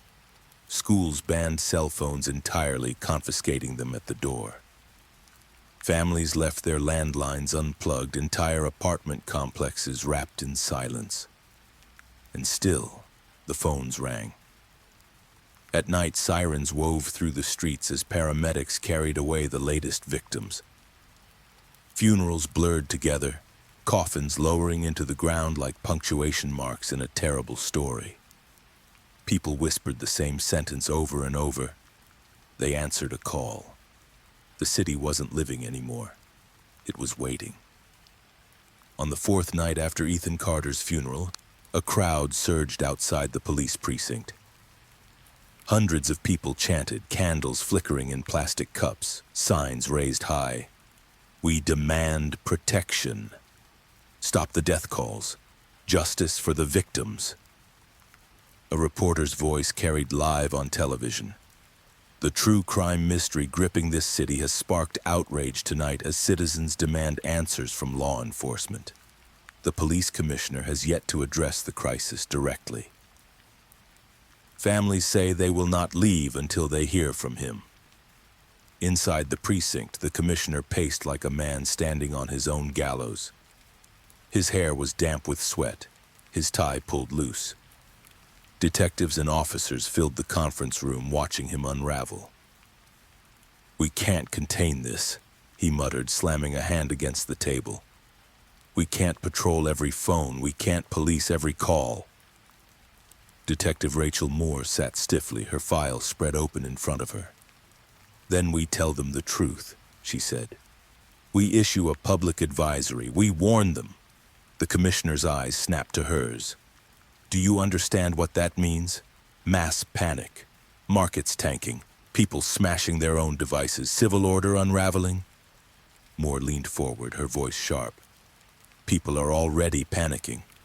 They're already smashing phones, and every night more die. If we don't speak, we lose the last thing we have. Trust. Silence rippled through the room. The commissioner looked at each officer, searching for a reason not to do it. None came. Finally, he exhaled. Fine. Draft the statement. An hour later, the commissioner stepped onto the precinct steps. Spotlights blinded him. Microphones jabbed toward his face, the crowd's roar crashing over him. He raised both hands for silence, and slowly, reluctantly, the noise dimmed. His voice carried heavy and unpolished. Citizens of this city, I stand before you not as a commissioner, but as a father and neighbor who shares your fear. For weeks, unexplained deaths have taken our loved ones. We searched for causes, medical, environmental, technological. But the truth is clear now. These deaths are linked. They are not coincidence. They are not natural. Gasps rolled through the crowd. Cameras zoomed. The commissioner swallowed hard. The victims all share one thing. Before their deaths, they answered phone calls from unknown numbers. Within minutes, they were gone.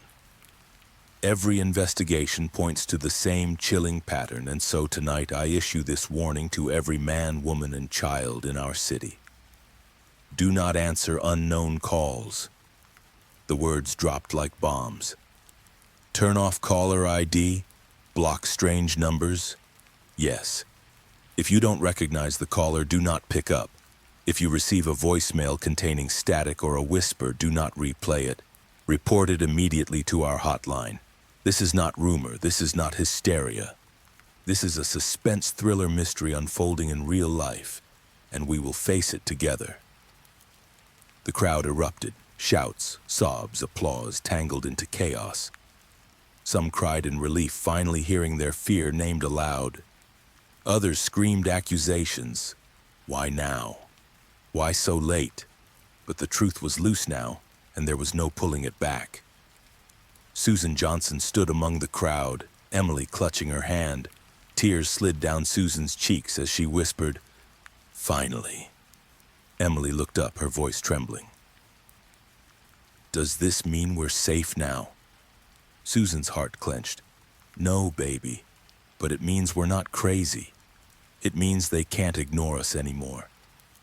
Beside them, Thomas Williams folded his arms, his jaw tight. Words don't stop killers, he muttered. Action does.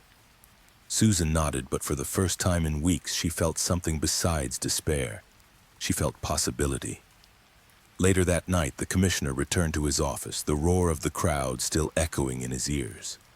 He dropped into his chair, pressing his palms to his face. You just lit a match, Moore said, stepping inside. I just saved lives, he muttered. You just admitted we don't have control, she corrected. The commissioner lowered his hands. Then get me control more, before this city burns. She nodded once. I'll get you more than control. I'll get you the dark. But as she left his office, her phone buzzed. Unknown caller. She froze, letting it ring. A voicemail appeared seconds later. She pressed play, and the whisper came, mocking and clear. You shouldn't have warned them. Moore's stomach twisted. She saved the file and whispered into the empty hallway. Now I know I'm close. That same night, Judge Carter sat alone in his study, the TV replaying the commissioner's warning. He stared at the screen, his glass untouched. Do not answer unknown calls. He whispered to the dark, if only my son had been warned. And in another corner of the city, behind locked dorm doors and glowing screens, the girl who called herself the Dark laughed softly to herself. They think warnings will save them, she murmured, typing code with precise fingers. But fear is the real weapon, and tonight it just doubled. On her wall, the words were written larger now. No one can catch the dark. The commissioner's warning echoed across the city like a church bell tolling for the dead. Every news channel replayed the statement. Radios cut into broadcasts with the words, do not answer unknown calls. Billboards were updated overnight to carry the same message. For the first time, the government acknowledged the true crime mystery for what it was, a pattern of murders. But acknowledgement wasn't comfort. It was gasoline on fire. By morning, panic had new shapes.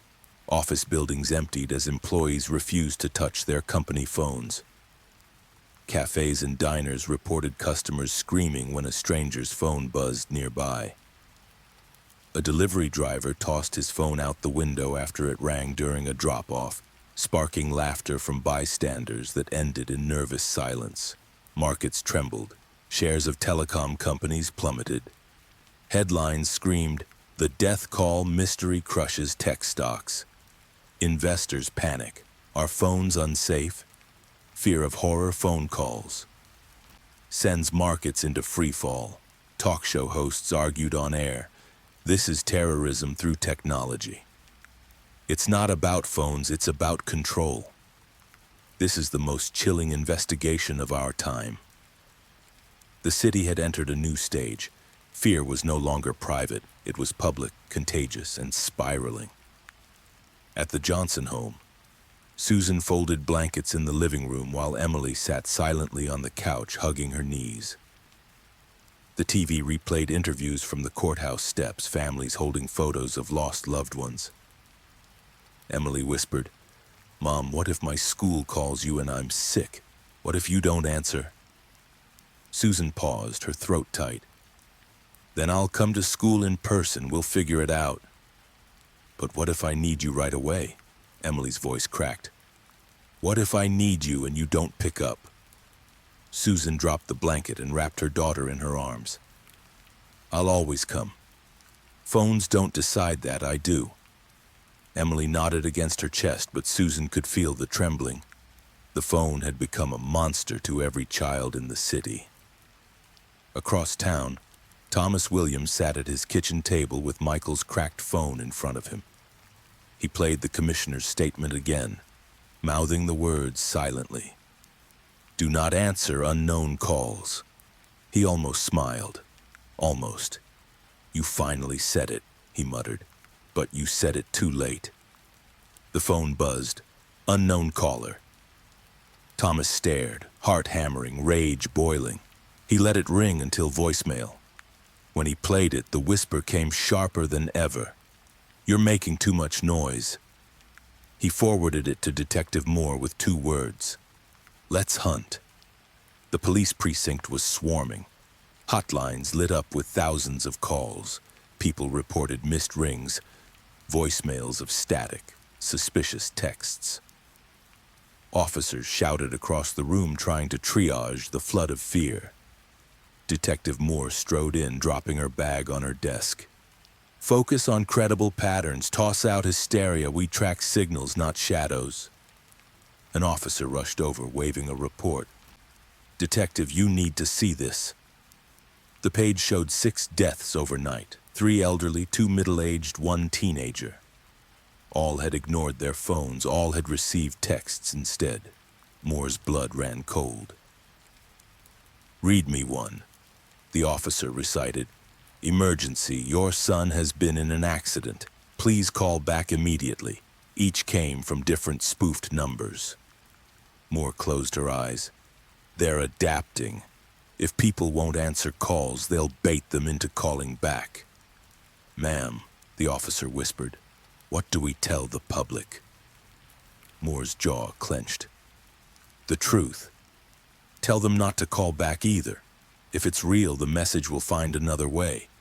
If it's fake, it'll kill them. Judge Carter, meanwhile, was holding his own press conference outside the courthouse. His voice was thunder, his presence unshakable. They killed my son. They killed your brothers, your sisters, your friends. They have turned our city into a prison of silence. But let me be clear. This is not unstoppable. Fear is not stronger than justice. We will not bow to a voice on the line. The crowd erupted in applause, the chant rolling again. We're coming! We're coming! Carter raised his hand. Stay vigilant. Do not answer. Do not call back, and know this.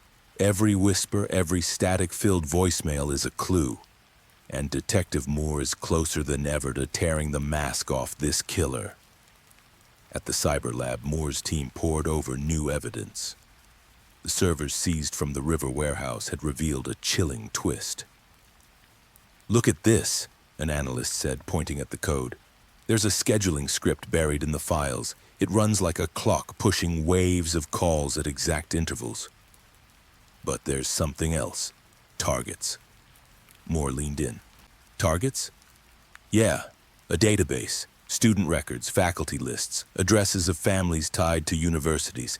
This isn't random. It's deliberate. Moore's stomach tightened. So it's not the whole city being hunted. It's everyone connected to academia.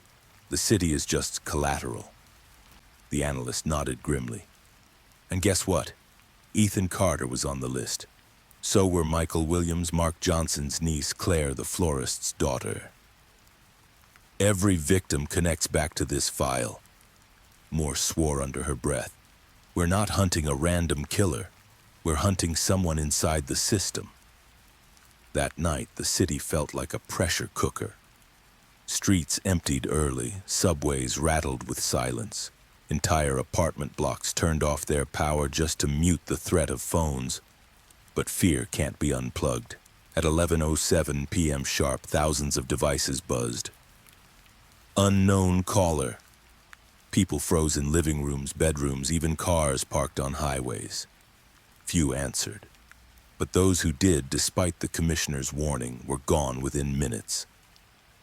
Sirens wailed across the city. The news anchors said it plainly now. Another night of horror, phone calls, another round of deaths. The unsolved murder mystery grows darker. In her car, parked on a hill overlooking the city lights, Detective Moore replayed the voicemail she'd received after the commissioner's speech. You shouldn't have warned them, she whispered into the dark. You're losing your grip. Fear is loud, but so am I. Her phone buzzed again. Unknown caller. She let it ring, refusing to touch it. When voicemail appeared, she pressed play. Static. Then the whisper, almost mocking, Closer, detective, too close. Moore's pulse raced. She saved the file and texted Judge Carter and Thomas Williams at once. They know we're closing in. Be careful. Then she started the engine. Because in this suspense thriller mystery, waiting meant losing, and she was done losing. The commissioner's warning should have been a shield. Instead, it became a spotlight, and the city cracked under its glare. Phones littered sidewalks, smashed by shoes and hammers. Landlines hung ripped from walls.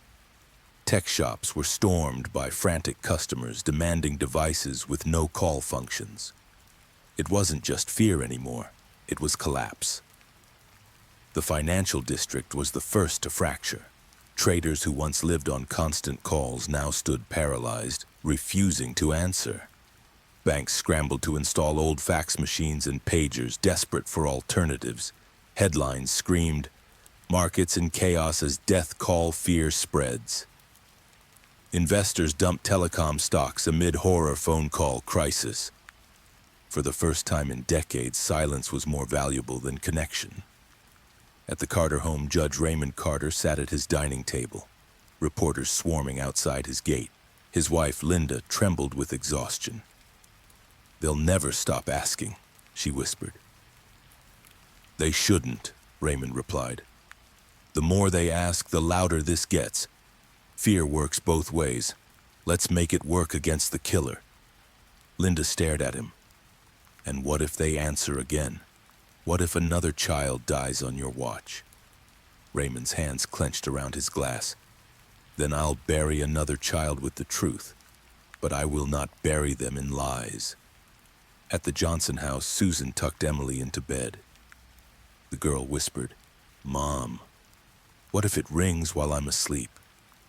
Susan brushed her hair gently. "Then we let it ring. We never answer." "But what if it's Dad calling from heaven?"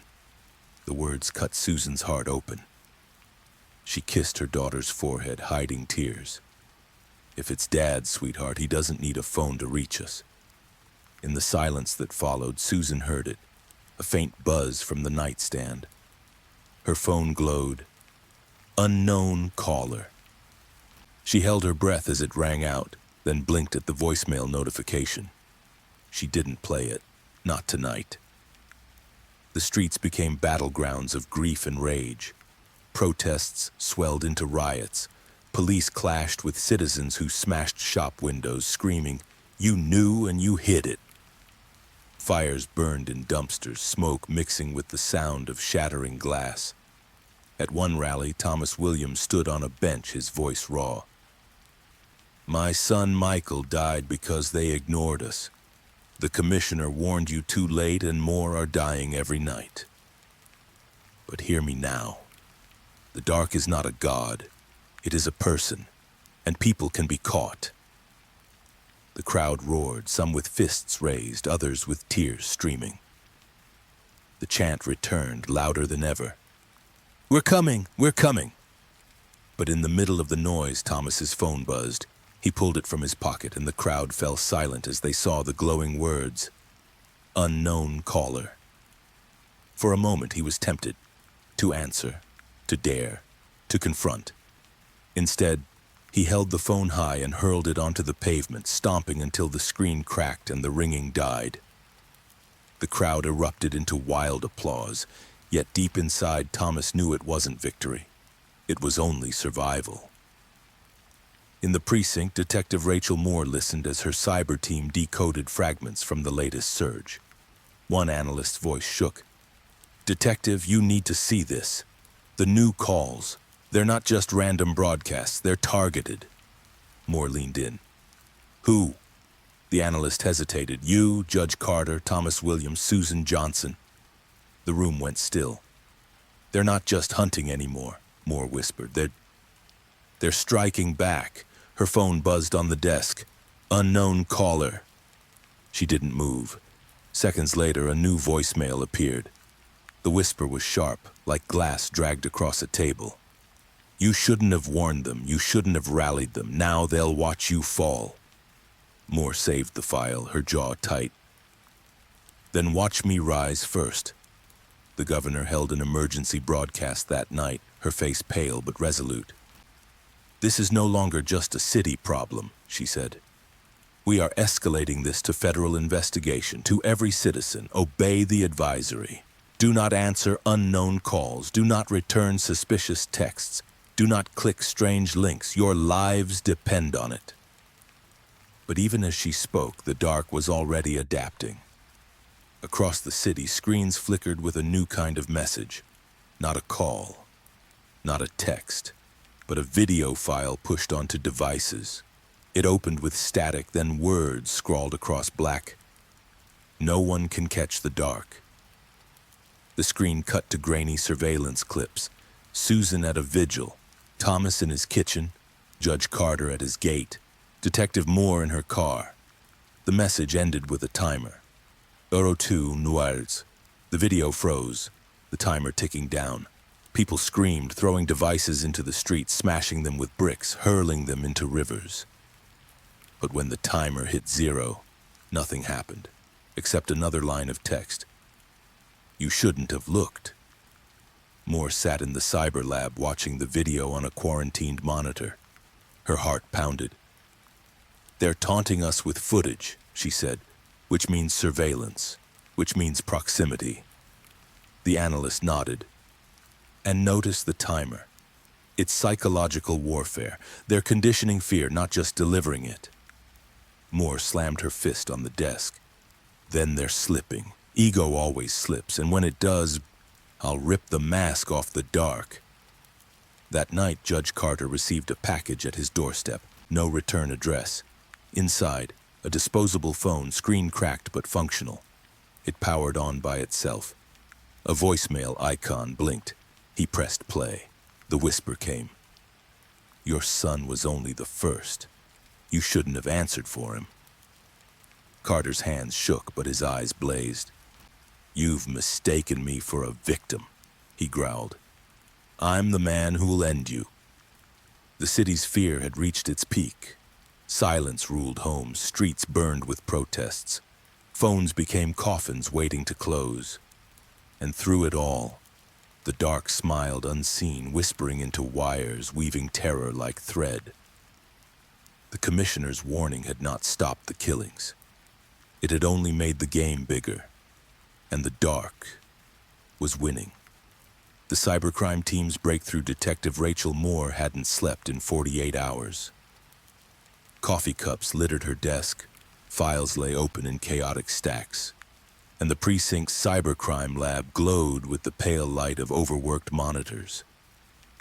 The commissioner's warning had unleashed chaos across the city, but it had also given Moore leverage. For the first time, every resource she asked for was hers, and she intended to use them. The team gathered around a bank of screens. A senior analyst pointed at a waveform frozen mid-frame. This is from the latest voicemail, the one sent to you, Judge Carter and Thomas Williams. Look here. Moore leaned in. At first it was only static, then she saw it, jagged peaks but repeating at precise intervals. It's a code, the analyst said, buried in the static. What kind of code? Moore asked. Too consistent to be noise, too complex to be simple binary. It's a hybrid, signal patterns stitched into sound. Moore's pulse quickened. Meaning? Meaning the whisper isn't just voice, it's a delivery system.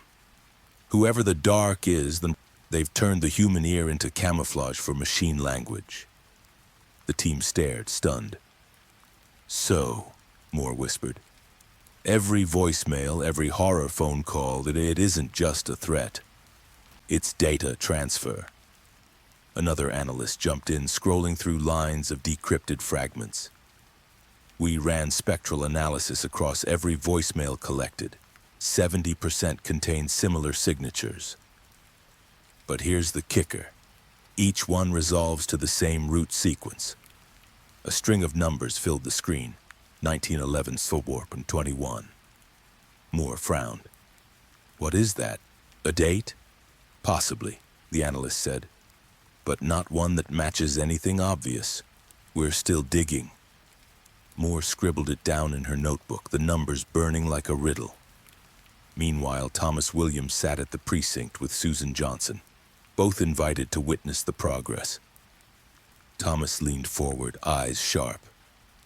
So what you're saying, he growled, is that my son didn't just die from some sick prank. His death was coded? Moore met his gaze.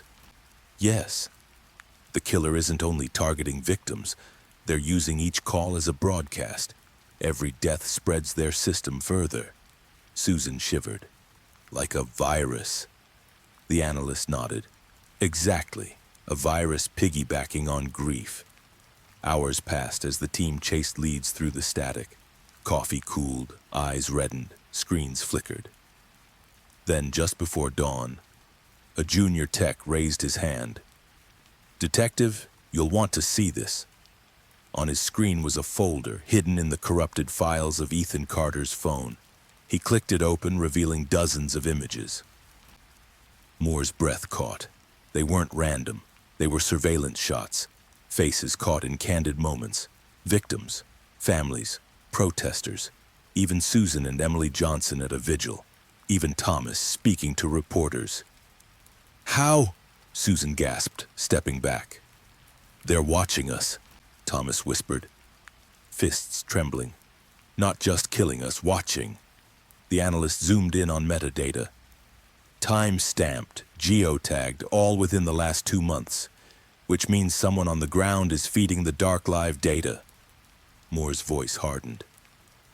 "We've been looking for a hacker. But this isn't just digital, it's physical. Someone's here, embedded, scouting targets." The realization shifted the room's air. Moore turned to Thomas and Susan. "From now on, you don't walk alone. Not to protests, not to stores, not anywhere. You're both visible, which means you're both bait." Thomas bristled. "I'm not hiding." "You're not," Moore said. "You're helping. The louder you are, the more the dark watches you, which means the closer we get to tracing them." Susan swallowed hard, her eyes flicking to Emily's photo in her wallet. "And if they decide to stop watching and strike instead?" Moore's reply was grim. "Then I strike back faster." Later that morning, the lab discovered another breadcrumb.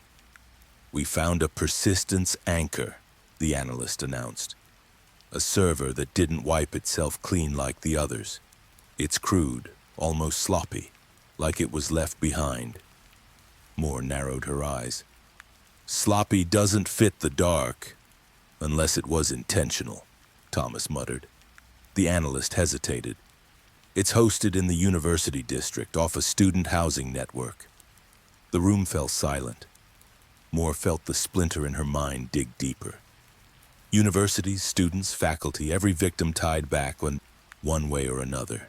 And now, the strongest lead yet pointed to a dorm. She grabbed her jacket. "We move now." The convoy of unmarked cars rolled through the university district just after sunrise. Students stumbled back from all-night study sessions, some glancing nervously at the sudden police presence. Moore led her team up the steps of a squat brick dormitory, eyes scanning windows for movement. Inside, the RA blinked at the warrant. "You're looking for what exactly?" "Routers, servers. Anything that doesn't belong," Moore said. Room after room was checked. Doors open to clutter, textbooks, posters of bans and protests. Nothing unusual. Until they reached a room at the end of the hall. The door was locked, heavily. Moore nodded to her team. The battering ram swung once, twice, and the door splintered open. Inside was not a dorm. It was a nest. Monitors lined the desk, cables snaked across the floor. High-frequency transmitters hummed against the walls. Photos of victims were taped above the screens and scrawled across the largest monitor in digital text. "No one can catch the dark." Susan gasped. Thomas stepped forward, his face pale. "They were here," he whispered. "Right here among kids." Moore scanned the room. Empty food containers. A bed never slept in. A chair pushed back hastily. Whoever lived here had left minutes ago. The analyst shouted from a laptop. "Detective, one machine's still active. They're tunneling out, trying to burn data." "Stop them," Moore snapped. The tech hammered keys. "I can't freeze the wipe, but I can catch the last relay. Wait, yes, here it is, a packet, encrypted." On the monitor, numbers flickered, then stabilized. 1911-04. 21. Again, the same route sequence. Moore stared at it, her pulse pounding. "That's not a date. That's a key." But a key to what? As they boxed evidence and pulled cables, Susan whispered to Thomas, They were so close to us, watching, listening. Thomas's jaw clenched, then let them watch. Because now, we're watching back. Moore's eyes scanned the scrawled phrase on the wall one last time. No one can catch the dark. She whispered under her breath, "We'll see." And somewhere, hidden among the city's millions, the dark smiled, already preparing the next move. Because the game wasn't ending. It was only tightening. The dorm raid left the air charged, like the city itself had been holding its breath. For the first time, Detective Rachel Moore and her team weren't staring at smoke. They had walked into the fire. The empty nest of servers, transmitters, and scrawled warnings proved the dark was human, physical, present. But the most important clue wasn't the machines or even the abandoned photos. It was the string of numbers that refused to disappear. 1911-04.21. Back at the cybercrime lab, monitors glowed with scrolling code. Analysts murmured over possibilities. Dates, coordinates, encryption keys, even cultural references, but every attempt led to dead ends. "It's not random," Moore said, pacing. "The dark isn't careless. This is a message or a lock. Either way, we break it." One analyst, a wiry young man with too much caffeine in his veins, spoke up. "I ran it against historical databases. April 21st, 1911. Biggest hit was the Triangle Shirtwaist Factory fire. 146 workers died. Locked doors. No escape." The room went still. "Locked doors," Moore repeated. The analyst nodded. "The dark isn't just killing, they're making a point. Answer the call and you're trapped, like those workers." Thomas Williams, seated at the back of the room with arms crossed, muttered, "So my son's death was a metaphor to them?" His voice cracked. "Michael wasn't a lesson, he was my boy." Moore met his eyes. "We'll turn their metaphor into a mistake." Hours later, another lead surfaced. An analyst decrypted part of the leftover packet from the dorm servers. "Detective, look. When we overlay the numbers against the static signatures, it maps to IP fragments. It's not a date, it's coordinates in disguise," he typed furiously, translating the sequence. A map pinged on the screen.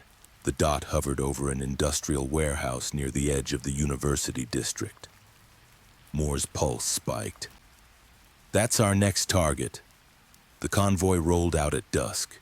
3 unmarked cars, headlights off until they neared the zone. The warehouse loomed like a carcass, brick walls stained, windows cracked. Moore raised her hand. "Phones off. Radios only.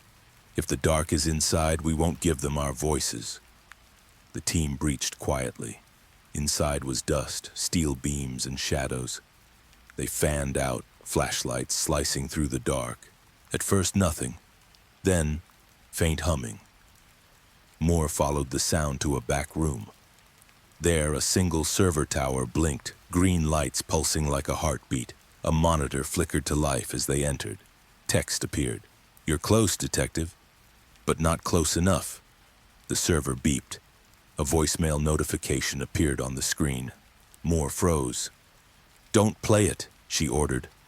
But the tech shook his head. "It's not audio, it's text-based."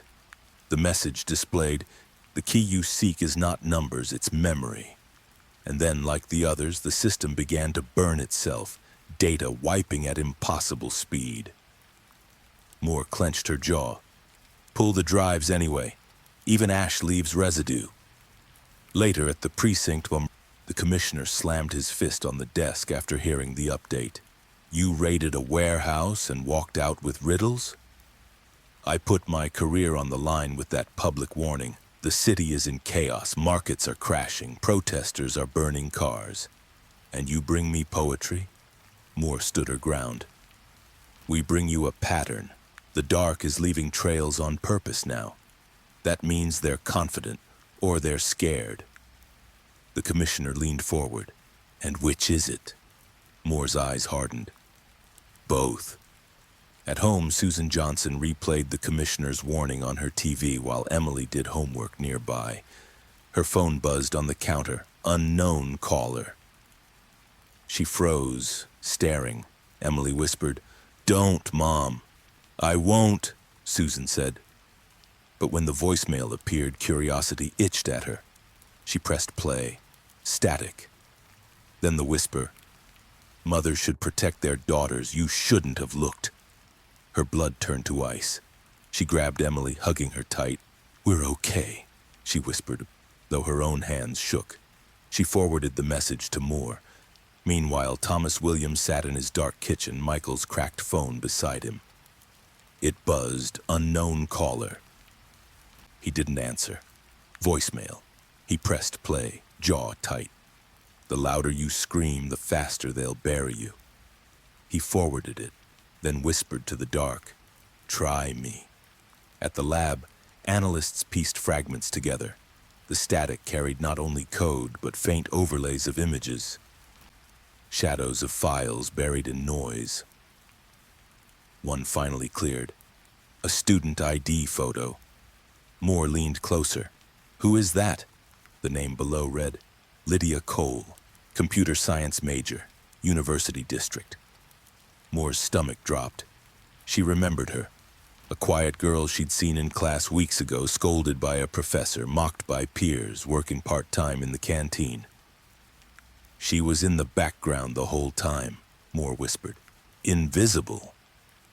Susan, sitting nearby, gasped. "She served Emily and me sandwiches at the cafeteria once." Thomas's fists clenched. "So the dark isn't just some phantom, she's a student."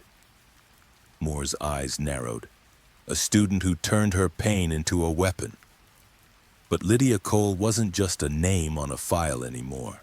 Somewhere across the city in a cramped apartment humming with servers and cables, she stared at her monitor, the static of intercepted police chatter filling her headphones.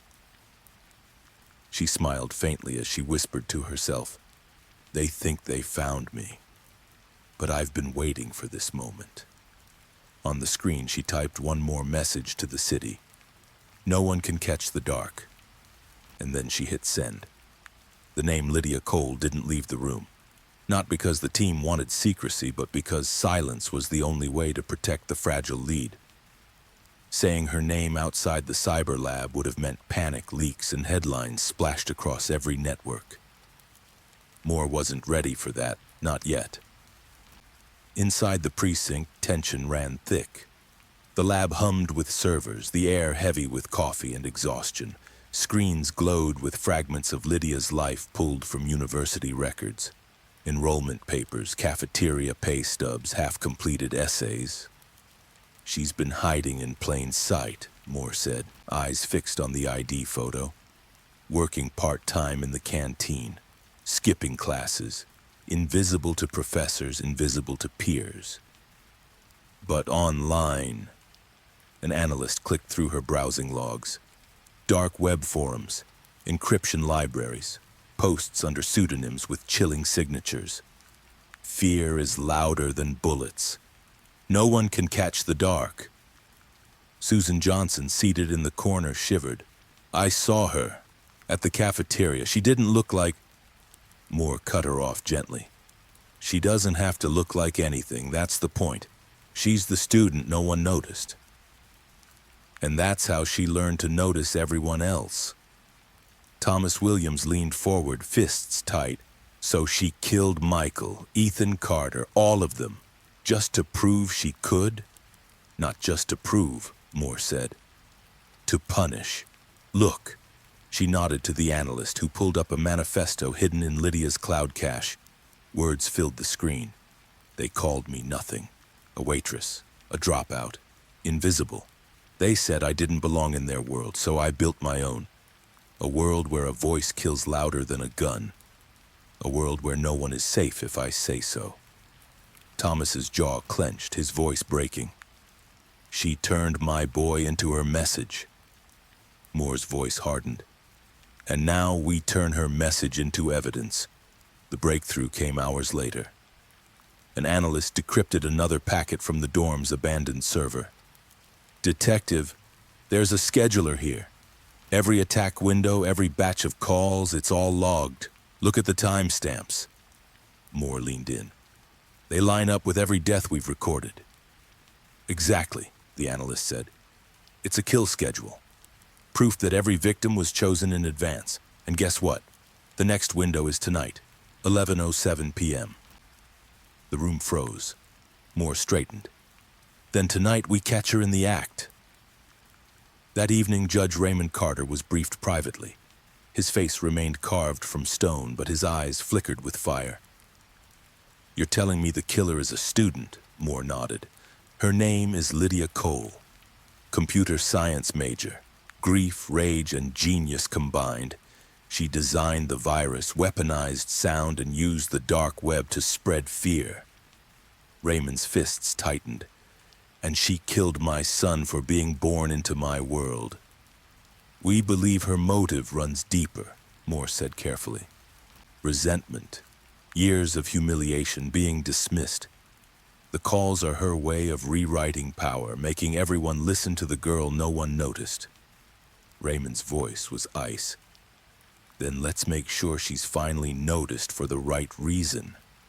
As a murderer. At the Johnson home, Susan struggled with whether to tell Emily. She tucked her daughter into bed, stroking her hair. "Mom," Emily whispered, "are the calls still coming?" "Yes," Susan admitted softly, "but the police are closer now than ever." Emily's small voice trembled. "Does that mean Dad can rest?" Susan closed her eyes, tears slipping free. "Yes, sweetheart, that's what it means." At 10:45 p.m., Moore's team deployed across the University District.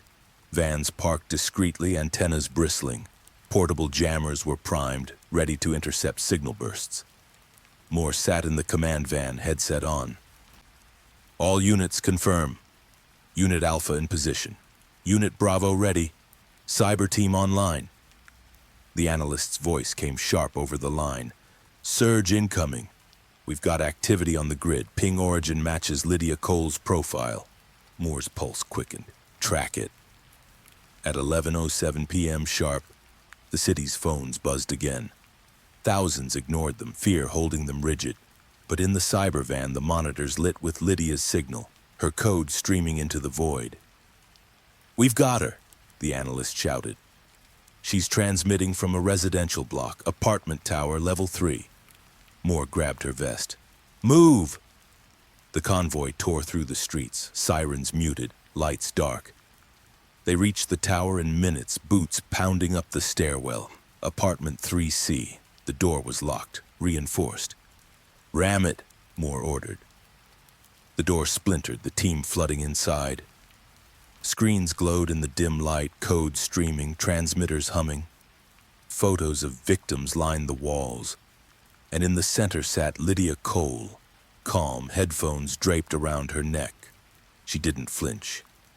"You're late," she said softly. Moore raised her weapon. "Lydia Cole, step away from the equipment." Lydia smiled faintly. "Do you hear it? The hum? That's fear. That's me. You can raid my room, smash my servers, drag me away. But you can't kill fear." Thomas Williams, against Moore's orders, stepped forward. His voice shook with rage. "You killed my son." Lydia tilted her head, eyes almost pitying. "No. He killed himself when he picked up. I just gave him the chance." Thomas lunged, but Moore caught his arm, holding him back. "Not like this," she hissed. Lydia's gaze slid to Moore. "You think you're the hero of this suspense thriller mystery? You're not. You're just another name on the list." Moore's jaw tightened. "Then let's end the list here." "End." Lydia chuckled, tapping a key on her laptop. The screens filled with static, then the familiar phrase, "No one can catch the dark." Alarms beeped. The analyst shouted through Moore's earpiece. "She triggered a purge. Data's burning." Moore aimed her gun. "Hands where I can see them." But Lydia only raised her arms slowly, still smiling. "Catching me doesn't matter. Fear already won." As officers cuffed her, Susan whispered to Thomas, "Do you believe that? That fear won?" Thomas shook his head. "Not while we're still standing." Moore glanced at Lydia, then at the purging servers. Somewhere inside that code, answers still burned. Motives, methods, names of every victim to come. And for the first time, she felt both victory and dread. Because catching the dark wasn't the end. It was only the beginning of understanding what she had built. The interrogation of Lydia Cole. The holding cell was brighter than the night Lydia Cole was dragged from. Fluorescent lights buzzed overhead, sterile and relentless. The concrete walls gave her nothing but silence. But Lydia sat like it was a throne, her back straight, her eyes calm. Her hands, cuffed to the metal table, tapped an idle rhythm as if she could hear music no one else could. Detective Rachel Moore entered with a folder under her arm. She closed the door quietly and sat across from Lydia. For a long moment, neither spoke. "You're quieter than I expected," Moore said finally. Lydia's lips curved faintly. "I let the phones do the talking." Moore opened the folder, spreading photographs across the table. Michael Williams, Ethan Carter, Claire, Brian, Mark Johnson. Each face stared up at them like silent witnesses. "These are people," Moore said. "Not metaphors, not pawns in some digital game. People who laughed, ate, loved, and then died because you made a call." Lydia glanced at the photos but didn't flinch. "They died because they answered. There's a difference." Moore leaned forward, voice low. "No, Lydia. They died because you wanted them to." Behind the one-way glass, Judge Carter and Thomas Williams watched, their reflections pale and tense. "She doesn't look like a killer," Susan Johnson whispered from the corner. Thomas's jaw tightened. "She doesn't need to look like one. She just needs to sound like one." Carter folded his arms, eyes narrowed. "She wants control. Don't give it to her." Back inside, Moore slid another sheet across the table. Lines of code pulled from the burned servers. "This," she said, "is your weapon. Not a gun, not a knife. A virus disguised as a whisper. Tell me how it works." Lydia tilted her head. "Would it make a difference if I did? The fear is already alive. Even if you erase the code, people will still hear the ring in their dreams." "Tell me anyway," Moore pressed. For the first time, Lydia smiled fully. "It's simple. I turned sound into a scalpel. Frequencies that the brain recognizes but the heart can't endure. I didn't invent fear. I just tuned it." Moore's stomach twisted. "You admit it then. You admit you built this." "I admit I gave the voiceless a voice," Lydia corrected. "Every professor who mocked me, every student who laughed, every man who thought I was invisible, they hear me now." Moore let silence stretch, studying her. "You think this makes you powerful, but power without purpose is just destruction. What's your purpose when—" Lydia's eyes glittered. "To prove that invisibility is the deadliest weapon of all. You can't catch what you can't see. You can't stop what you can't trace. I was the girl no one noticed. Now, I am the dark." Her words hung like smoke in the room. In the observation room, Carter exhaled sharply. "She's performing. Every sentence is theater." Thomas slammed his fist against the wall. "She's mocking us. My son is dead and she sits there like it's a game." Susan touched his arm. Thomas wondered, "Don't give her what she wants." Moore changed tactics. She placed Ethan Carter's graduation photo on the table, sliding it so the smiling young man's face stared directly at Lydia. "His father buried him," Moore said. "A judge. A man with the power to end lives with a gavel. And he wept over his son like any other father." "Tell me, Lydia, did you watch that funeral too? Did you enjoy it?" Lydia's expression didn't change. "I watched. But enjoyment isn't the word. Satisfaction, maybe." The same satisfaction you feel when a professor finally reads your name out loud after ignoring you for a year, or when a bully finally looks at you with fear instead of laughter. Moore's voice hardened. You call that justice? I call it balance. The analyst monitoring audio feeds whispered into his mic. Detective, her cadence. She's bragging. Keep her talking. She wants to be understood. Moore adjusted, softening her tone. So help me understand why universities want, why students and their families. Lydia's eyes darkened. Because they were the world that shut me out. Because every classroom, every hallway, every cafeteria reminded me that I didn't belong. I made their belonging into their prison. Moore jotted notes in the margin of her file. Targeted grievance, isolation, obsession with invisibility. She looked up. But why escalate? Why the judge's son? Why Michael Williams? For the first time, Lydia's gaze flickered just for a moment. Because symbols matter. The son of justice, the son of thunder, they were loud enough to make the world hear me. Fear spreads faster when it wears a famous face.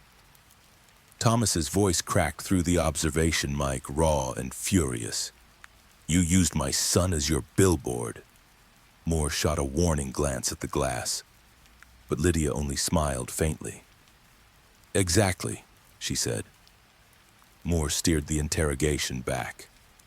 We found your code. We found your schedule. We know you planned every death. But we also know you didn't work entirely alone. Surveillance shots, metadata. They mean someone was feeding you information. Lydia's expression cooled. You think I needed help? Moore held her gaze. No, I think you wanted witnesses. Someone to see you for once. Who was it, Lydia? Who watched with you? For the first time, Lydia's silence felt heavy, not confident. Moore leaned in. You built a virus, but even you needed eyes. Who were they? Lydia finally spoke, her tone clipped. Eyes don't matter when everyone is already blind. And she fell silent again. Hours later, Moore left the interrogation room, exhaustion carving lines into her face. Carter and Thomas were waiting. You got her to admit it, Carter said. Half admit, Moore corrected.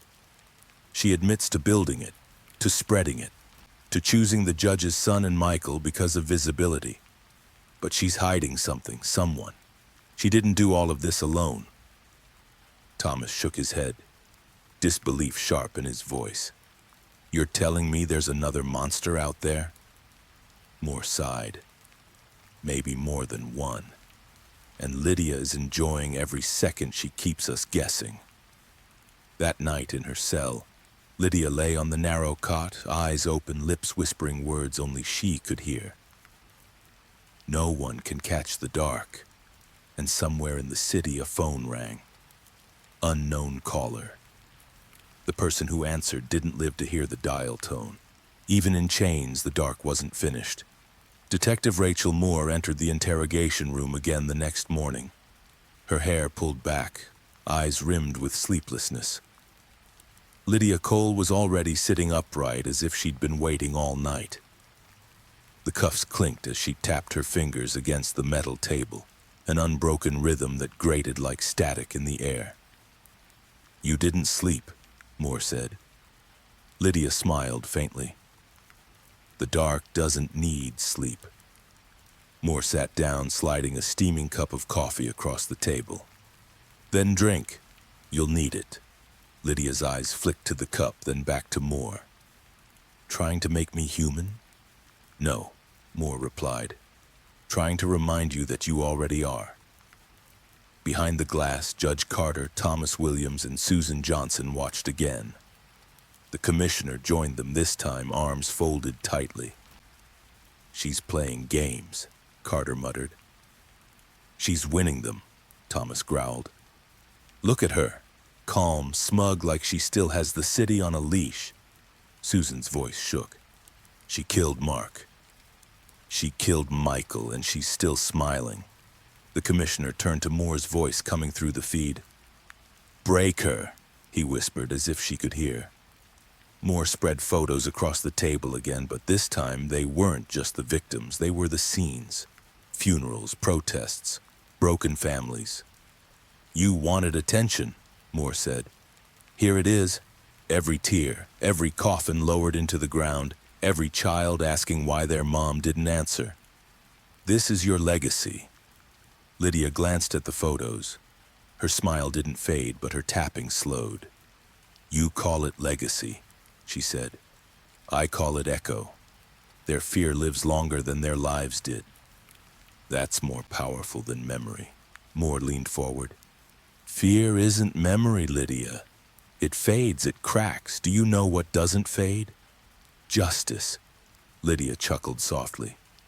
Justice? She glanced at the mirror as if looking straight at Carter. Tell that to the judge whose son is in the ground. Tell that to the father who begged for help and was turned away. Justice didn't save them, I did. I gave them meaning. Thomas slammed his fist against the glass. She's mocking us again. Carter's jaw tightened.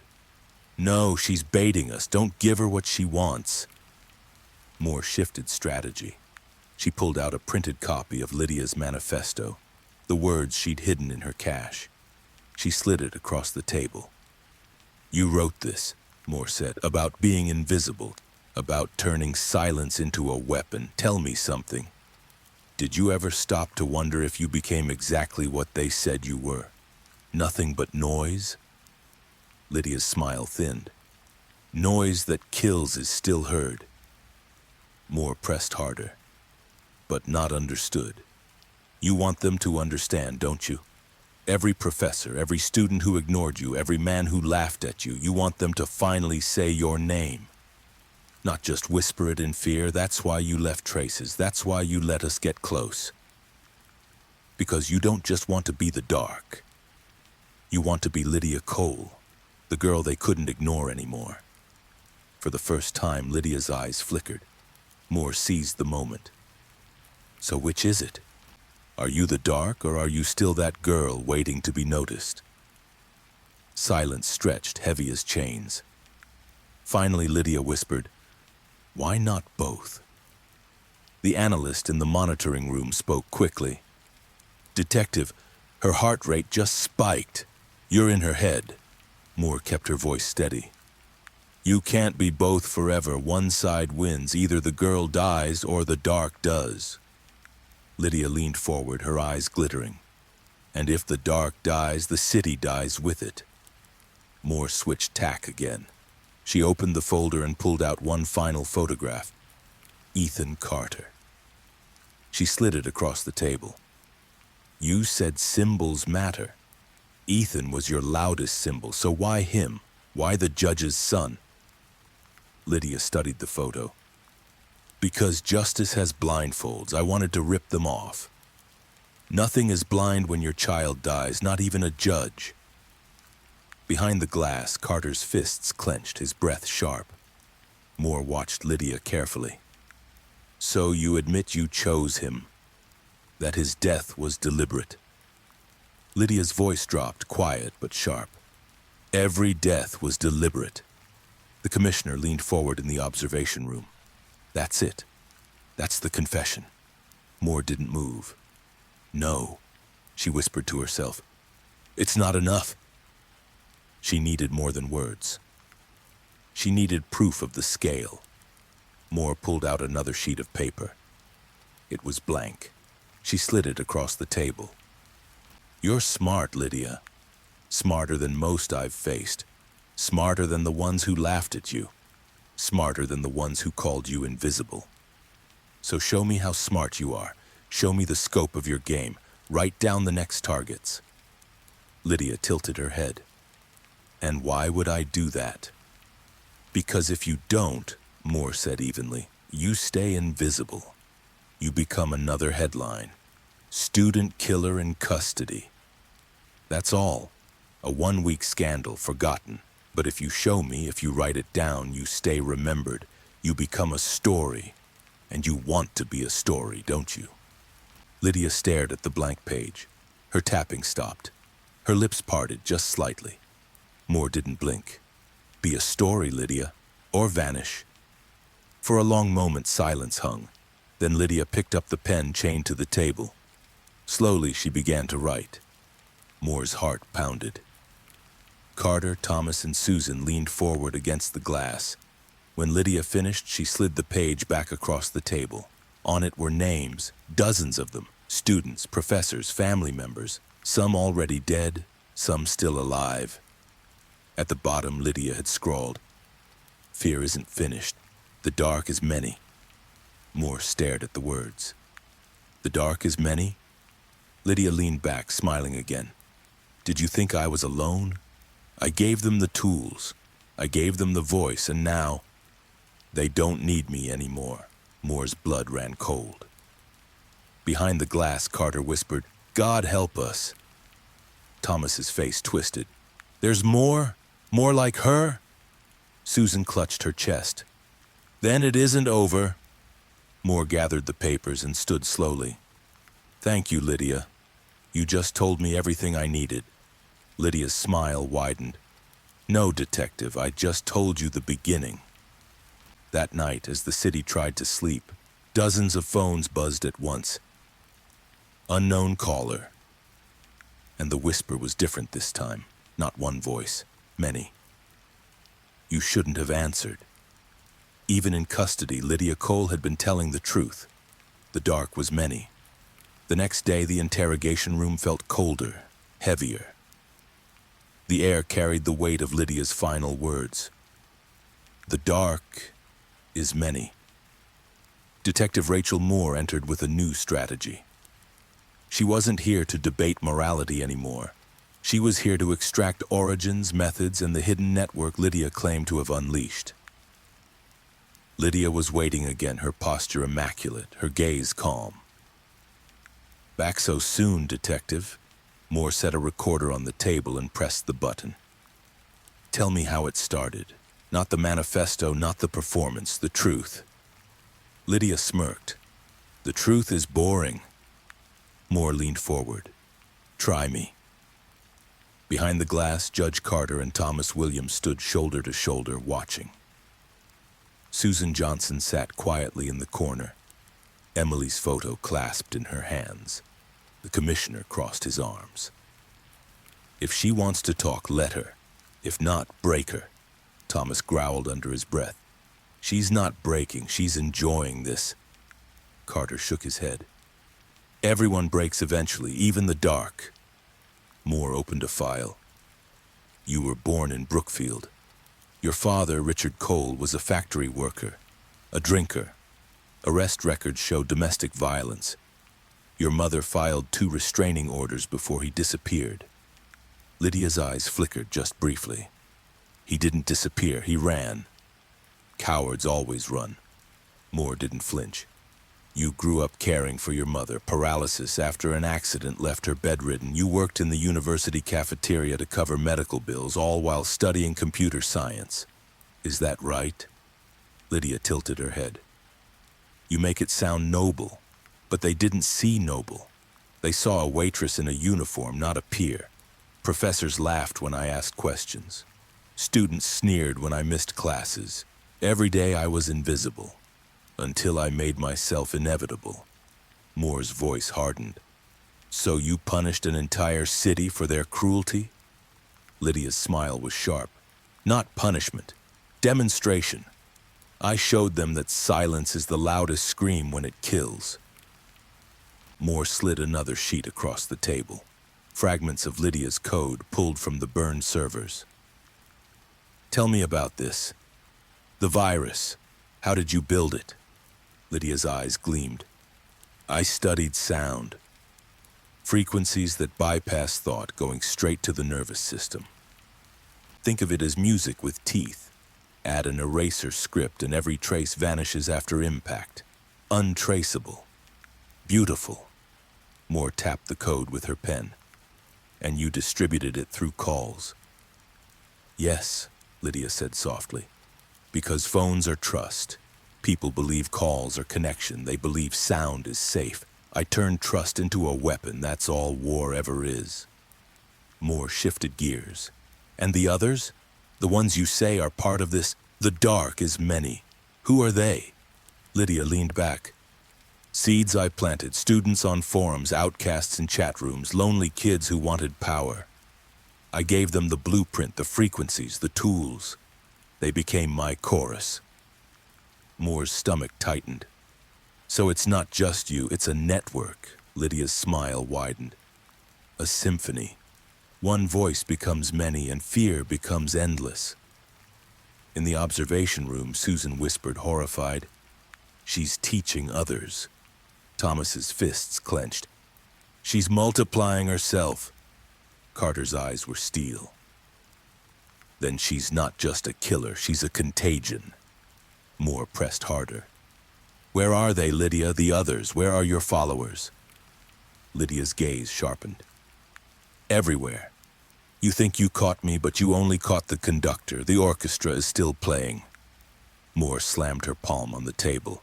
"Names! Give me names!" Lydia didn't flinch. "You can't catch names when they're only voices. That's the beauty. I don't need to know them. I only need to hear them."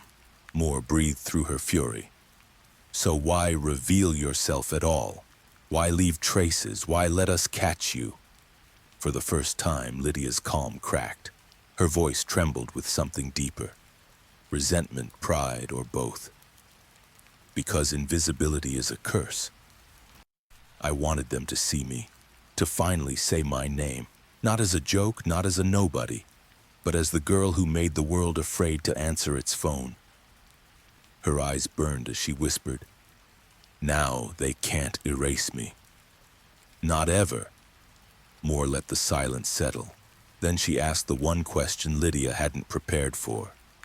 "Do you ever regret it?" Lydia blinked. For a heartbeat, the mask slipped. "Regret?" Moore's voice softened. "Michael Williams, Ethan Carter, Susan Johnson's husband. Do you ever regret turning lives into lessons?" Lydia's lips trembled. For a moment, she almost looked like a student again, lost and tired. Then the smile returned, colder than ever. "Regret is for the invisible. I don't regret. I redefine." The analyst whispered in Moore's earpiece, "Detective, she's stonewalling. Push her further or she'll shut down completely." Moore leaned forward, her voice razor sharp. "Here's what I think, Lydia. You're not the dark. You're just a scared girl who turned her pain into poison. You want us to think you're many, but maybe it's still just you. Maybe the others are only echoes." Lydia's eyes narrowed. "Doubt is dangerous, Detective. Truth is stronger." Moore shot back up. Lydia smirked. "Then answer this truth. Even with me here in chains, phones are still killing. How do you explain that?" Moore's blood ran cold. Behind the glass, Carter's face went pale. Thomas's fists slammed against the wall. Susan gasped. A guard rushed in with a report. "Detective, 2 more deaths, both after answering calls. Just now." Moore's stomach dropped. She turned back to Lydia, who was smiling again, her calm restored. "You see?" Lydia whispered. "The dark is many." Moore stood slowly, gathering the papers. "Enjoy your silence, Lydia. Because when we find the others, I'll make sure the world remembers your name for what it really is." "Murderer." Lydia tilted her head. "No. They'll remember me as the voice that changed everything. The first, but not the last." That night, the city shuddered as phones buzzed again. The whispers came not from one voice, but a chorus. "You shouldn't have answered." In her cell, Lydia closed her eyes and mouthed the words as though she could hear the echo. And Rachel Moore realized the interrogation hadn't ended. It had only widened the battlefield. The final confrontation. The city was exhausted. Weeks of funerals, protests, warnings, and unanswered questions had hollowed it out. Windows glowed faintly in apartment towers, but the streets were nearly silent. No laughter, no music, no ringing phones. Only sirens. Yet even silence couldn't erase the fear. Because everyone knew the truth. The calls hadn't stopped. Detective Rachel Moore sat in the cyber lab, her team scattered around glowing screens. The atmosphere was heavier than ever. Lydia Cole's words looped in her mind. The dark is many. She rubbed her temples. If the network is real, we have to find the others. Not just Lydia's echoes, her successors. An analyst pointed at the waveform on the screen. We've compared the last surge of calls to Lydia's code. It's the same virus, but modified. Someone else has the source. They're still pushing it out. Moore exhaled slowly. So she wasn't bluffing. She built an army. Judge Carter arrived at the lab, his suit wrinkled, his face carved with sleepless nights. Thomas Williams followed, shoulders tense, eyes burning. Susan Johnson was with them too, holding Emily's hand. Carter's voice was hard. Detective, you promised justice. Tell me you have something. Moore gestured to the screens. We traced the last surge. It didn't come from Lydia's dorm or her warehouse. It came from 6 different locations across the city all at once. Thomas's voice cracked. Copycats? No, Moore said grimly. Disciples. People who downloaded her code, studied her frequencies, and started running their own attacks. This isn't one killer anymore. It's a network, a digital cult. Susan's breath hitched. Then how do we stop them? Moore looked at her. We cut the head off the snake. We take down the core server. The analyst pulled up a schematic on the main screen. We think we've found it. A hub buried in the dark web disguised as a gaming server. It's the distribution center for the virus. Shut it down and every disciple loses their weapon. Moore nodded. Then that's where we strike. Carter's jaw tightened. And if you fail? Moore didn't blink.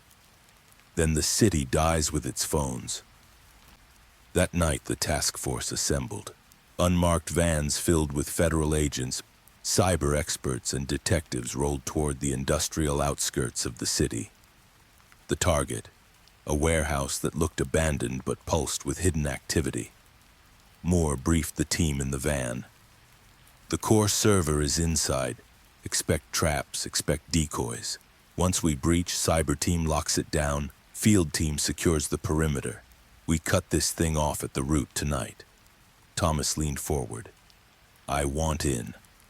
Moore shook her head. You're not trained for this. I don't care, Thomas snapped. Michael died because no one listened. I won't sit on the sidelines again. Carter's voice cut through, steady and commanding. Let him. He deserves to see it end. Moore hesitated, then nodded. Stay close. Do exactly as I say. The convoy stopped 2 blocks from the warehouse. Darkness swallowed the streets, broken only by the glow of security lights. Go, Moore whispered. Teams fanned out, weapons raised. They breached the side entrance with a silent ram. Inside them, the air was thick with dust and heat. Rows of humming servers lined the walls, their lights flickering like stars. Contact, an agent whispered over comms. Figures darted between racks, hooded shapes moving fast. Disciples, Moore muttered. Move in. Gunfire erupted, short, sharp bursts as the team exchanged shots with the shadows. Sparks flew, glass shattered. Moore ducked behind a server rack, firing back. Thomas crouched beside her, clutching a pistol he barely knew how to use. His voice shook. They're kids, look at them, they're students. Moore's heart clenched. He was right. The disciples weren't hardened killers. They were young, faces pale, eyes burning with fanatic belief. They're dangerous, she said firmly. Don't hesitate. The cyber team sprinted to the core rack, laptops plugged into the humming servers. We're in, one shouted. Firewall's brutal, but we can crack it. Moore covered them, her weapon steady. Do it fast, we don't have long. Suddenly, the main monitor flickered on, filling the room with static. And then, the whisper. You shouldn't have come. Everyone froze. The static sharpened into Lydia's face, live from her cell. She smiled faintly. Did you really think walls could stop me? Moore's blood ran cold. She's piggybacking from inside. The disciples cheered, their voices rising in unison. The dark is many. Chaos erupted. The lights flickered, alarms blared. The cyber team fought to keep control of the servers. Moore shouted over the noise. Shut it down! Kill the core! One analyst screamed, We're close, but she's fighting us. She's in the system with us. On the screen, Lydia leaned closer, her whisper cutting through the chaos. Even if you kill me, they'll keep calling. Moore gritted her teeth. Then we kill the call itself. She grabbed a fire axe from the wall and swung it into the nearest rack. Sparks exploded, smoke filled the room, the servers shrieked and died. Keep going, she yelled. Agents smashed racks, ripping cables, toppling towers. Sparks rained like fireworks. The disciples screamed in rage, some fleeing, others charging blindly. Thomas fired, his face twisted with fury. Carter wrestled one disciple to the ground. Susan clutched Emily's photo in the van outside, whispering prayers. And Rachel Moore swung again and again until the servers finally went dark. The static on the main monitor vanished. Lydia's face disappeared. For a moment, there was only silence. Then, slowly, the surviving disciples dropped their weapons. Their whispers faltered. The humming was gone. The virus was dead. Moore stood among the wreckage, chest heaving, sweat dripping. She looked at the shattered racks, the burnt cables, the blackened screens. It's over, she whispered. But in her gut, she knew better. Because Lydia Cole had said one thing that still echoed. The dark is many. And even with the core destroyed, the question remained, how many seeds had already taken root? The warehouse was still smoking when dawn broke. The smell of burned circuits and melted plastic lingered in the air, mixing with the metallic tang of blood. Rows of blackened server racks stood like tombstones, their blinking lights extinguished. The core of the horror phone call network had been destroyed. But no one cheered. Detective Rachel Moore stood in the wreckage, her hands shaking as she holstered her weapon. Around her, agents cuffed surviving disciples, young men and women barely out of their teens, faces pale, eyes glassy with fanatic devotion. They muttered in unison like a broken prayer. The dark is many. The dark is many. The dark is many. Thomas Williams turned away, jaw tight. They're just kids. Judge Carter's voice was cold. Kids who killed ours. Outside, Susan Johnson hugged Emily tightly. The girl buried her face in her mother's chest, trembling. Susan stroked her daughter's hair, whispering, It's over. It has to be over. But even as she said it, Susan didn't believe her own words. In the command van, the cyber team scrambled over laptops, desperate to confirm the victory. One analyst called out, The servers are offline. The core is dead. No further surges detected. Another hesitated. Wait, not exactly. Look at this. On the monitor, faint signals still pulsed, not from the warehouse, but from outside the city, tiny echoes bouncing through the dark web. Moore leaned over his shoulder. Are those remnants or live? The analyst swallowed. Live, smaller, distributed. It looks like the virus has already been seeded on personal machines around the world. Moore's stomach dropped. You're saying it's out there already? He nodded grimly. Yes. Destroying the core didn't erase the code, it just scattered it. Back inside the warehouse, Lydia's face flickered onto a surviving monitor.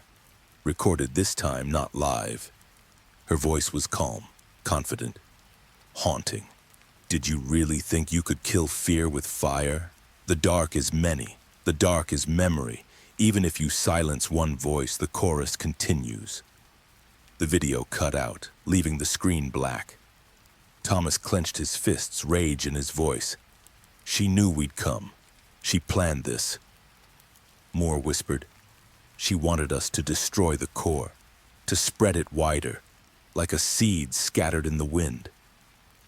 At the precinct later that morning, the mood was grim. News outlets were already reporting on the raid, calling it a victory, but the truth was murkier. Yes, the warehouse was destroyed. Yes, disciples were arrested. But phones were still buzzing across the globe and whispers still slipped through the cracks. Judge Carter stood at the podium in front of cameras, his voice steady. Last night, the police and federal task force struck a decisive blow against the killers behind the unsolved murder mystery that has plagued our city. Many suspects are in custody, and the core network has been dismantled. But this fight is not over. The threat has spread. We must remain vigilant. Reporters shouted questions. Are the calls still happening? Can you guarantee safety? Is Lydia Cole still controlling this from her cell? Carter didn't answer the last one. In the interrogation wing, Lydia sat in her cell, staring at the wall. A faint smile curved her lips. Moore entered, slamming a chair down in front of the bars. It's over, Lydia. Your servers are ash. Your disciples are in chains. Lydia tilted her head. And yet, phones are still ringing, aren't they? Moore's jaw tightened. The virus escaped, didn't it? Lydia's smile widened. I told you the dark is many. You can't stop an idea once it's free. I only lit the spark. The fire belongs to everyone now. Moore's fists clenched. Why? Why make this city a graveyard? Why unleash something you can't control? Lydia's voice was soft, almost tender. Because control was never mine. Control was always theirs. The professors, the students, the judges, the world that said I was invisible. I gave invisibility back to them. Now they are ghosts. That evening, the cyber team convened again. An analyst pointed to a world map glowing with scattered red dots.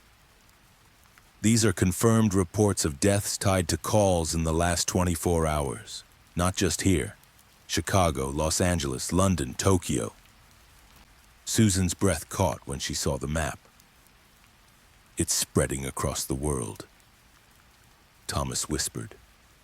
Michael's death was just the beginning. Moore stared at the map, her voice heavy. We didn't stop the virus, we globalized it. Later, she walked alone through the city streets. Windows were dark, streets empty. A payphone rang suddenly, its shrill echo cutting through the silence. Unknown caller blinked on its cracked screen. Moore froze. Her hand hovered near the receiver. Then she turned and walked away. The phone rang until it went quiet. Back at her apartment, she collapsed into a chair, staring at her own phone on the table. It buzzed once, the screen glowing. Unknown caller. She whispered to herself, You won't win. She didn't answer. The voicemail appeared seconds later. When she pressed play, the whisper was no longer Lydia's alone. It was layered, a chorus of voices, male, female, young, old, rising together in chilling harmony. We are the dark. You shouldn't have answered, and yet, you already have. Moore's blood ran cold. The war wasn't over, it had just gone global. The wrong kind of quiet, not peace, paralysis. Phones sat untouched on tables tucked into drawers buried in trash bins. Billboards screamed, Do not answer unknown calls. Schools distributed paper schedules. Hospitals went back to pagers. The world was rewinding a century because of a whisper. Detective Rachel Moore hadn't left the precinct in 2 days. Dark circles shadowed her eyes as she stared at the glowing world map on the Cyber Lab's main screen. Red dots kept multiplying. Deaths from horror phone calls now confirmed across continents. It wasn't just a city crisis anymore, it was a pandemic of fear. Judge Carter entered the lab, his face grim. The Attorney General just called. Other countries are demanding answers. They want to know if this is cyber terrorism, if it's a foreign attack. Moore shook her head. It's not foreign. It's human. It started here in our classrooms, in our neglect. Lydia planted the seed, and now the infection has spread everywhere. Thomas Williams slammed a fist on the table. Then how do we stop it? My son's death, Ethan's death, it can't all be for nothing. Moore looked at him, her voice heavy. To kill it, we can't just smash servers. We have to erase the virus at its source, everywhere. The analyst spun in his chair. That's impossible. So, the virus is already embedded in thousands of devices, phones, laptops, tablets. It's peer-to-peer, decentralized. Moore's eyes narrowed. Then we centralize it. We bait it. We pull every infected strain into one place. And we burn it out.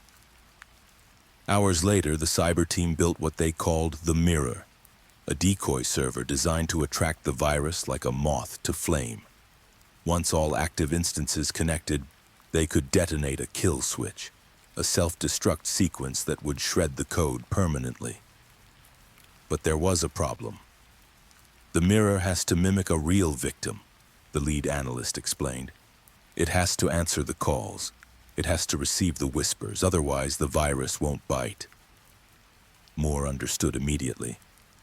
You need a voice. The analyst nodded grimly. A real person, someone willing to take the call over and over until the trap is full. Thomas stepped forward. I'll do it. Moore shook her head sharply. No. You've lost too much already. Carter spoke next, his voice low. Then me. If my son died because of this, let me be the one to end it. Moore's jaw tightened. She looked at both men, then at Susan holding Emily close. Then she looked at the glowing red map. No, she said. It's my case. My responsibility, my voice. The Mirror was set up in a secure bunker beneath the precinct. Rows of servers hummed, cables snaked across the floor. Monitors flickered with code. In the center sat a single chair, a headset wired into the trap. Moore sat down slowly, strapping the headset on. Her pulse thundered in her ears. The analyst's voice came through her earpiece. Detective, once we go live, you'll start receiving calls. Each one will carry the virus. The Mirror will intercept, redirect, and store the code. But the whispers will still pass through you. Are you ready? Moore swallowed hard. Start it. The first call came immediately. Unknown caller. She answered. Static filled her ears, then the whisper. You shouldn't have answered. Her vision blurred. Her heart stuttered once. Then the Mirror absorbed the code. The strain redirected into the server. She gasped for breath, sweat beading on her forehead. Status? The analyst asked. Moore forced her voice steady. Still here. The second call came. Then the third.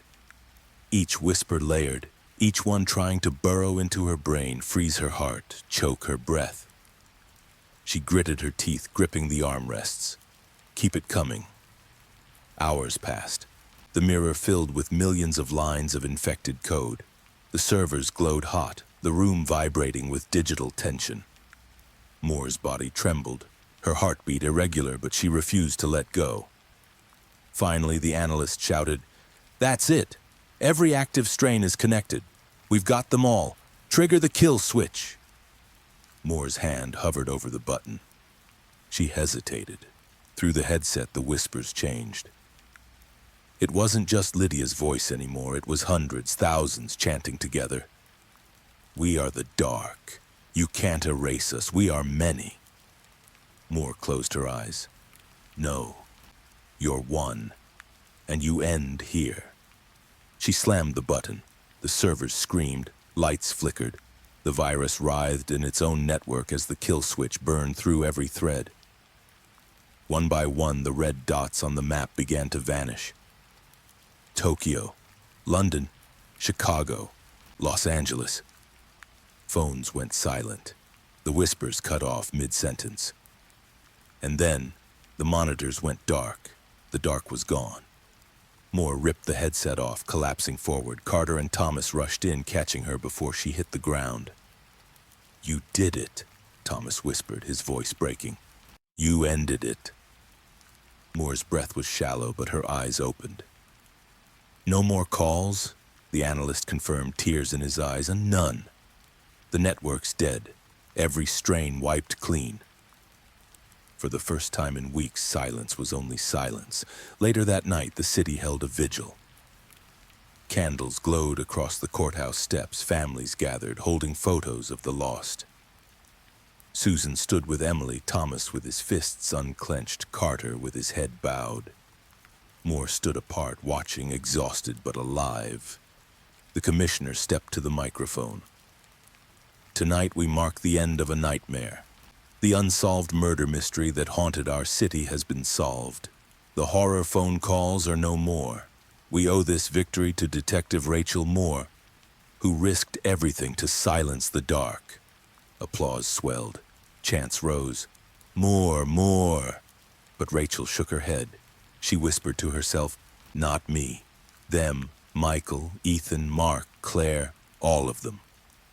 In her cell, Lydia Cole sat on her cot, listening to the silence. For the first time, her smile faded. She whispered to the dark, "No one can catch the dark. But maybe they killed it." Her eyes closed, and for once she looked small. That night, Rachel Moore walked home under a sky full of stars. Her phone buzzed once in her pocket. She froze, heart hammering. Unknown caller. She lifted it slowly. The screen blinked, then went dark. No voicemail followed, just silence. And for the first time, she allowed herself to believe it was over. And that was the terrifying story of a call that should never have been answered. A chilling reminder that sometimes the most ordinary sound, a ringing phone, can hide the darkest secrets. Now I want to hear from you. What would you do if an unknown number kept calling in the dead of night? Drop your thoughts in the comments below. Don't forget to like this video, subscribe to Dark Pulse, and share it with anyone who loves true crime stories, suspense thrillers, and horror mysteries.